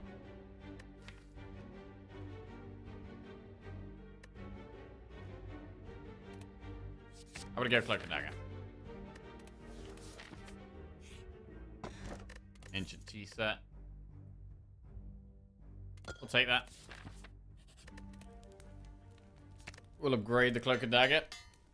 And I think we will go towards another elite. We're in a bit of a better spot to take on elites now. Even though it's still not incredible.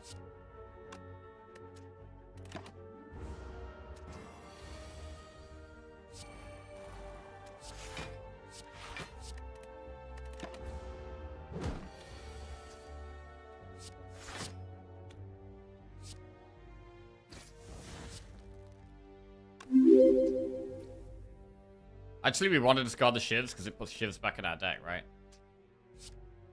That's actually good. And it gives us shiv pluses, which are actually better. Wow, yeah, okay. Yo, Japanese export, thank you very much for the raid. Hope you had a great stream. Welcome, everybody. So yeah, we want to discard as many normal shivs as possible. We're currently playing Silent. We're on a 3-win streak. And, well, we've got Accuracy, Cloak and Dagger, and Storm of Steel. It's basically our deck right now.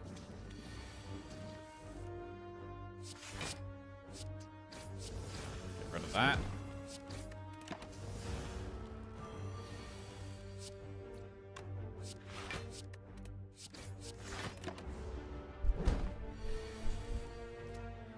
Do we win streak with Silent or overall? Rotating. Run 2 with Ironclad, 2 with Watcher, 1 with Defect, 0 with Silent. 12 gold, add a card to your deck. Expertise, Terror, Outmaneuver. I mean, Expertise, it's Terror. It is Terror. Expertise can be good with Storm of Steel, potentially, but I think Terror is the way. I think we would actually take Expertise, though. If the other 2 cards offered weren't good, I think I would take an Expertise. Right, can we do the elite? We do have Distilled Chaos. We know it's not Sentries, so it's either Lagavulin or Nob. Do we die to Nob ever?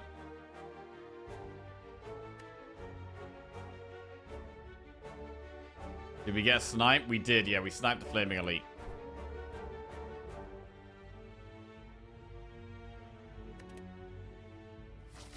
I'm gonna do the elite.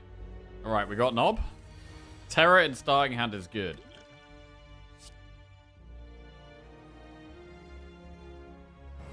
I think we want to use Distilled Chaos turn 1.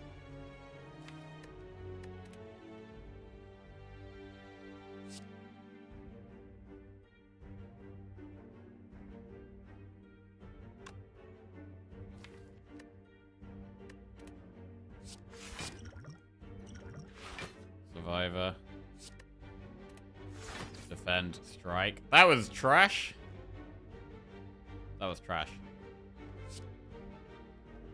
Do we just play the shivs now, or do we wait to redraw them? After accuracy.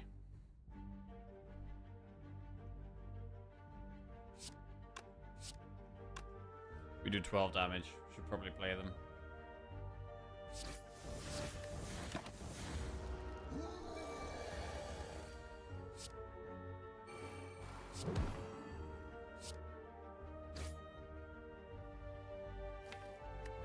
Right, Storm of Steel discarding 4 cards. The shivs are going to be shiv pluses. They're going to do like 12 damage each. We have lethal, so we can just block as much as we like, I think. Only take 1.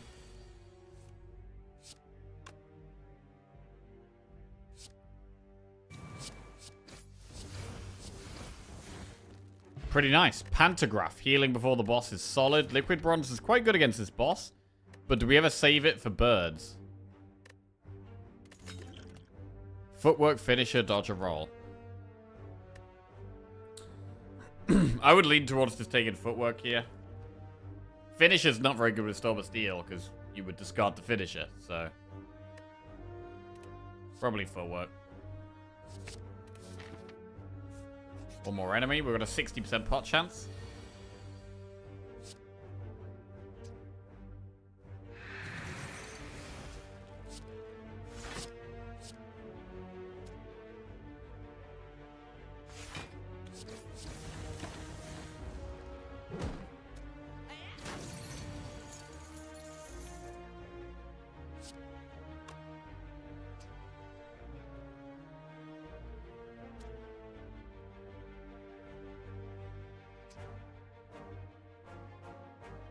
Six damage. 12 damage. So once I played accuracy, I only need 2 shivs. So I can accuracy defend Storm of Steel.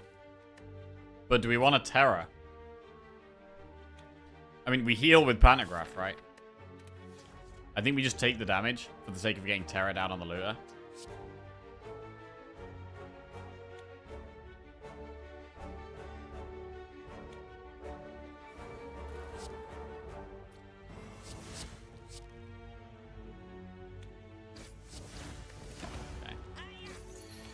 Oh, he's running. A little bit worried we might not be able to kill him here. We draw just block cards. Shit! Very annoying.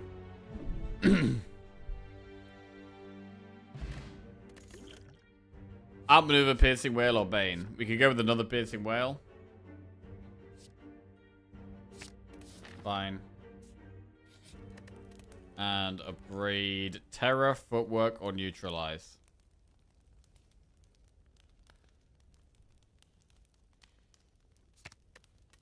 I'm gonna upgrade Neutralize.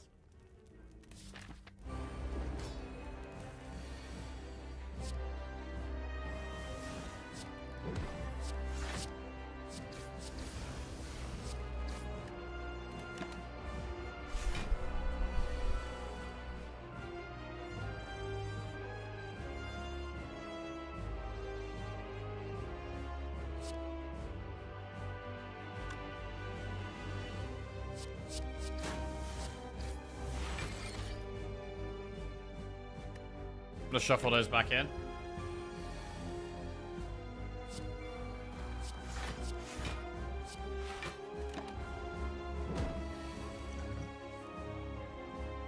Maybe it's dumb to try and save Liquid Bronze. Is it dumb to try and save the Liquid Bronze here?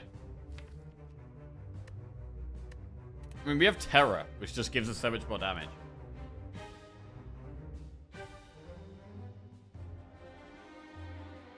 It just feels like we don't really need it, though. Saving it for what? The heart? For birds in Act 2. Or potentially Stabby Book. One of those two things.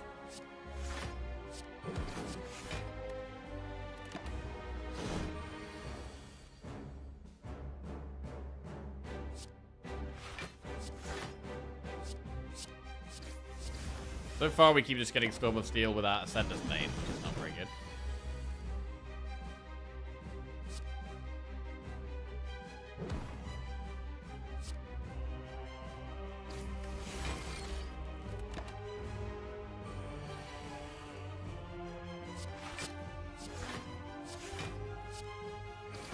Yeah, I mean, it really feels like we just don't need it. We don't need a liquid bronze. Liquid bronze is probably a lot better against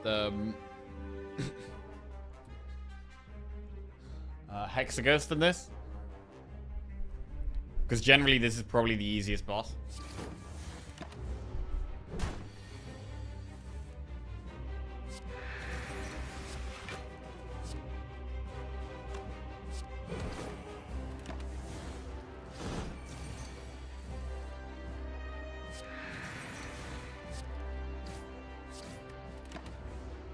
I mean, we're not taking any damage at all.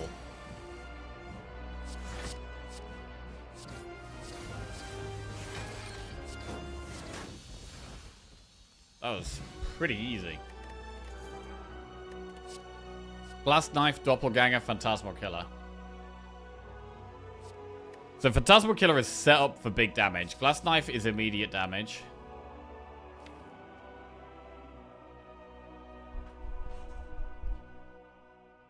Phantasmal Killer would be a good upgrade.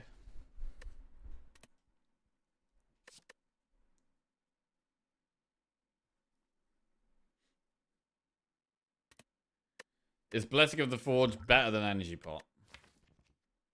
I don't think Energy Pot is that good for us here. Our deck is pretty cheap.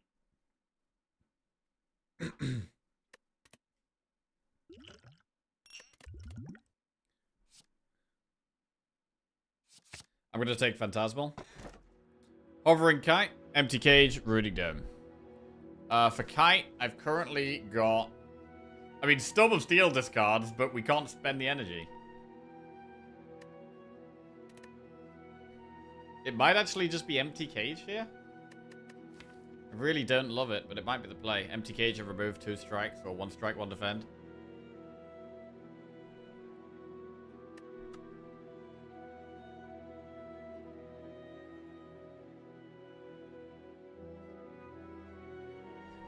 I think because our deck is a bit defensive, we'd probably remove 1 strike, 1 defend, rather than 2 strikes.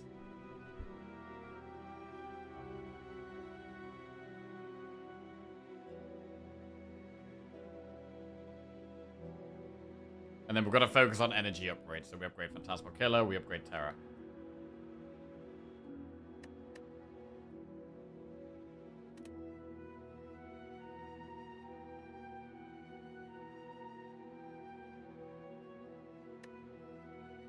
Okay.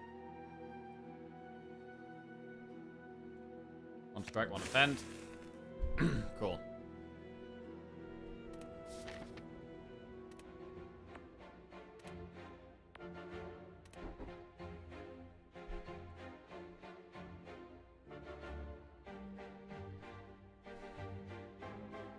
So Elite's at the back end.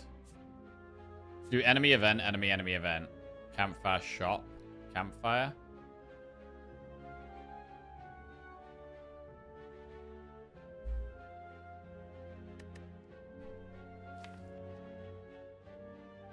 It seems way less speculative to take Kite than Accuracy Floor 1. Thing is though, in Act 1 you need damage. Like if you don't have damage, you die to Knob. And Accuracy can really increase your damage. Kite is not... It's not something we absolutely need.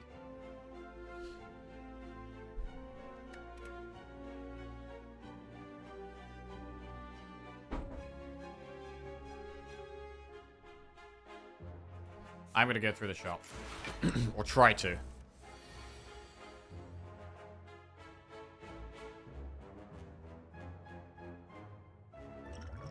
It's a pretty good upgrade spot. This is a hard fight.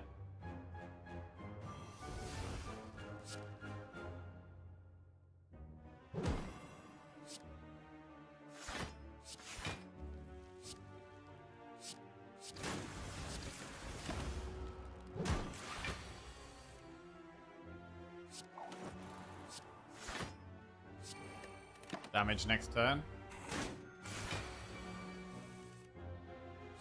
A little bit of damage next turn. Oh, a lot of damage next turn.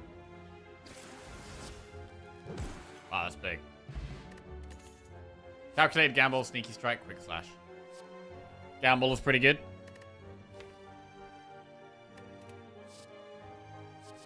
Take Gamble. It's going to be one we want to upgrade. Gain 50 gold or 275 and become cursed. We do have a shop not too far away, but I think we still take 50 gold. I don't want this curse. It's just another problem to deal with.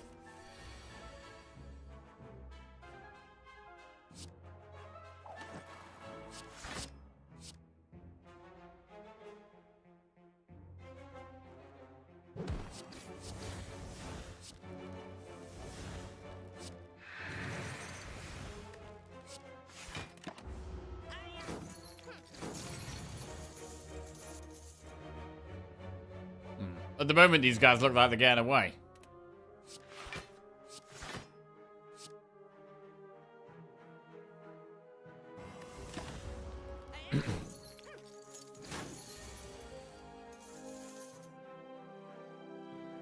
Fuck. Accuracy, last card in the deck.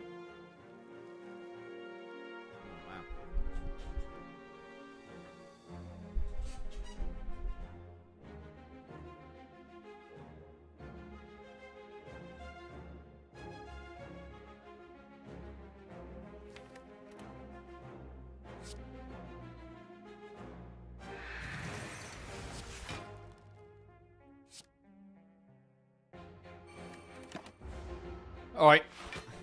I think the guy at the front is getting away. We've got to focus on trying to kill the guy at the back. No damage! Jesus. No damage and no draw.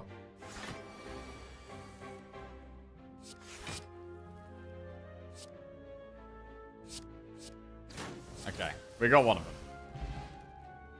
I mean, we're all about doing loads of damage in one turn, it seems. Acro, backflip, or blur. I mean, backflip is upgraded, which is really nice. We maybe just take the upgraded one here.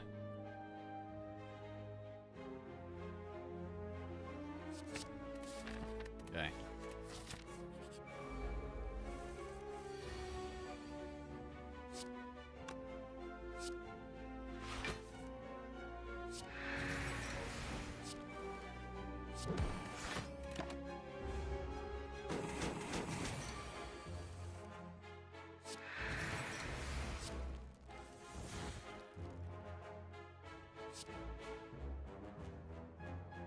I mean, this is also not a bad liquid bronze spot.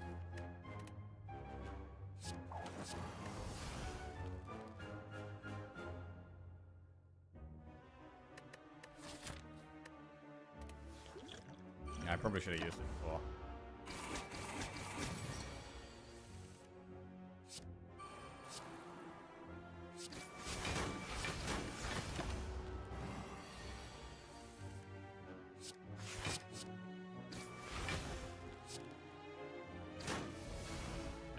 Flex pot.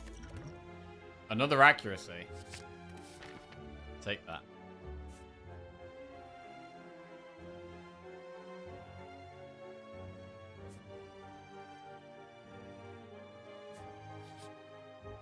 Oh, surprise shop. We've got another shop, like, in a second. Wow, Blade Dance, Wraith Form.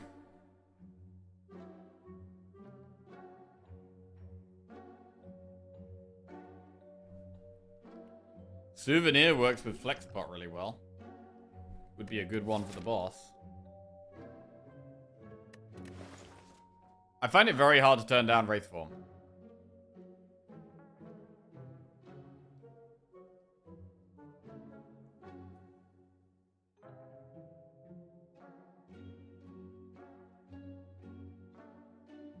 I mean, we could take Wraith Form and Blade Dance, or we could Wraith Form and remove.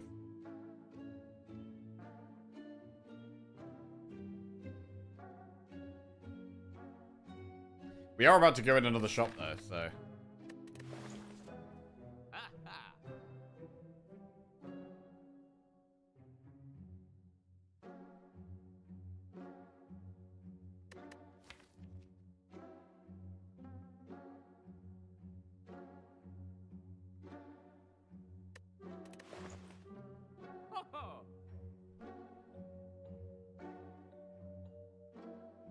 I think we do Wraith Form Blade Dance.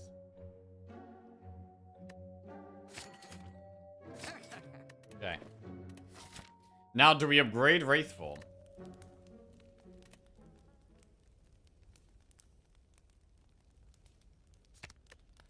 Yes.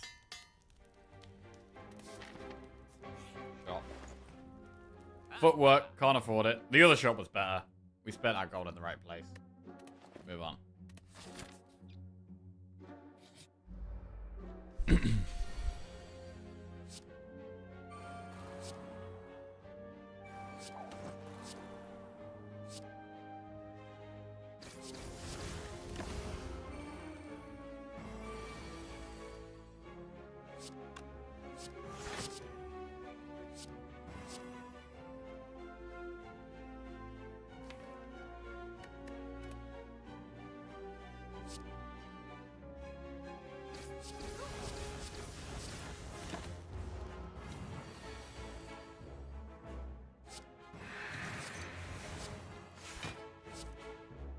Damn. Wanted that Wraith form.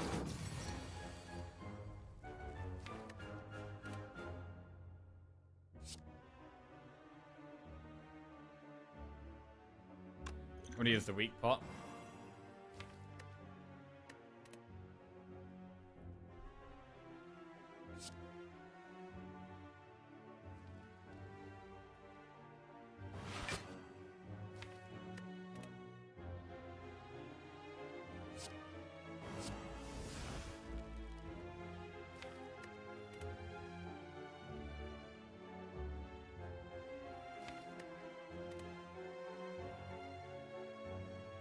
Man, I don't know. Do we just gamble here? 22 YouTube viewers? We're going crazy over here, Twitch chat. Also, don't judge my YouTube name. I was very young. Sir Purr. I think Sir Purr is an okay... I think it's an okay YouTube name. I think it's fine.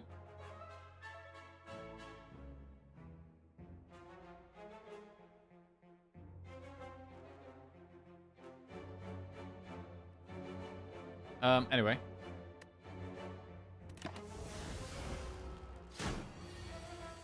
Incoming damage.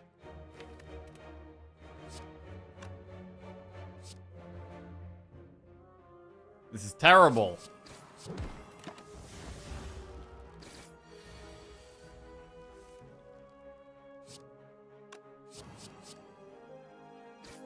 Alright, that was bad. We do have pantograph, so we heal before the boss. Accuracy plus! Bro, so many accuracies. Or escape plan plus. Escape plan is more block, but... I think we go accuracy. Damn. Bro, we're going big on the accuracies here. Lantern, turn 1 energy. We don't have much energy, so we definitely take that. Right. Upgrade or rest here? We do get a big heal before the boss. I mean, we do have Wraith Form Plus. It would be very nice to upgrade Phantasmal Killer. Phantasmal Killer would be an incredibly good upgrade.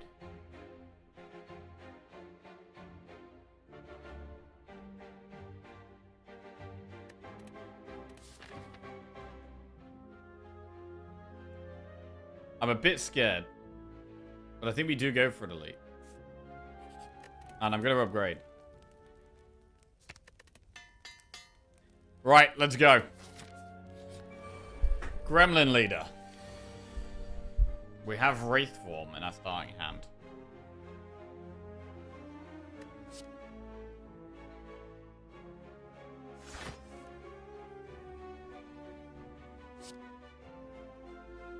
Do we have a Wraith Form turn 1? These shivs will do 8 damage each. We can flex pot.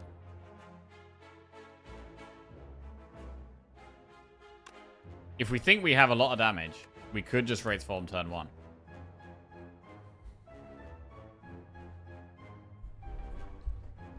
Protects us for the next 2 turns.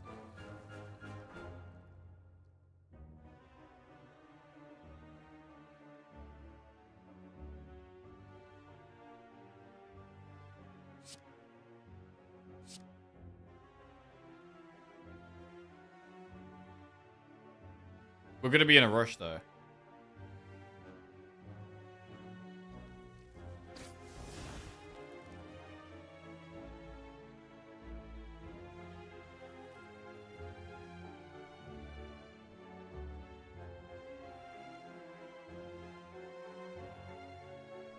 We do also have piercing whales. No, I don't think we should, actually. The more I think about it.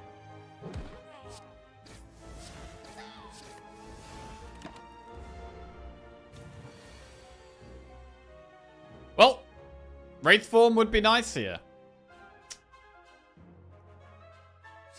Jesus.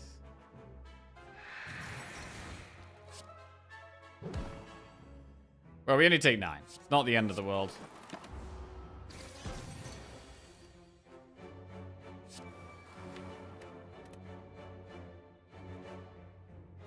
Good Storm of Steel. I kind of want to gamble towards Phantasmal Killer and Terror.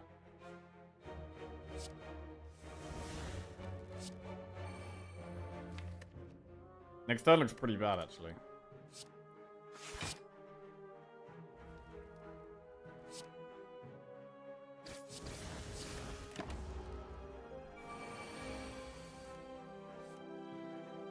God.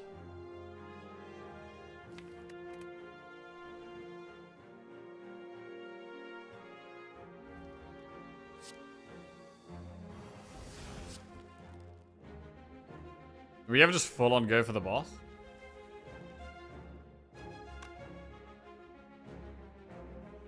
Probably not. We want to have it. We want it to have the chance of summoning next turn. We also can just draw Wraith form. 16 times 3. I think we might have lethal here. Comfortably. Whew. Okay. Little scary, but we got through it. We got our upgrade as well. Got another flex pot. Could be used to kill another elite. Escape plan. We should probably take this escape plan.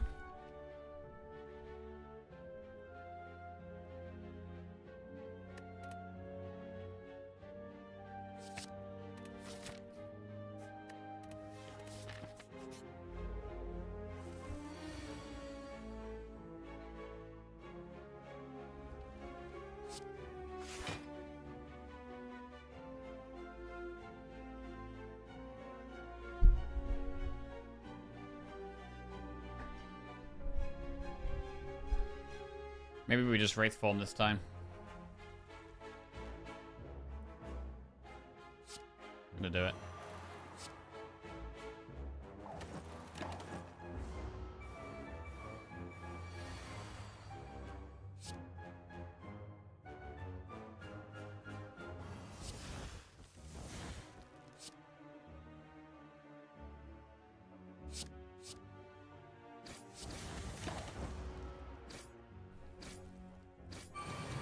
Don't like how this is going at all here.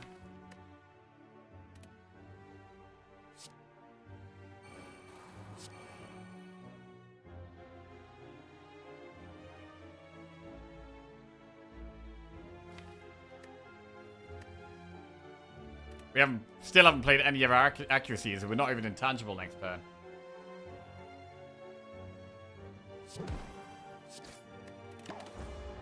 I think we're gonna die next turn. I think we're dead. I think we're actually dead.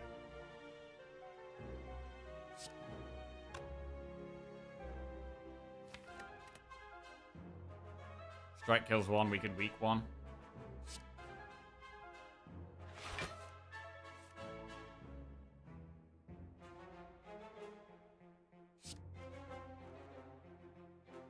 I can't even play accuracy.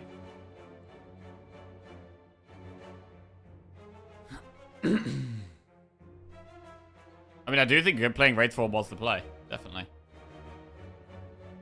Because, I mean, we'd be dead here anyway. Unless we specifically drew Wraith form on this turn.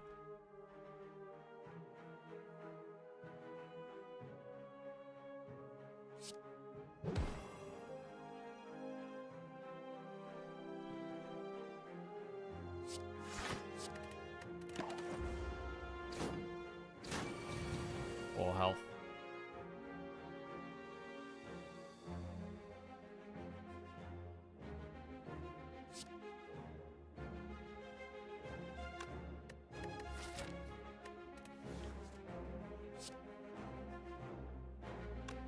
Flex pot might be enough.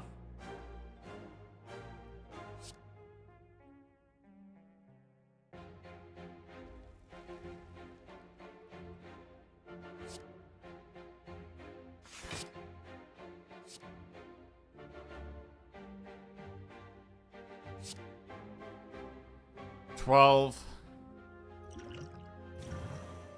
Right, 17, 34, 51. We don't need to use the second flex pot.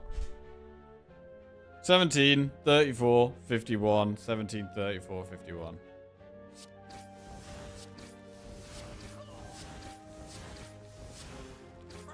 Wow, that was a brutal fight. A really brutal fight. We should probably take acrobatics.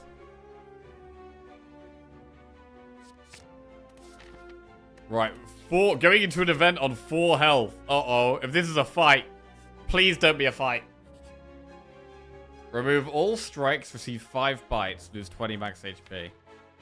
That's 3 strikes. We do have a big heal before the boss in Pantograph.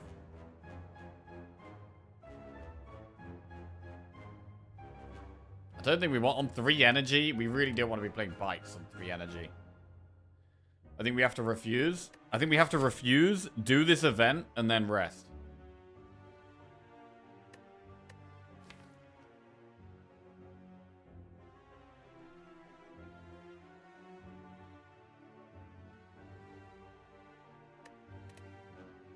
Refuse. Event. Shit! It's a Snecko. Oh, God. Bro, we draw Wraith Form turn 1 every time. Literally every time.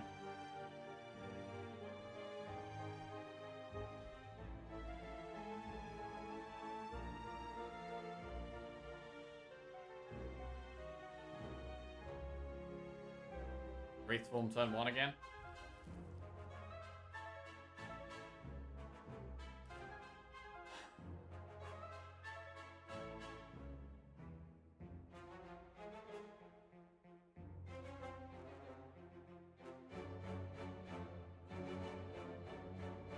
We look at this deck and say who put Storm of Steel in my deck. Bro, Storm of Steel's been amazing. Storm of Steel's actually been one of our best cards. I don't normally like it, but it's been great here.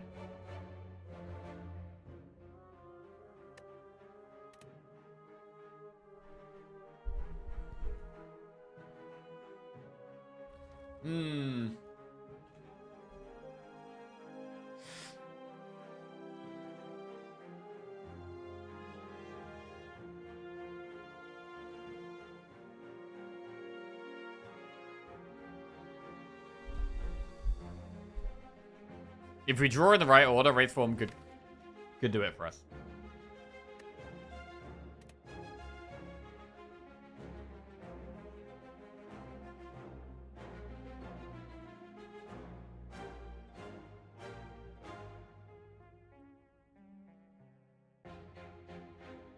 Oh, wow, this is so odd. All our cards are going to be random costs, yeah, which is actually really bad for us. We've got a cheap deck. So the Snecko effect is actually really bad for us here.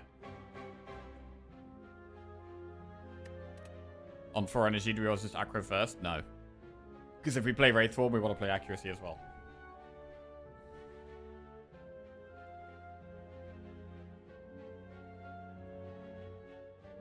This is tough.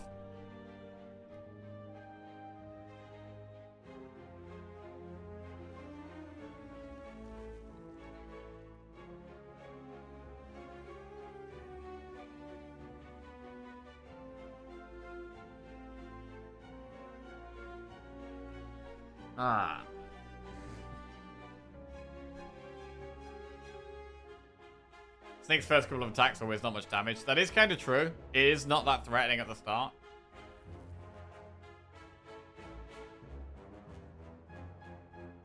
We cannot block it without RNG. Bro, this whole fight is going to be RNG. What we draw, how much they cost, the order we draw them in. Like, there's just so much RNG here.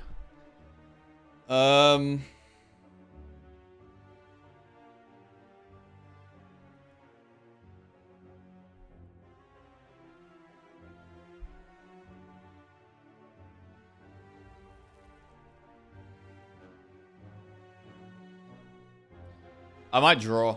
I might just go for big damage. Try and get big damage fast.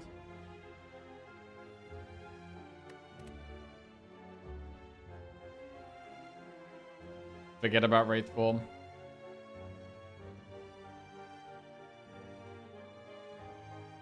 God. Imagine if we had Pyramid. Well-laid plans. Just hold the Wraith Form for the right time. Shit. I'm gonna Acro. I think I'm gonna not Wraith Form. I think we need a lot of damage very quickly. Phantasmal Killer is double damage next turn.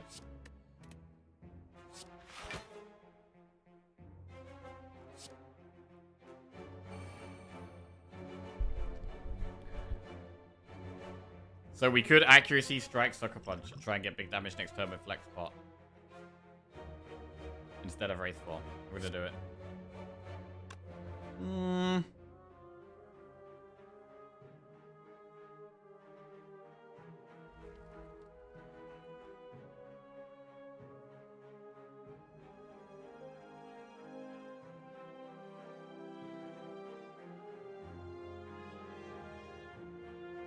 Accuracy will get doubled. Flex Pot as well.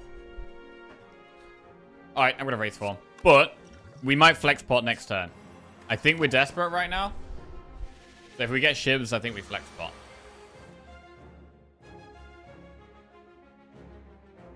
Okay, this is not a bad hand, but I wanted some damage. Some damage? Ooh.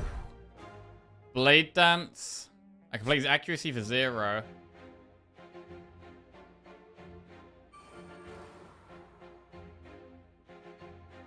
Do we play the 3-cost Blade Dance here?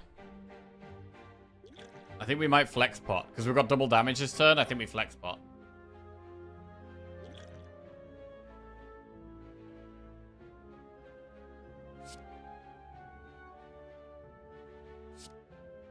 Yeah. It's an extra 15 damage overall. Okay, we're intangible for one more turn. We've got to do 34 damage. Come on. Terror Storm of Steel. That's got to be lethal.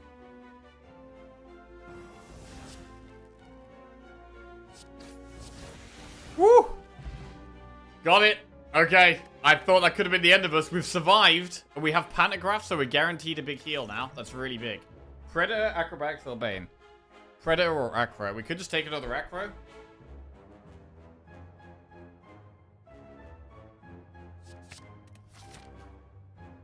Right, rest or upgrade. We do heal 25 before the boss, so we go to 29 health. This is a fight where we want to save Wraith Form for the second half of the fight. We could upgrade Footwork.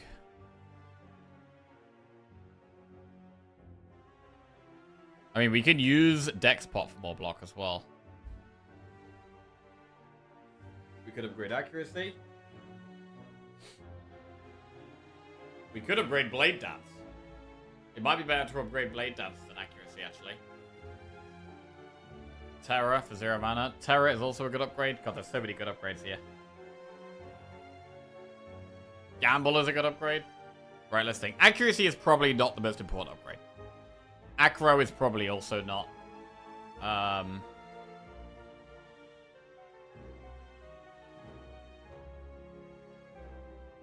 Gamble Plus is really good for just getting to Shiv. I think it's either Terror or Gamble or Blade Dance. Terror, Gamble, Blade Dance.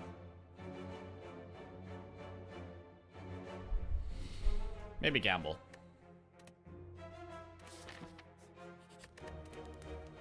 Right, I'm gonna upgrade Gamble.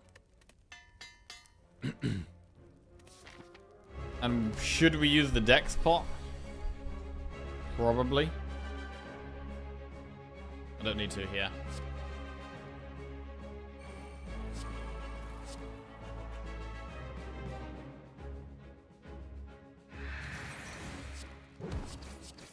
I'm hoping to burst him down, so I don't think we need Physical now.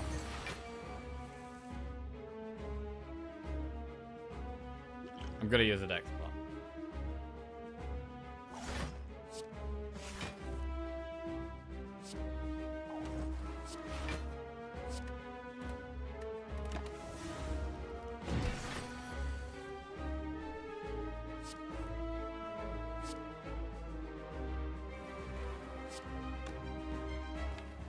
I need to find terror and accuracy.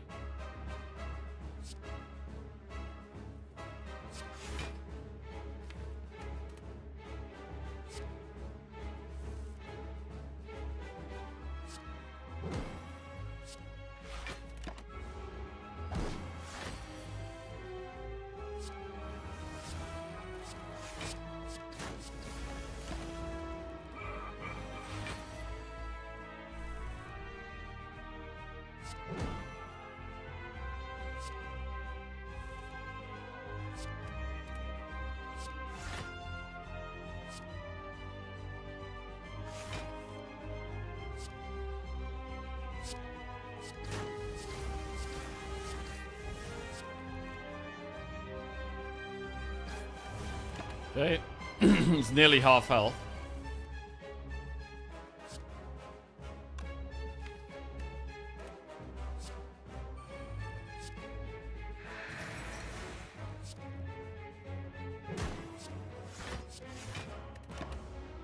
Do you get relic after 2 more chests? Gotta remember that. Right, do we ever just go for damage this turn? I mean, we've got Phantasmal Killer in play, so we should, really.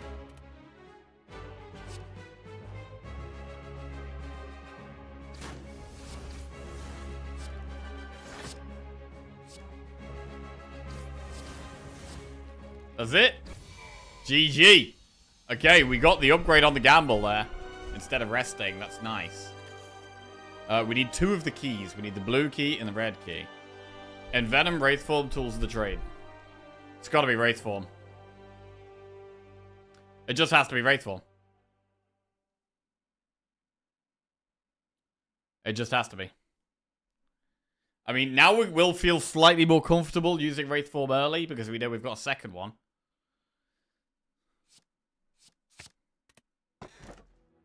Ring of the Serpent, Sozu, Snekoi. We really want some energy here.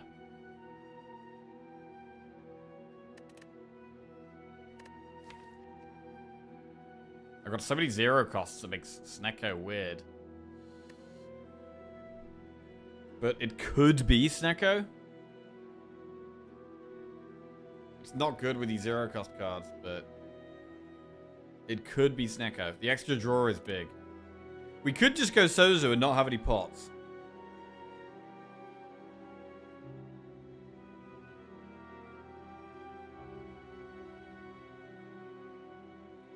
Maybe more draw. I think I prefer Sozu over Ring of the Serpent.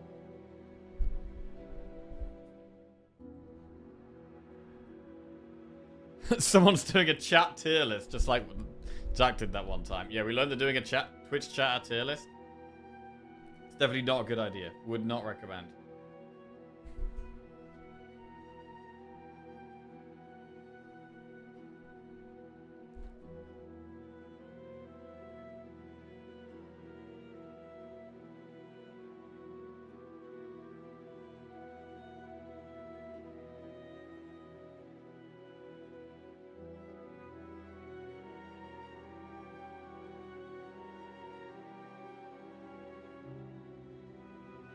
Okay, Sozu.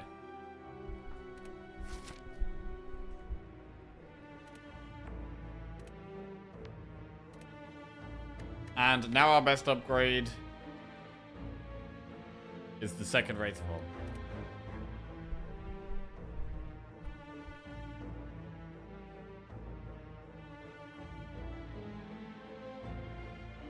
There's a lot of campfires up to the left there. Campfire, elite, campfire, campfire, elite, campfire. That is pretty nice.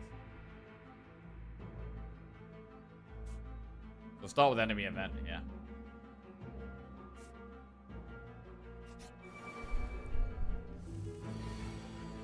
Okay, once again, the constant decision. Do we Wraithform on turn 1? Every single time we have to make this decision. I need cards that make it more okay for me to play Wraithform on turn 1. I'm gonna do it.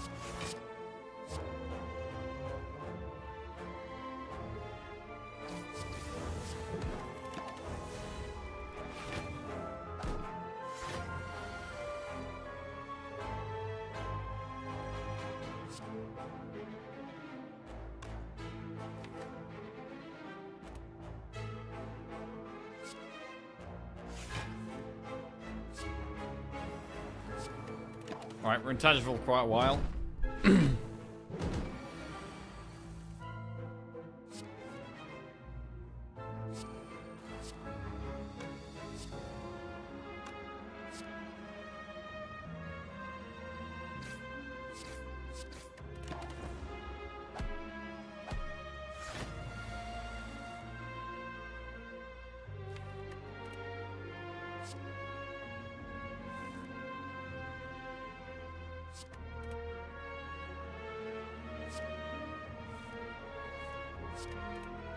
Play 1 accuracy, then gamble.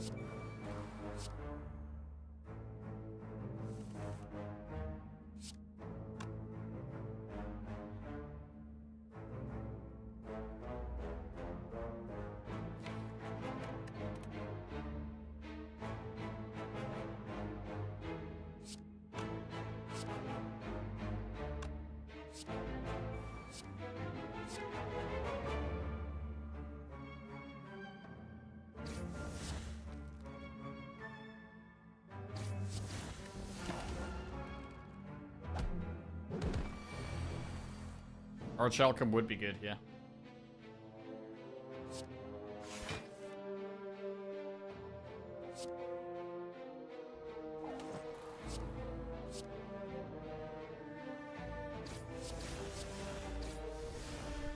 Okay. Another accuracy. I mean, I'm just gonna take it. 4 accuracies. Bro, I need mummy hand. That's what we need. You begin to fall. Lose escape plan, accuracy plus all. Oh, no! Strike! Oh. No. I think that's run over, man. Shit. I think I'm gonna have to toss the escape plan.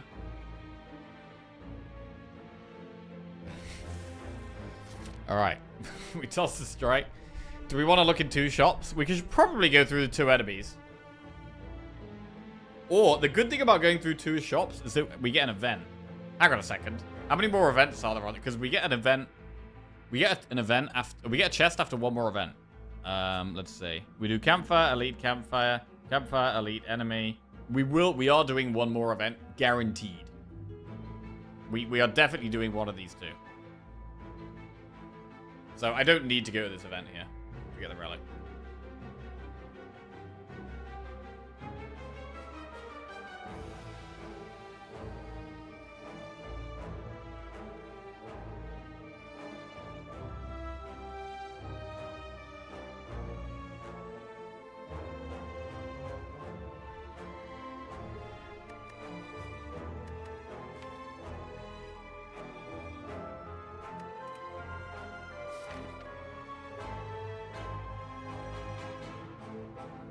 Think about how much faster a shop and an event is than 2 enemies. That's a good point. I do actually think about that sometimes.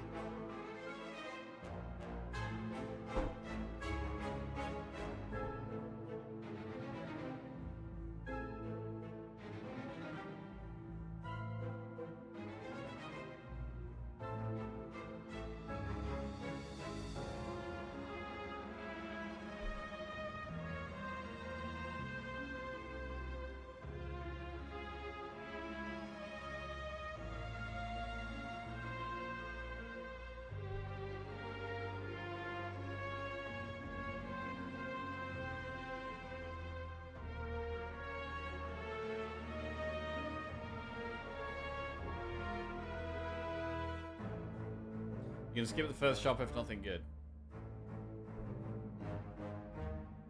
I do like events in Act 3. It's also nice to have the relics before we do the elites.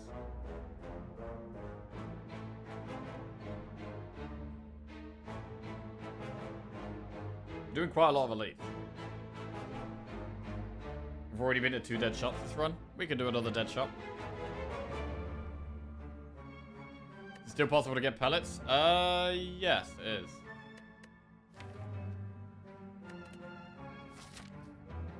I'm gonna do the shops for the event. Pellets? Do we even want pellets? I mean, we have Wraith Form, right?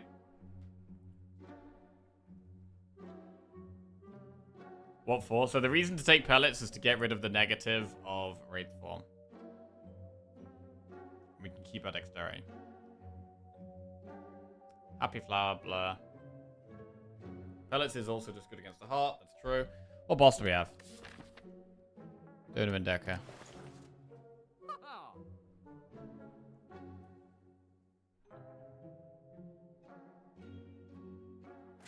Alright, we'll take the pellets. We'll take the pellets. Pellets is in. We get a chest. Gremlin Horn? Or Blue Key? I mean, it's not helpful against the heart. It's amazing against Reptomancer. We know we are going to get another chest. We get one more chest. And it's very good against Reptomancer.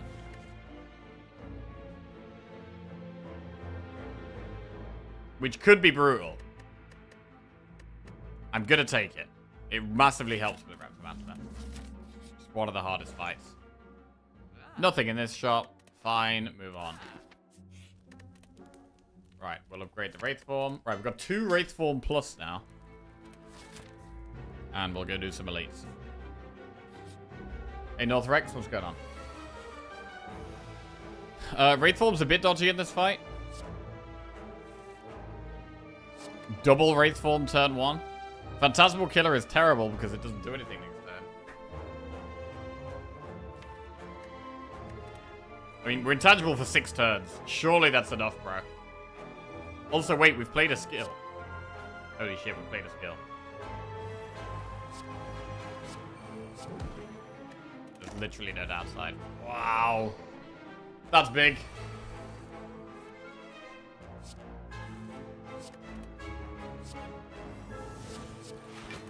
That is big. Right, what's the damage now?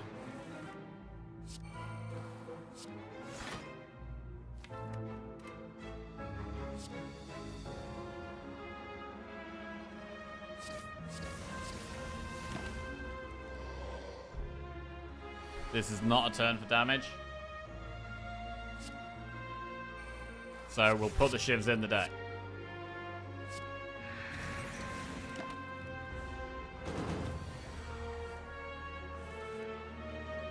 Terrible draws here. Jesus.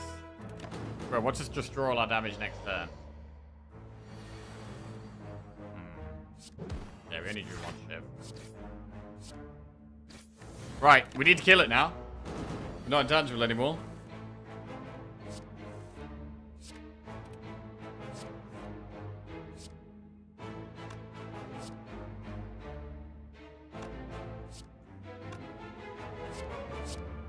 There, we got it. We're not quite as fast as we'd like to be. Deflect Predator, Flying Knee. I'm gonna skip.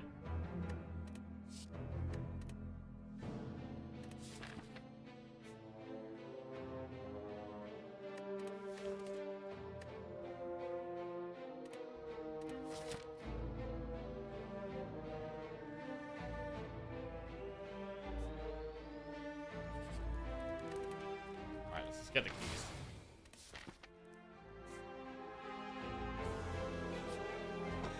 We lose Periap, that's fine. I'd definitely rather have the Gremlin Horn. Right, what do we upgrade now? Accuracy, Blade Dance, Footwork, Acro. Acro is draw. Draw is big right now, but Blade Dance is quite nice. Blade Dance is a lot of damage. Terror is also good. But I'm leaning towards Acro or Blade Dance. Footwork is also fine, but we have less need to upgrade Footwork.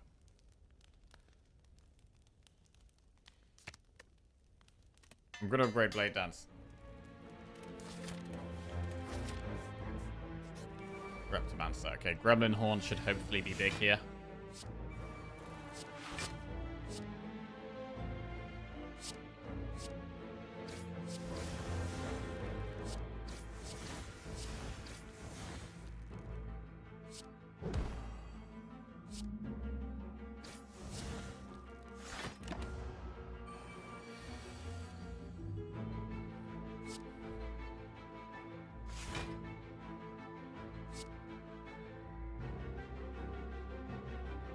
Should we get rid of the downside, or should we play accuracy?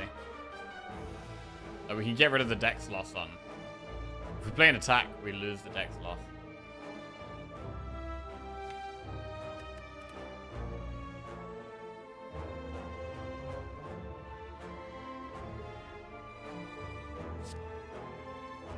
Don't really care about it.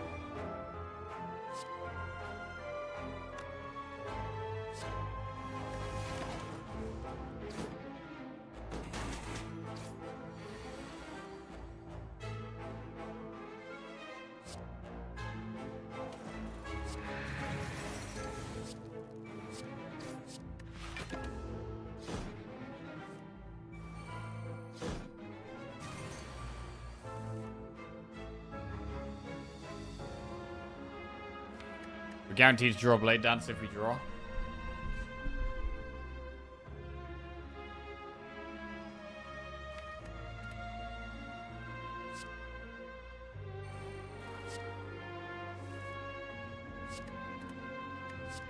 And then we can actually Wraith form after we kill these. Oh, wait. The lethal.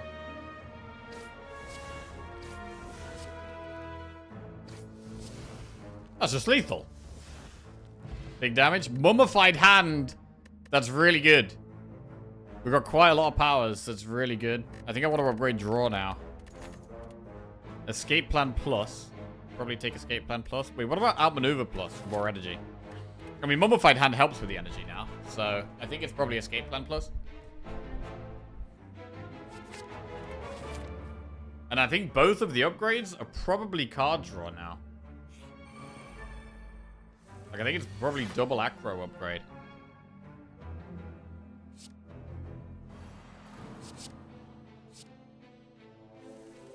I like shuffling all the shifts back into the deck.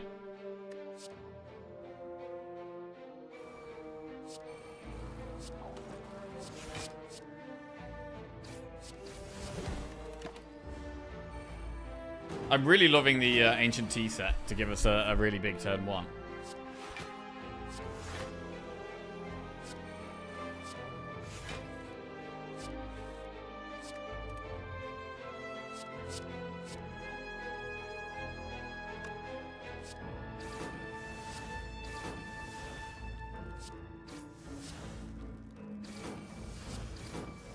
Solid.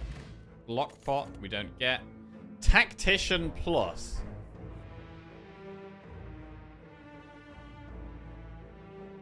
I'm not sure we have quite enough draw, but we do have 2 campfires coming up, and we can upgrade acrobatics at both of them. So we could get 2 acro upgrades here, which maybe makes it worth.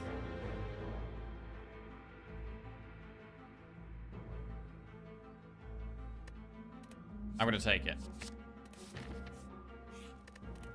Right, and we're going to upgrade the Acrobatics Plus.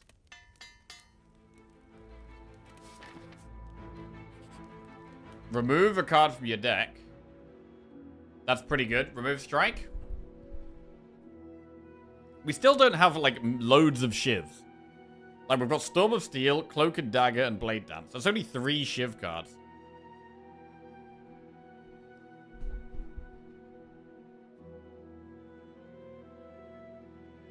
We ever remove Defend?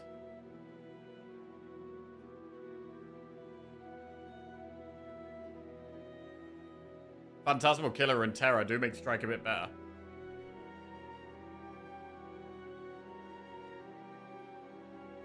Been out this morning, love the 10 accuracies, 1 shiv card. Yeah.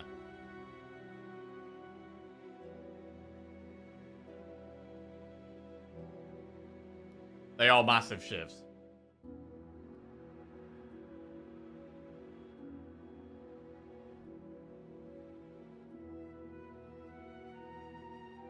We don't need attacks for pellets because we just play a shiv card.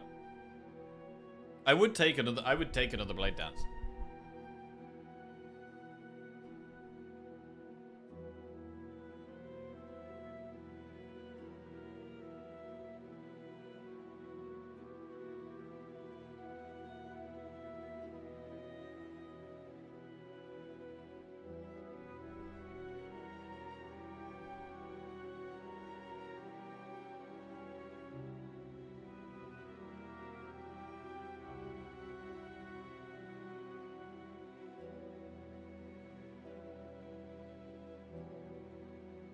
I think we are going to be in a bit of a race against the heart. Like, I think we are going to have to play Wraith form early.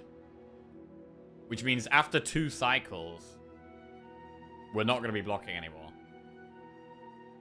So I think we get rid of a defend, because we need, like, that little bit of extra damage could make the difference. Although, escape plans are nicer with more skills. Escape plans are nicer with more skills. And it would be nice to be able to Piercing Wail one of the multi-attacks and then Wraith form.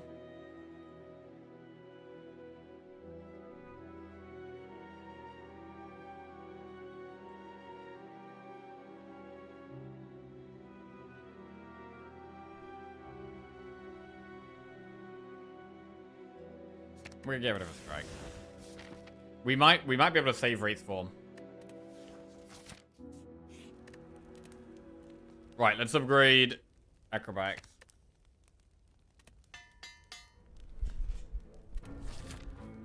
Go. Do we kill Donu or Decker first?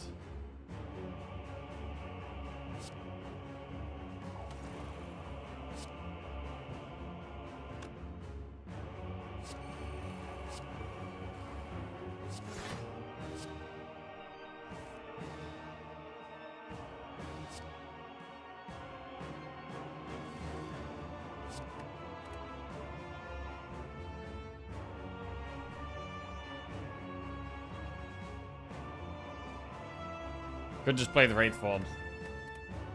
We lose a bit of deck. We don't have an attack though. I need to draw power attack skill on the same turn. I'm gonna play him.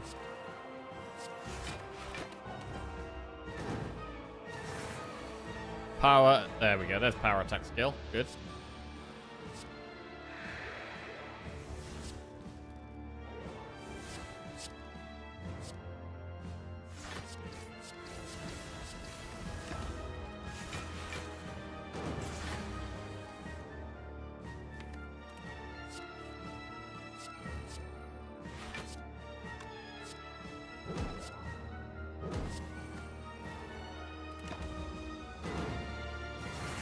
Pellets has definitely been good. Okay, here we go.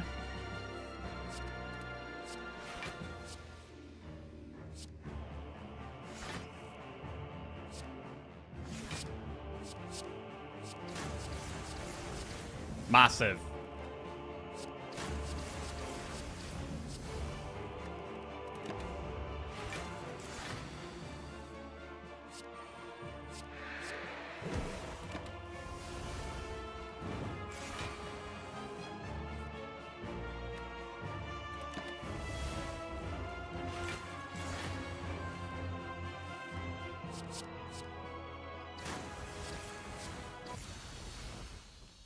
Okay.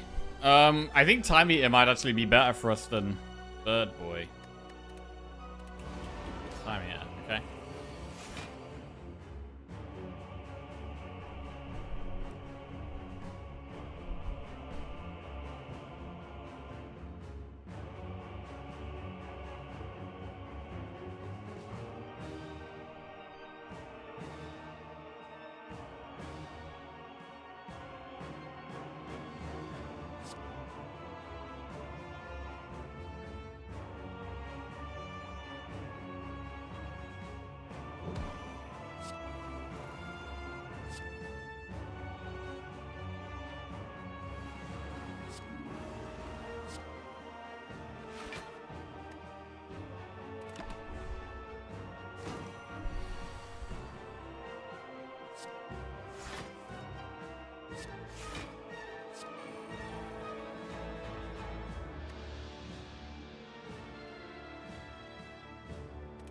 Big 4 next turn.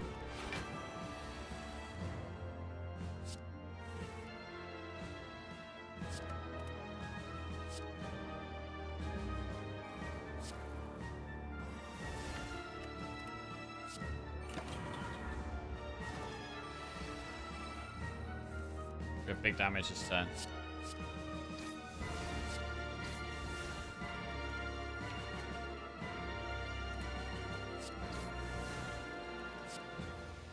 If we play it here, we actually pop it.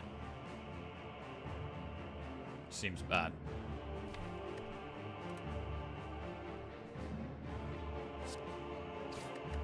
Gotta wait.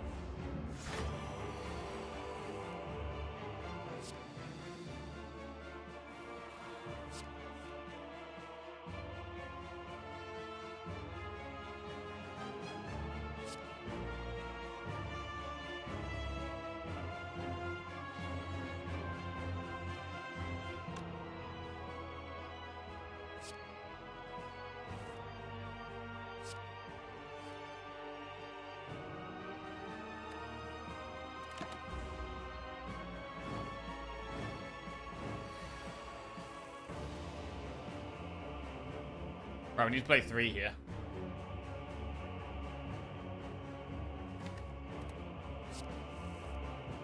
Oh man, this would be a massive turn to pop off if we could, but we can't.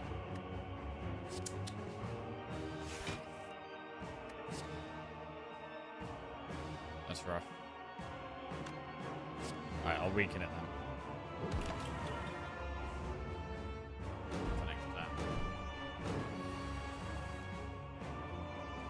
Easy. This ain't good at all.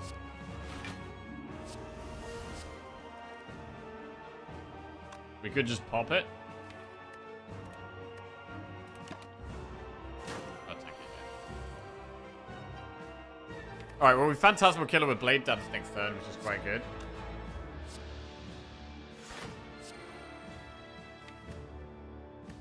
One.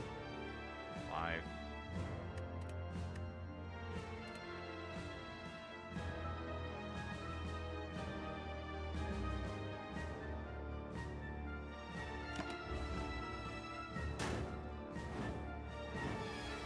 $36 damage.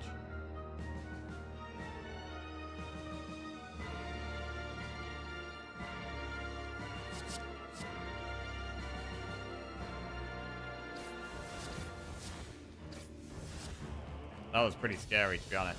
Jesus, that was scary. That was really scary. Okay. Woo, we've made it to Act 4.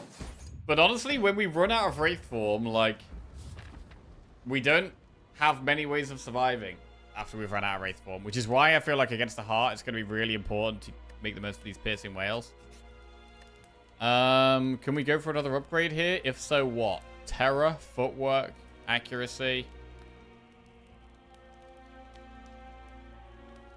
We could upgrade footwork. Sucker Punch is more weak.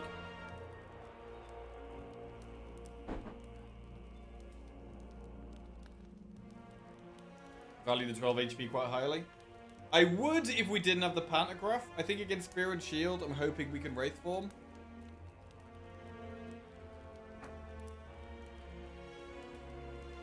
I think I'm going to upgrade the footwork here.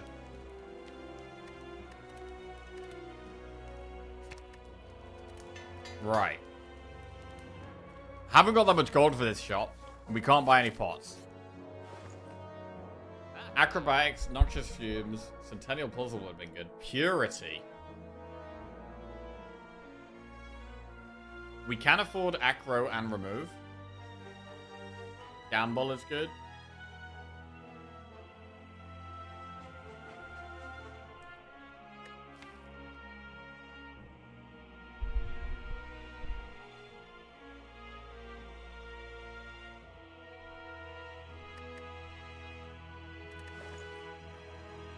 I think Acro Remove is probably the play.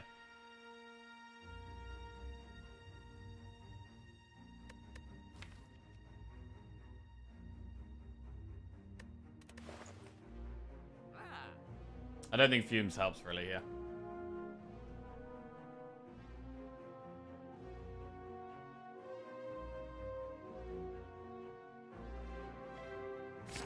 Acro, Remove Strike.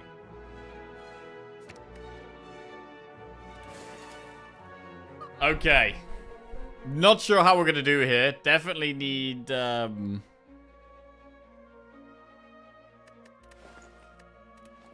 Gonna need Wraith form against Spirit Shield here. That is not Wraith form.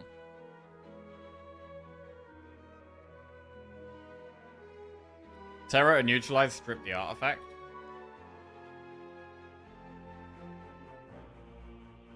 I think we probably play the accuracy and gamble.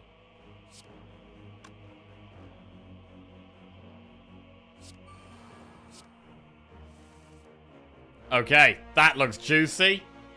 That looks very juicy.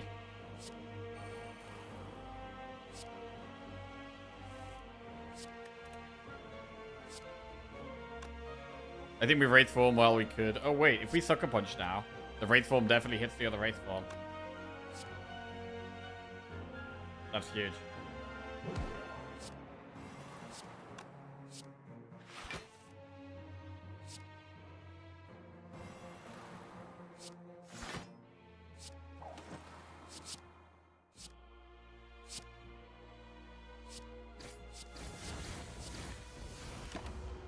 Six intangible is looking very nice. That was great.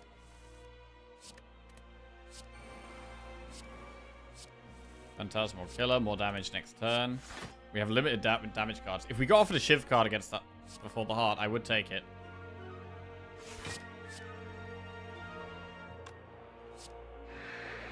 I'm gonna put the Shivs back in because they don't even do much damage here.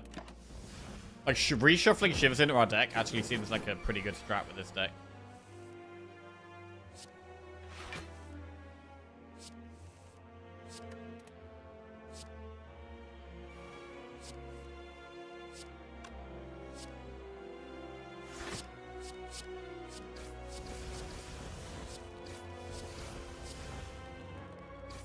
Okay. Good.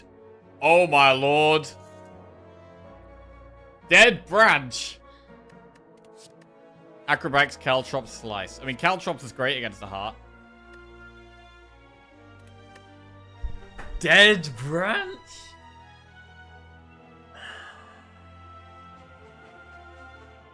Bro, this is such a huge decision. Honestly, there's not a relic that affects the fight more than this. I'm pretty sure. It completely changes the heart fight. I mean, any powers we get are good with Mummy Hand. Oh, God. This is going to lose you the game, but you have to take it. I don't know if we take it. Bro, it's so hard to decide sometimes. Think it makes you a lot faster? I mean, we really... It's hard enough already to draw Shiv cards.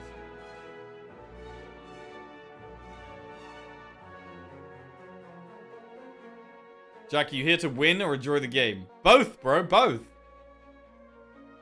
After 1800 hours, I still don't know how I feel about Branch with Shivs. Feels like it breaks the Shiv build. Bro, we have to draw our Shivs. We have to draw our Shivs. I think you only take this if you don't think you're killing Heart. Well, I think it's close. Like, I'm not sure we do kill the Heart because after our Wraith forms, we're not able to block the Heart.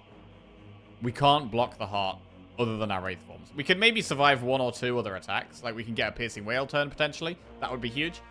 But with just one footwork and not that many block cards, it's... Shit. We do have some weak. We do have some weak.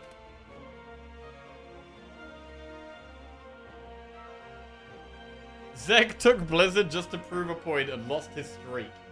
Surely Branch is better than Blizzard. It's a completely different situation. Completely different run, completely different deck. Totally different character. With Dead Branch, you can use the mana after Storm of Steel. That is true. That is one thing that's really nice about the Branch. One of the nice things about Branch is that you play Storm of Steel, you have all these shivs, and then you've actually got something to do after that. But, what about when we reshuffle and we just draw all this garbage? We're going to have so much garbage. It might not be garbage, though. It might not be garbage. You also don't really care much about much in your deck after going through it once for all the powers. What's the card reward? We could take Acro or Caltrops. Both not bad. Caltrops a bit more damage. Acro a bit more draw.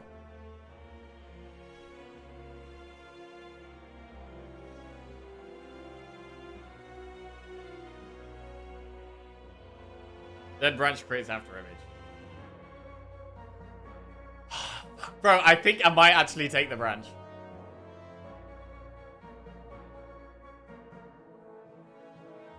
I think I might take the branch. If we take the branch, is it better to do Caltrops or Acro?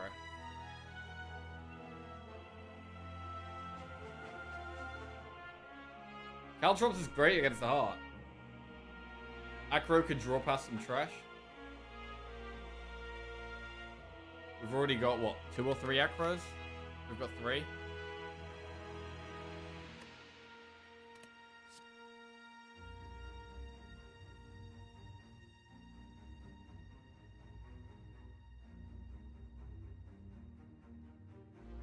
I'm gonna go Caltrops. And I'm going branch. Oh shit, are we really going branch? Oh god. Is this throwing? I don't know. Is this throwing the... Could this throw... I mean, it could... It could lose us the run. It could also win us the run. That's the thing. It could do either thing. It could win us the run. It could get us, like, another race form and then we just win. Or it could just give us a load of trash and we lose. Possible throw. It is a possible throw, right? It could be great, though.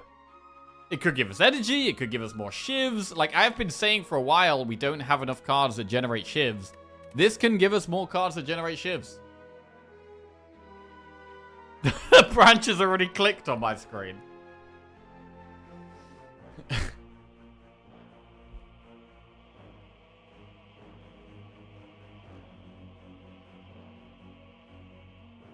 Oh, God. The mummy hand. Bro, I think I'm going to take it. I think I'm going to take it. Shit. Take it and win. This is for... Wait, how many is this? This is for 4 in a row? This is for 4 wins in a row. Fuck. I want to win this.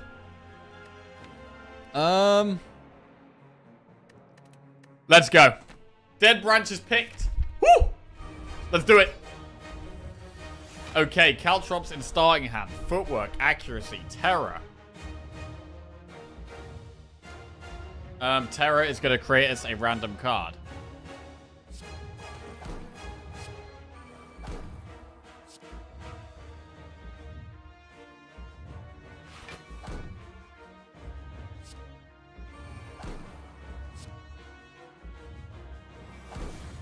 Unload.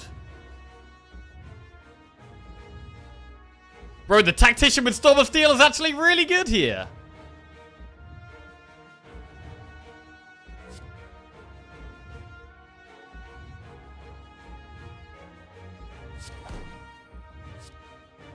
Do we just Storm of Steel this hand? Do we Sucker Punch in case we get more weak? Weak is definitely good against the heart. Do we want to start playing shivs?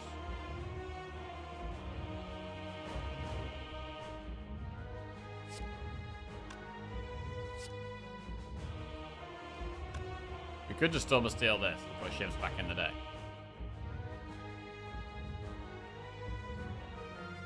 Yeah, it might be better to Storm of Steel because then we put these back in the deck rather than other things. Also, we'll have Shiv pluses.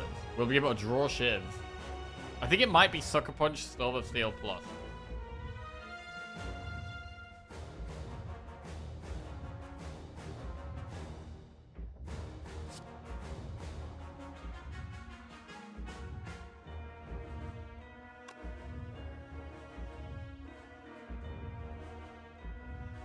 Okay, I'm going to Sucker Punch and Storm of Steel. The question is just, do I play the Shivs first or not? Because I'm a bit concerned about the heartbeat. We're going to be taking a lot of heartbeat damage.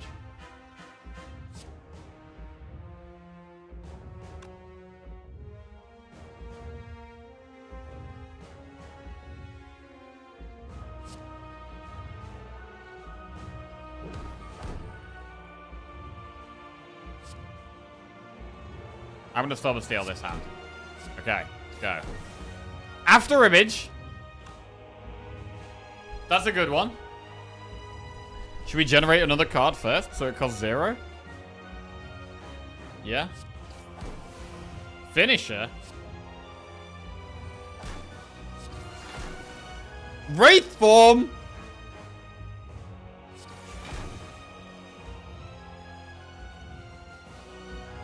I can't play the Wraith form, though. Do we play Cloak and Dagger? To block?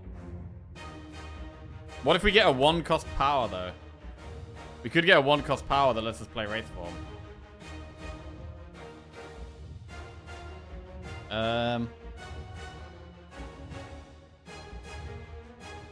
But we'll take 1 extra damage. Let's play the ship. Acro.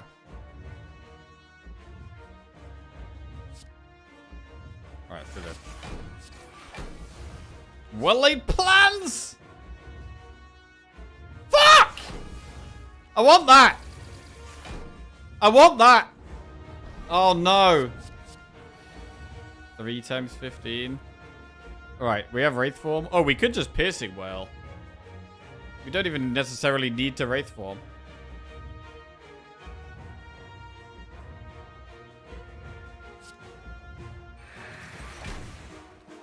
Oh!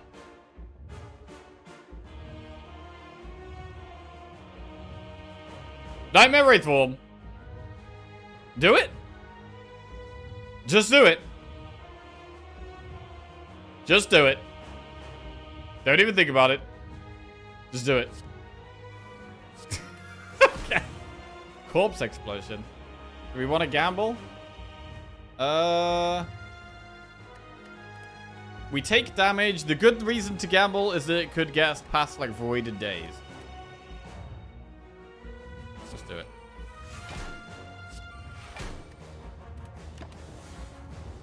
Grand finale. Oh god. We're getting all the legendary cards. After Image, Wraith Form, Grand Finale.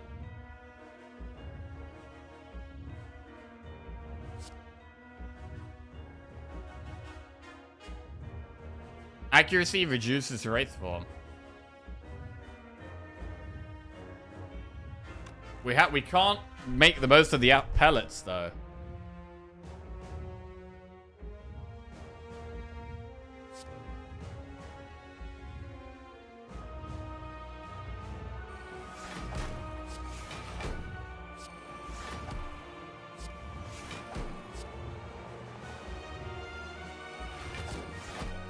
Okay.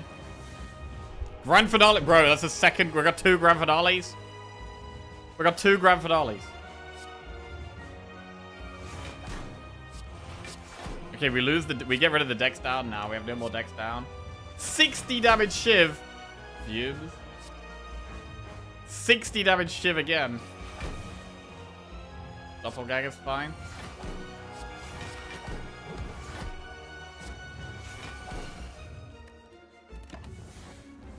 Die. We're intangible for 7 turns.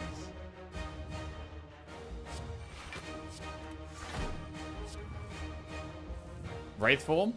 More turns? More turns of intangible?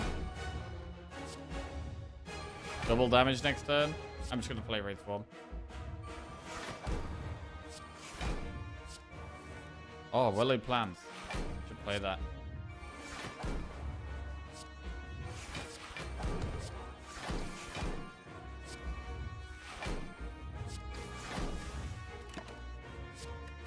Retain Acro. Bro!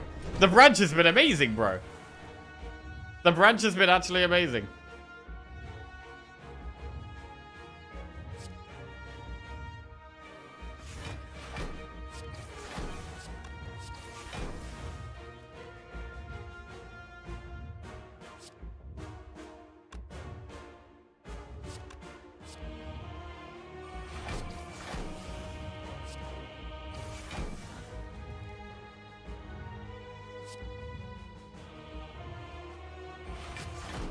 Okay.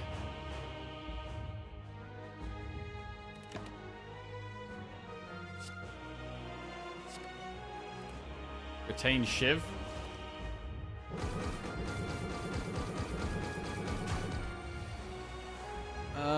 Storm of Steel. Big.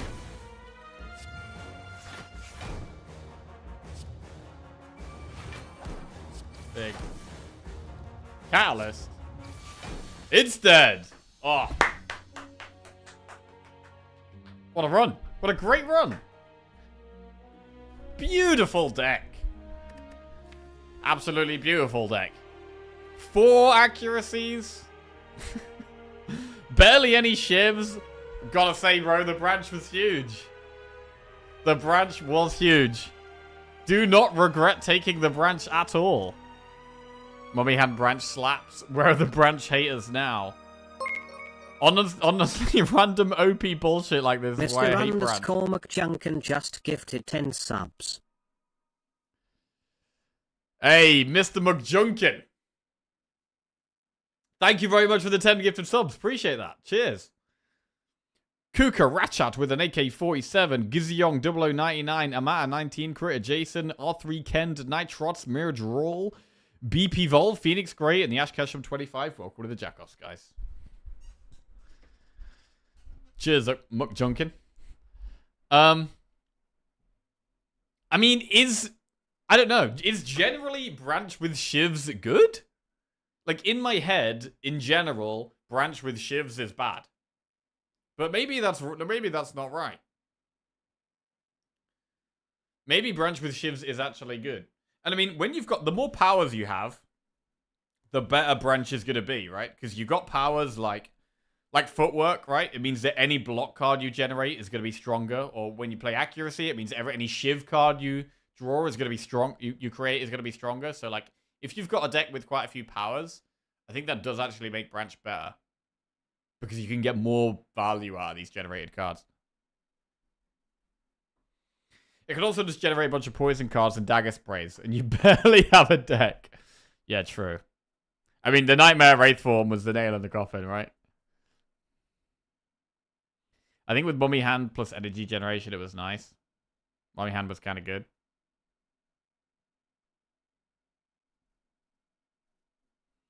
Come on, it was Wraithform Nightmare. It was, but I mean, we didn't have Nightmare in the deck, bro. That was Branch. That was all Branch. Bro, that's 4 wins in a row.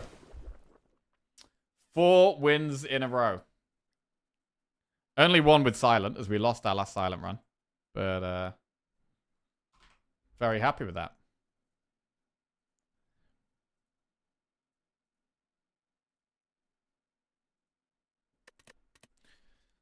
Right, let's do another run.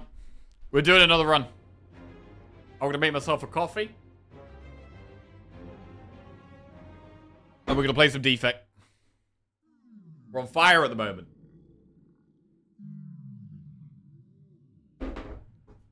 Oh, wait, I've still got coffee in my flask. We're okay.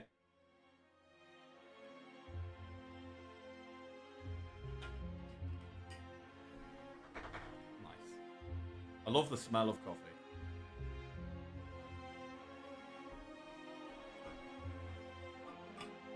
Right.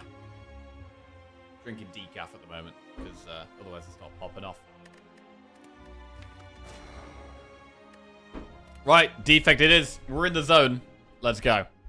Remove a card from your deck. Obtain a random common relic. Lose all gold and transform 2 or boss 1.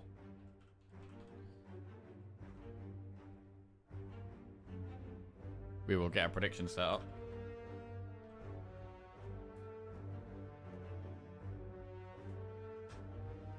Will we win the Defect run?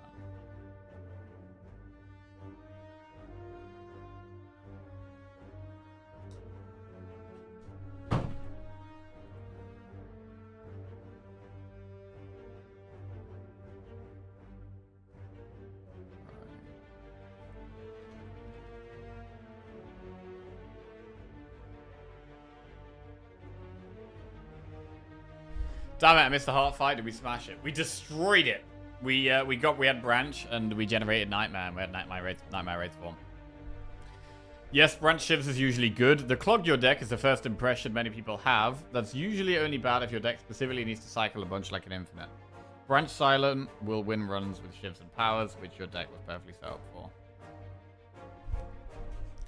Okay, lose all gold and transform 2 seems fine.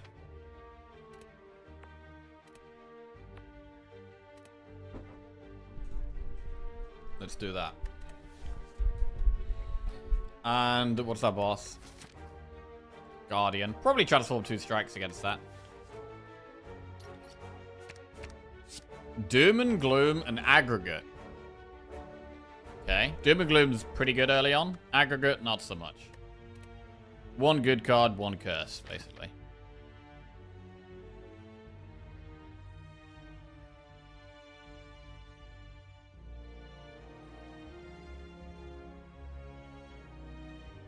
I'd like to do Campfire Elite at the back end here. Probably because we've spent our gold. Probably not doing a shop till Act 2.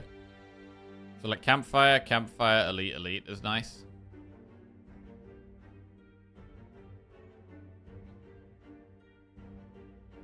Enemy, event, enemy, event, Campfire, enemy, event, chest, Campfire, enemy, elite.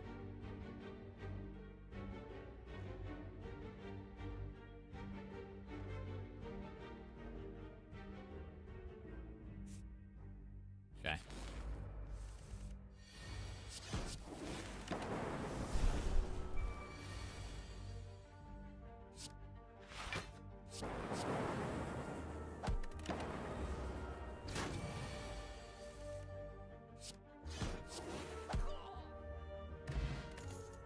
Sweeping Beam, Turbo, Stack. We could take Sweeping Beam, and then we have 2 AoE cards. Let's do it. Upgrade a card. Right, what do we upgrade? Doom and Gloom, Sweeping Beam, or Zap or Jewel Cast? I do like the Doom and Gloom upgrade early on, but upgrading Zap or Jewel Cast is big.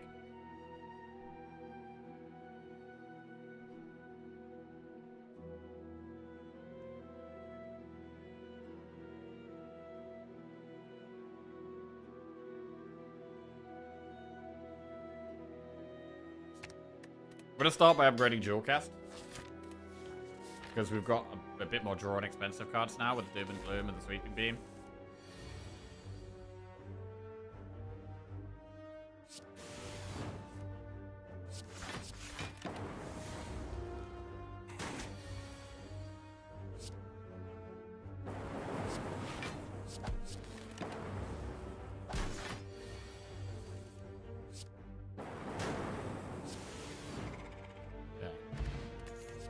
Double Energy, Rebound, Cold Snap. Cold Snap is a Frost Orb. Do we need Double Energy right now? No. So we'll take Cold Snap.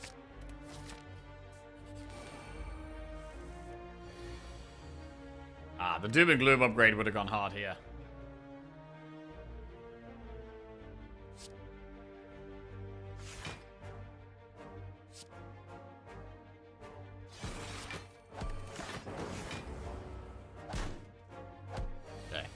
Feels pretty rough.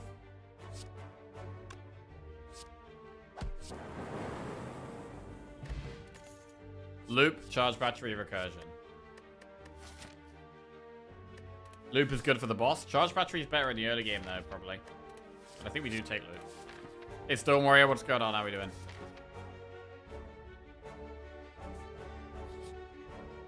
Relic. Tiny chest. Do we take tiny chest? No. Take the blue key. Tiny chest is garbage. Right, I'm gonna upgrade Doom and Gloom now. Scary enemy.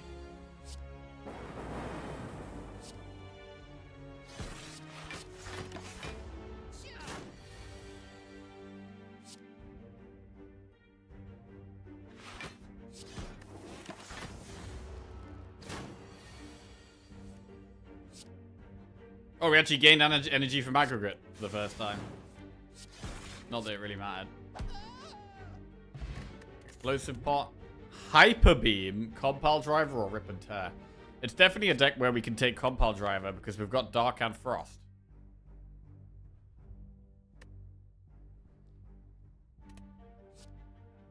Hyper Beam is obviously good in the early game though.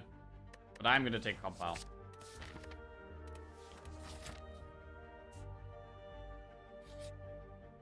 Purple Fire Spirits. Oh, bro, if we're taking the Hyper Beam here.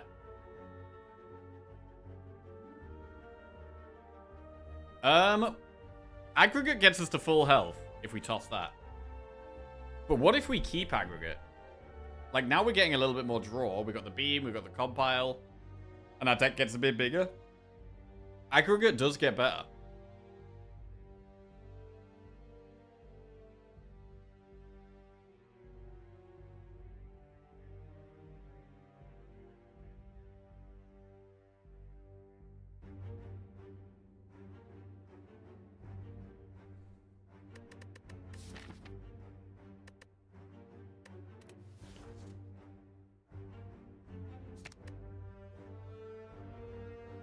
It's a lot of healing, though.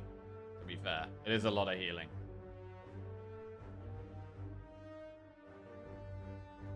It makes this act a lot safer if we toss the aggregate.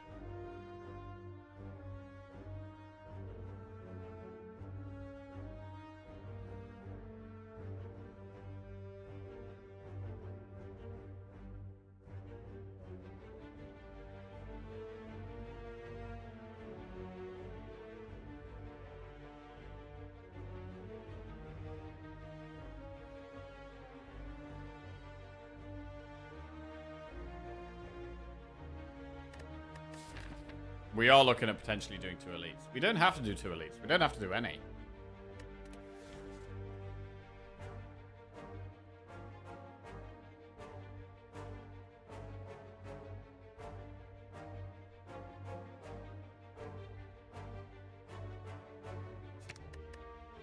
I'm going to toss a strike.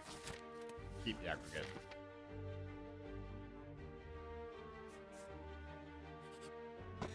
Meat on the bone. Oh, there's some healing. Okay, upgrade or rest. We could upgrade Zap. Or loot.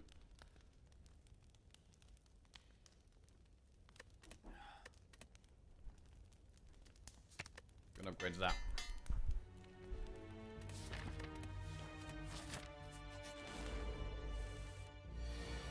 Aggregate works.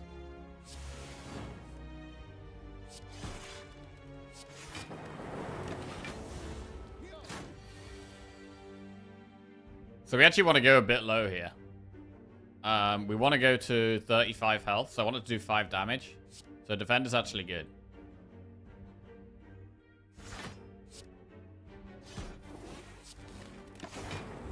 Because now we get meat on the bone heal. Good. Good, good, good. Potion of capacity. Probably best for the boss. Cold snap, charge battery, loop. We could have 2 loops.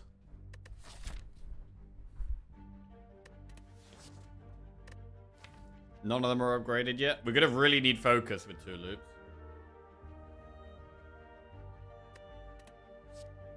Charge battery could be safer pick here. We don't really have much upfront block.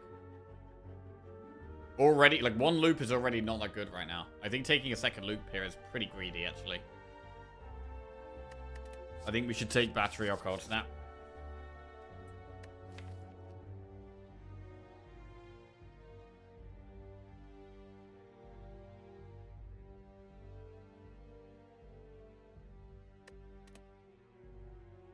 I'm gonna take battery for now. And do the elite. Sentries.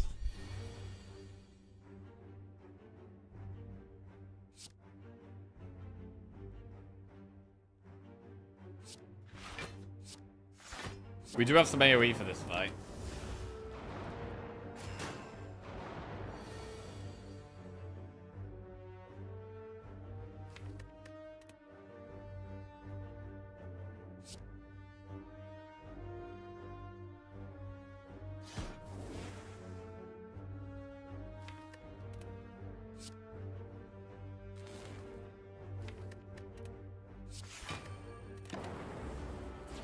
How do you feel about Turbo worth the void? I'd say a lot of the time no. I'm not a big fan of Turbo, to be honest.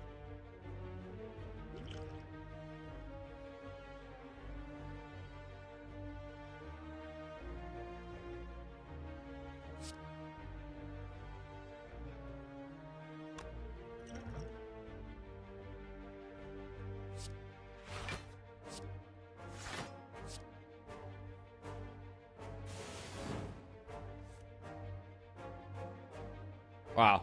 I played the other 2 cards first to shuffle them into our deck. But the downside is that we could draw only 2 cost card. That's like the only bad outcome. Pretty unlucky.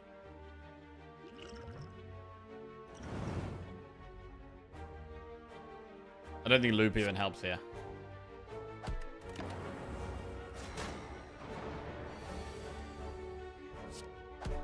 Cool.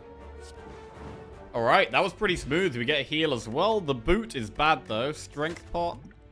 Tempest, Blizzard, or Leap. I don't want these.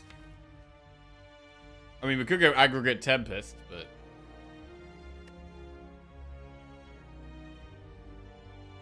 I hate that the way AI has impacted me so far is that I now get scam called by AI robots. Skip.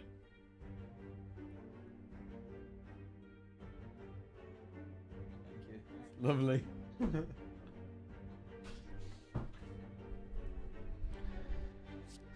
Skip. Enemy. Don't like the look of this.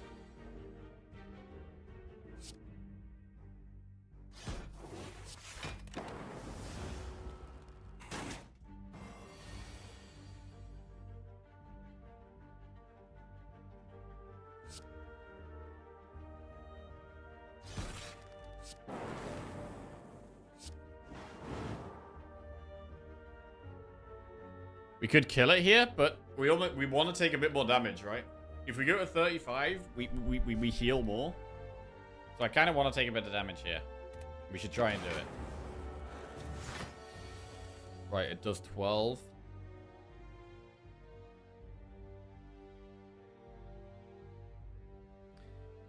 If we charge battery, it's perfect. We take 3, which is perfect. Me on the boat is active, and now we want to win.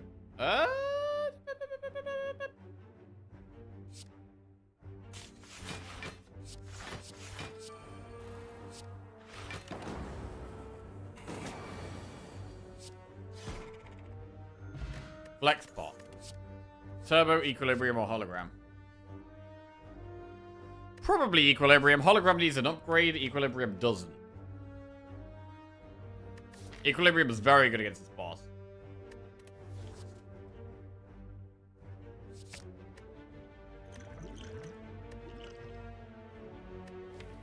Right.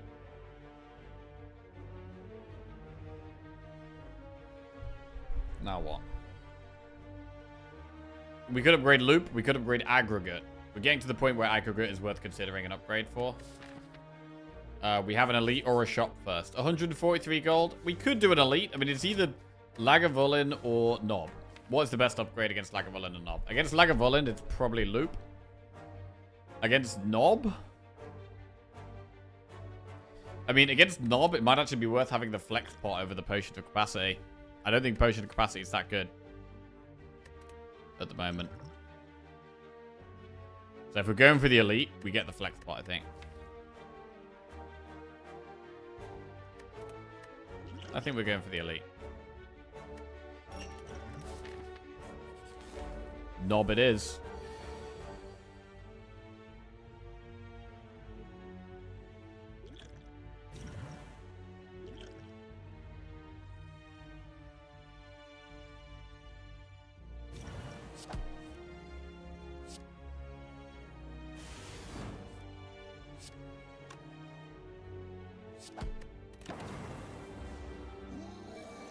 Just as much damage as we could do there. Doom and Gloom and Zap next turn. Does it make sense to dual cast this? Yes. And we should defend as well. Take 7. That's lethal. Good. Solid elite. Toy Ornithopter. Got no pots for that right now. Recursion, Ball Lightning, or Barrage? Well, Barrage is not good with our lack of orb slots. We've just used both pots to kill that. We can take Ball Lightning. I think for the boss, we will upgrade the loop.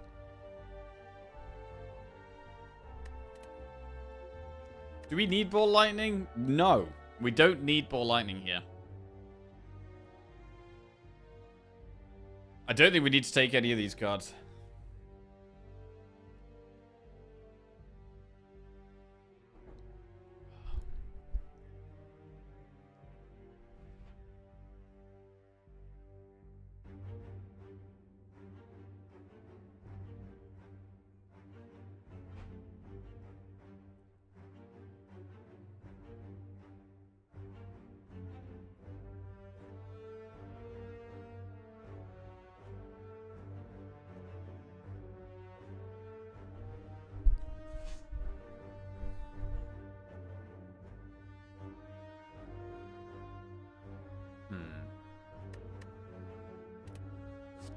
I would have skipped.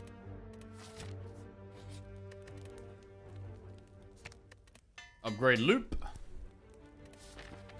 Okay.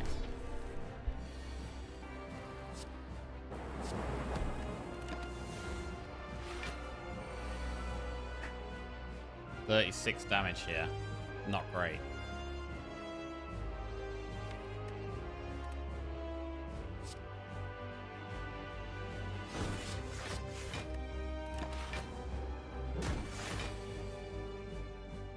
Alright, so Doom and Gloom is good. We could Equilibrium. Did it. I'm very glad we have Equilibrium. But I do want to draw at the right time. We get more block next turn. If we leave the Frost at the front. We have to leave the Frost at the front here. Maybe we do.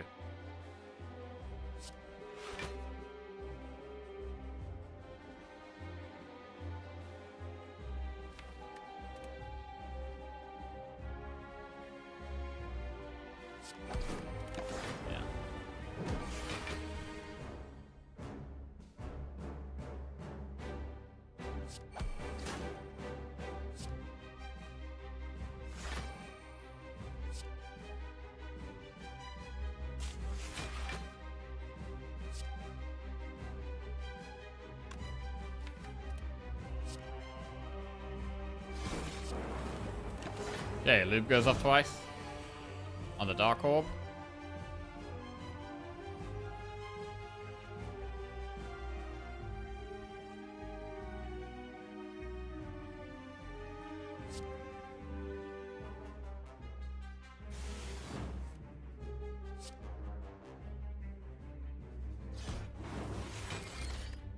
Leave Frost in front again.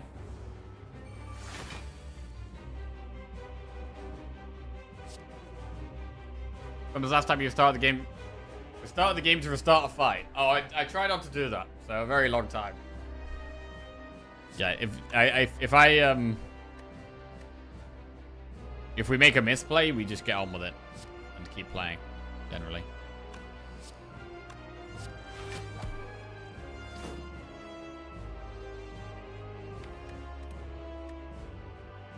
Leave Frost up front.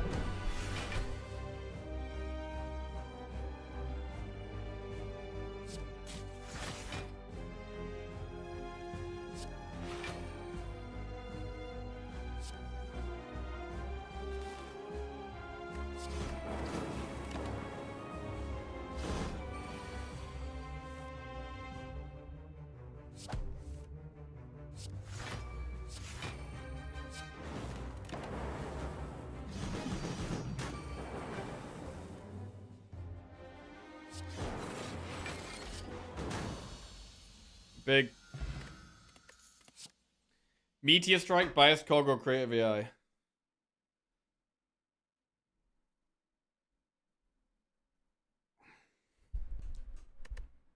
I'd lean towards Biased Cog.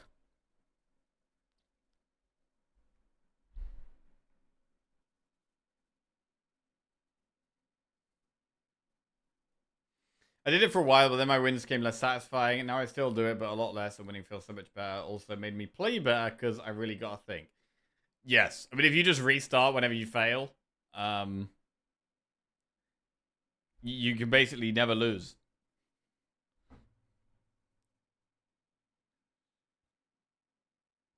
Well, unless your deck is just incredibly bad. Actually, wait. That's not true at all. Because you draw the same way each time. Huh. I'm gonna go Cog. Right. Sacred Bark, Calling Bell, or Cursed Key. How much do we want energy? I mean, we've got a few 2-cost cards. We're getting a bit more draw as well. We also have the blue key. So we could just take the Cursed Key and it's 1 energy forever with no downside.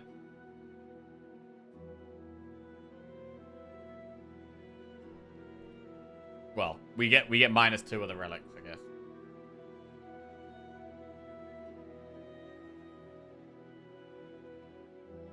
I'm gonna go Kurski.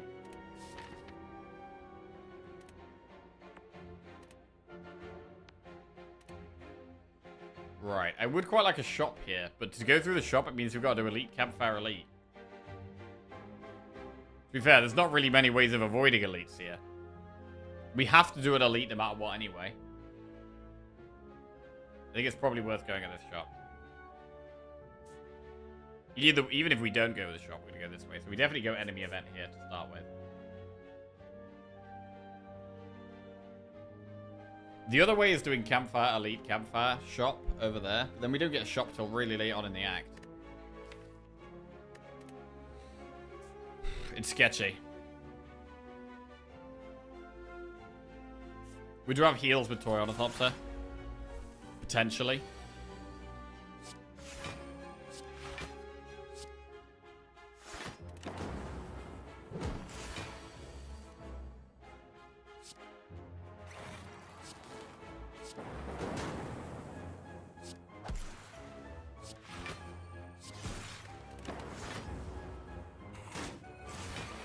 Played the bias cog, we're really just going for it.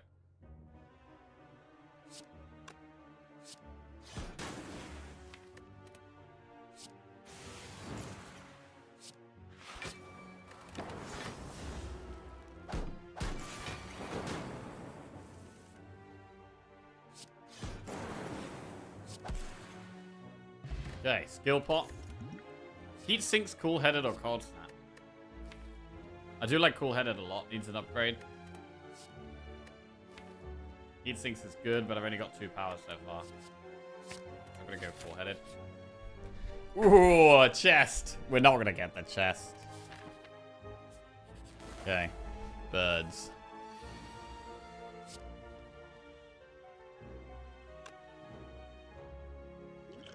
Do we use skill pot here? We do have 2 elites coming up. We probably shouldn't.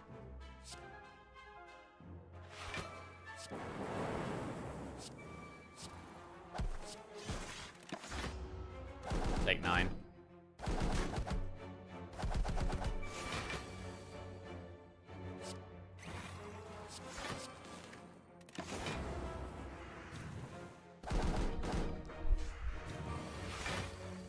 Quite a lot of damage.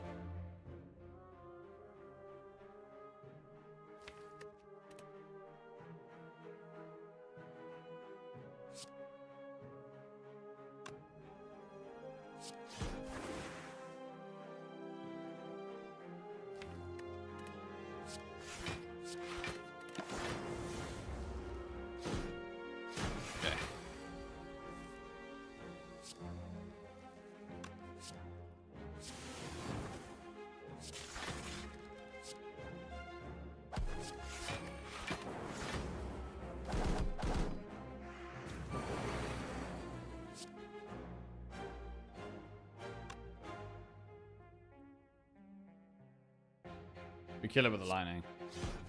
Okay. Go for the ice, ball lightning, or cold snap. Go for the ice is pretty good. Like having that in our deck. Shop. Right. Chemex, or heat sinks, or oddly smooth stone, regal pillow.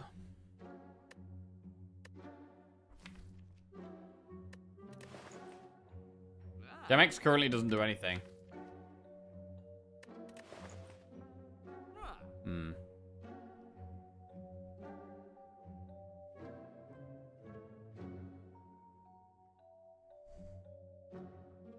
This is not great.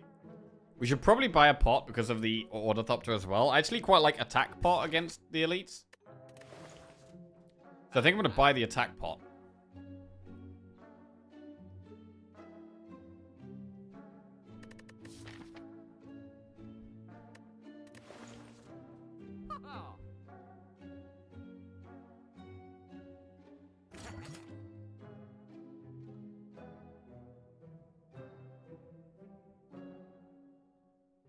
Violence is very expensive. It's okay.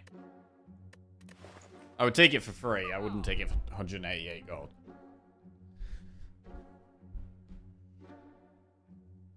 I think I'm just going to remove a card and save our gold here. Not great, though. Right.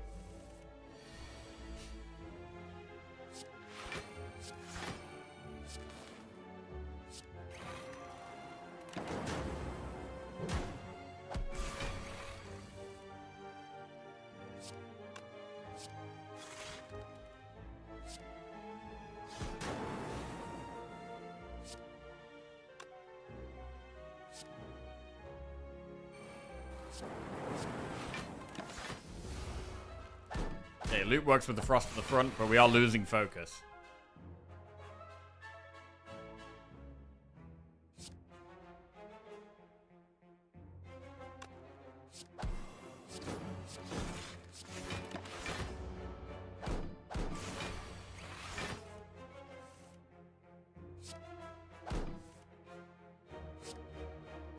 Need an orb so I could dual cast that.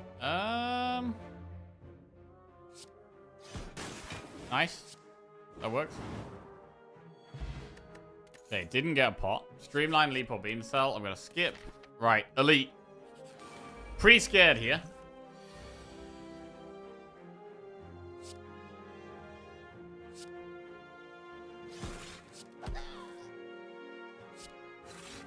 Not a bad start.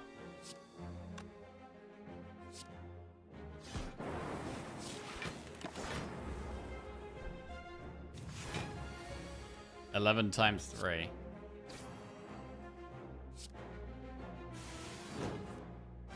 Right, I'm gonna use skill pot now.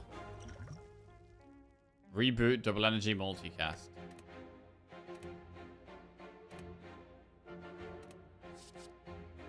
Biased cog multicast.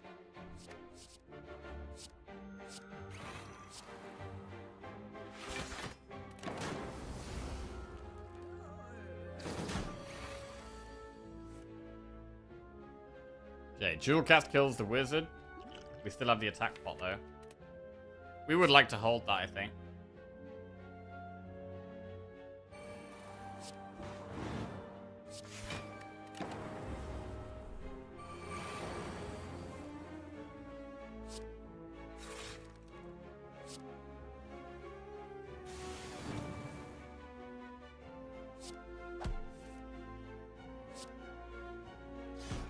Big. Bro, the doom and gloom has been really big. 16 times 3. Can we kill it here?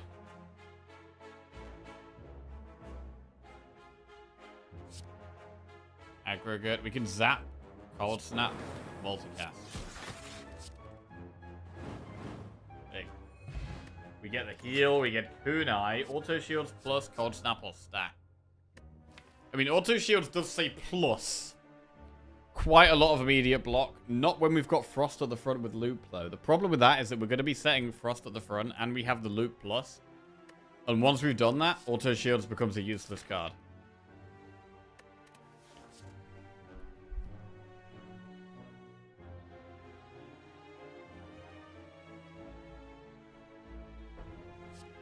It does make it easier to Loop Dark, but in the harder fights, having the Frost is so much better. So I'm just going to take Cold Snap. We could upgrade Biased Cog or go for the eyes. We'll upgrade Biased Cog. Some Artifact Strip would be amazing. Stabby Book.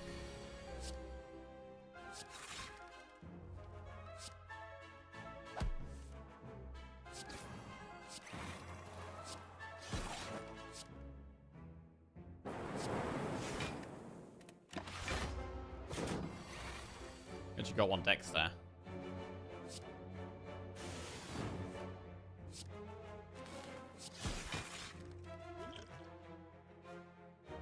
We're going to attack pot now for the Dex.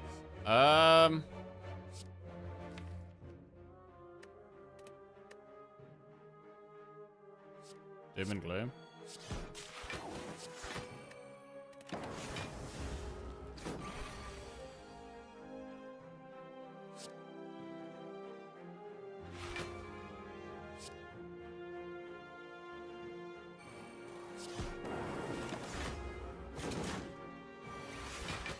Seven times 5.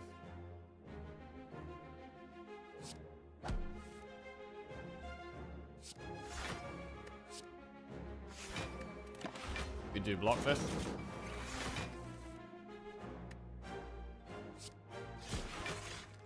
Okay, we got there. Big. Whetstone. Upgrade 2 random attacks. We've got no strikes in the day. Oh, wait, we got 1. Okay. I'd love it to hit the go for the eyes. Sweepy Beam and Compile are good as well. Strike is obviously the worst. Boot Sequence. I mean, having Boot Sequence in our opening hand is pretty good. Take Boot Sequence. Whetstone. Cold Snap plus and Sweepy Beam plus. It didn't hit the strike, so we like that. Go for the eyes would have been the best there, but... Didn't hit the best, didn't hit the worst. Right, we could just open this, get the curse now, and then potentially remove it in this shop. But if there's a good relic, we're going to have to buy the good relic. Or a really good card, we'll have to buy the really good card. We could also do Campfire, Enemy, Enemy, Elite, and not do the shop.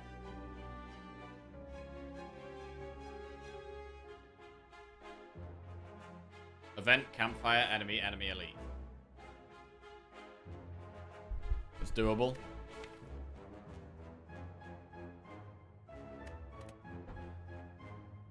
Alright, I'm gonna do that. Remove all strikes, receive 5 bites. No.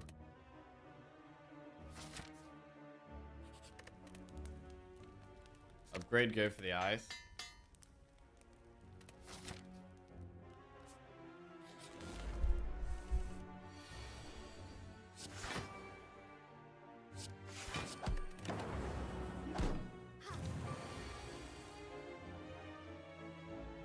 Yeah, it's so small because, yeah, we transformed 2 at the start, which meant we could kind of avoid taking cards a little bit more. I mean, at this point, we really just want strong powers, I think.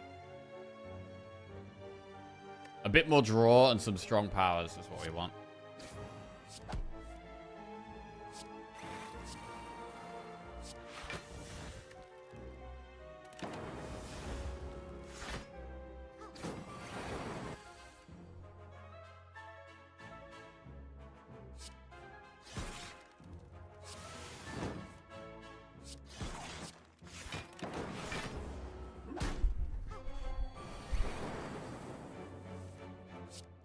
I do like the aggregate when we get it. We want to upgrade the cool-headed.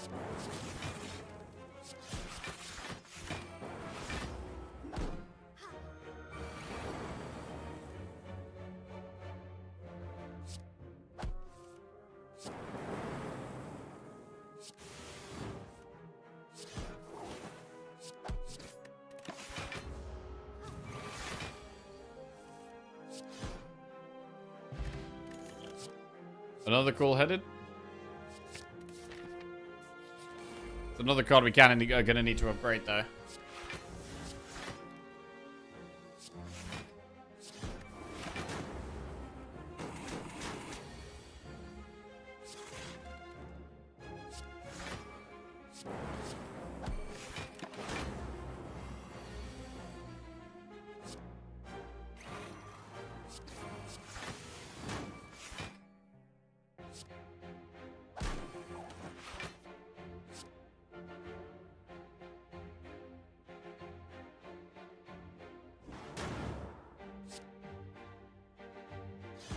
Big.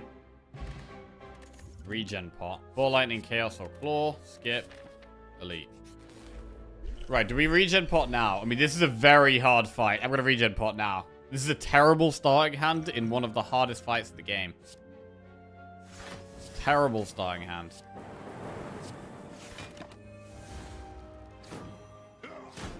We're weak as well, which makes it even harder to kill them.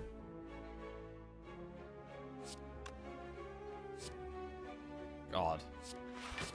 We could definitely die here.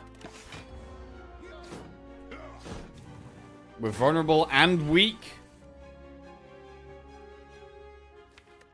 Holy shit.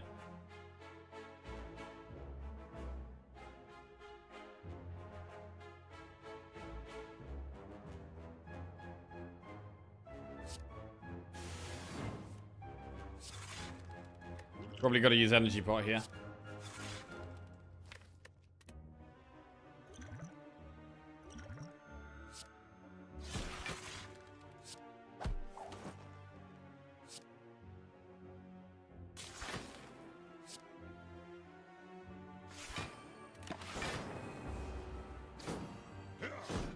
Not dead yet. Doom and Gloom kills the back one, which is great.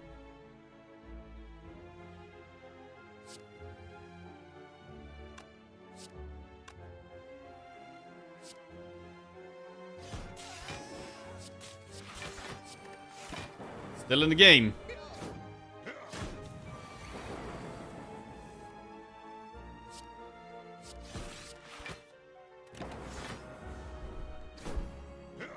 We do have meat on the bone as well, so we can heal up.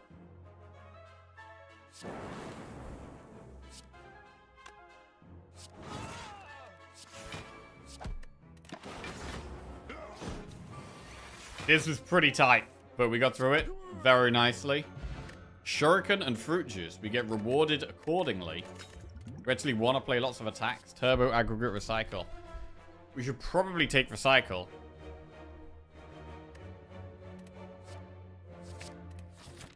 Right, what do we upgrade now, though? We could upgrade recycle. We could upgrade cool-headed.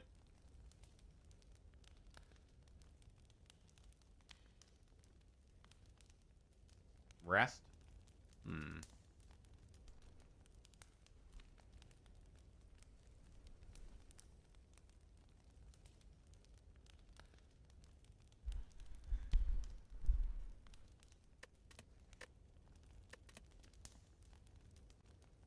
We're going to struggle with damage here. Shuriken might actually be important. We're going to upgrade cool-headed for more draw. So we can't just slam biased cog here, unfortunately. This is a pretty bad start. I'm not sure we have the scaling to beat this deck. We've got a bit of AoE, which helps.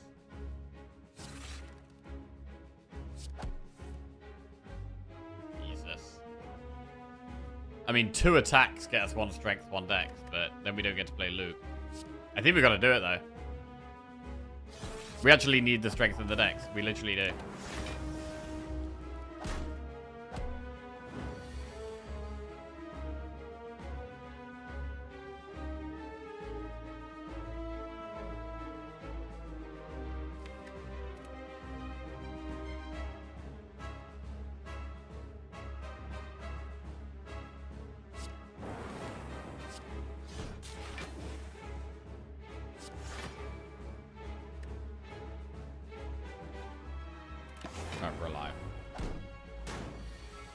Oh, those of you who are playing Split Fiction, by the way, we've just discovered that there's like a secret level. There's a secret level, and it's like incredibly hard.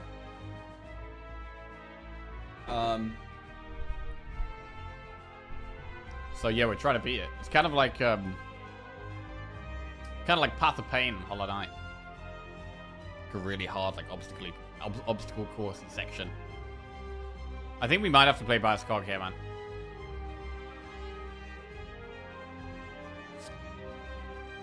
I think we got to play Bias Cog.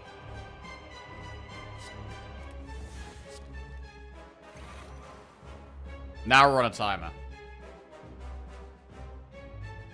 The first 2 people to beat it got Tour of the Studios, I think. I did hear that, yeah. Something similar.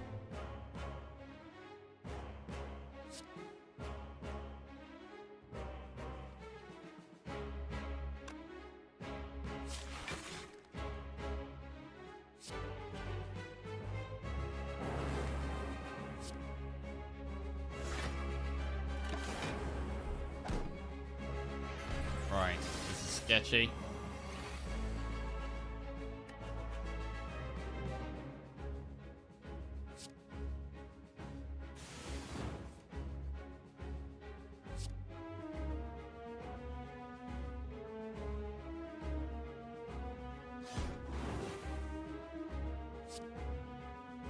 I don't even think we leave the Frost at the front. We don't even have loop up. We've got to just go. We need to do the damage. We've got so much damage to do. We're on a real time limit now. 39 block. Uh-oh.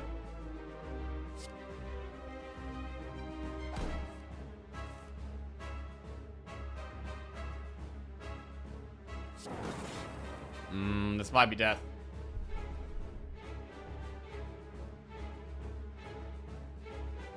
I think this is death.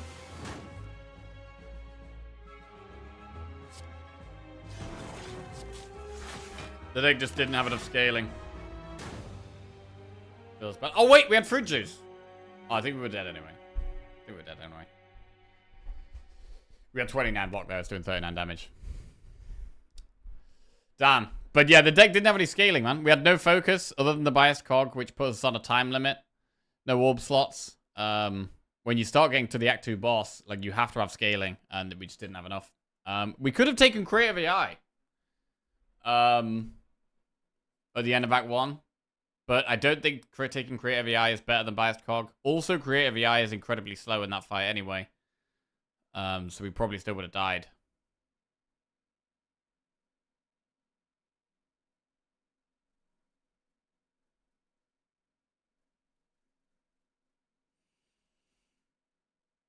Yeah. Hard one, man. Hard one. Okay. Rotating streak resets. But we've got some streaks to build on with the other characters at least. 2 with Ironclad, 2 with Watcher, 1 with Silent. Some streaks to build on. I'm going to call it a day there, I think.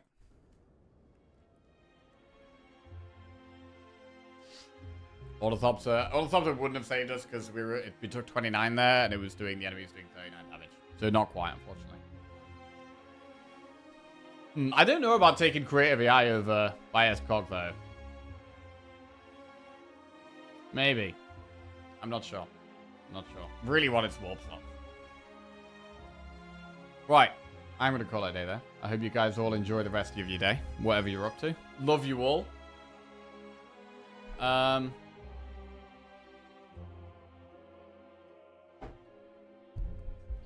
Big shout out to Japanese Export and WeatherDAC for the raids. And I'll be back tomorrow morning. We'll be starting with some Watcher. Tomorrow morning. Let's go and find someone to raid.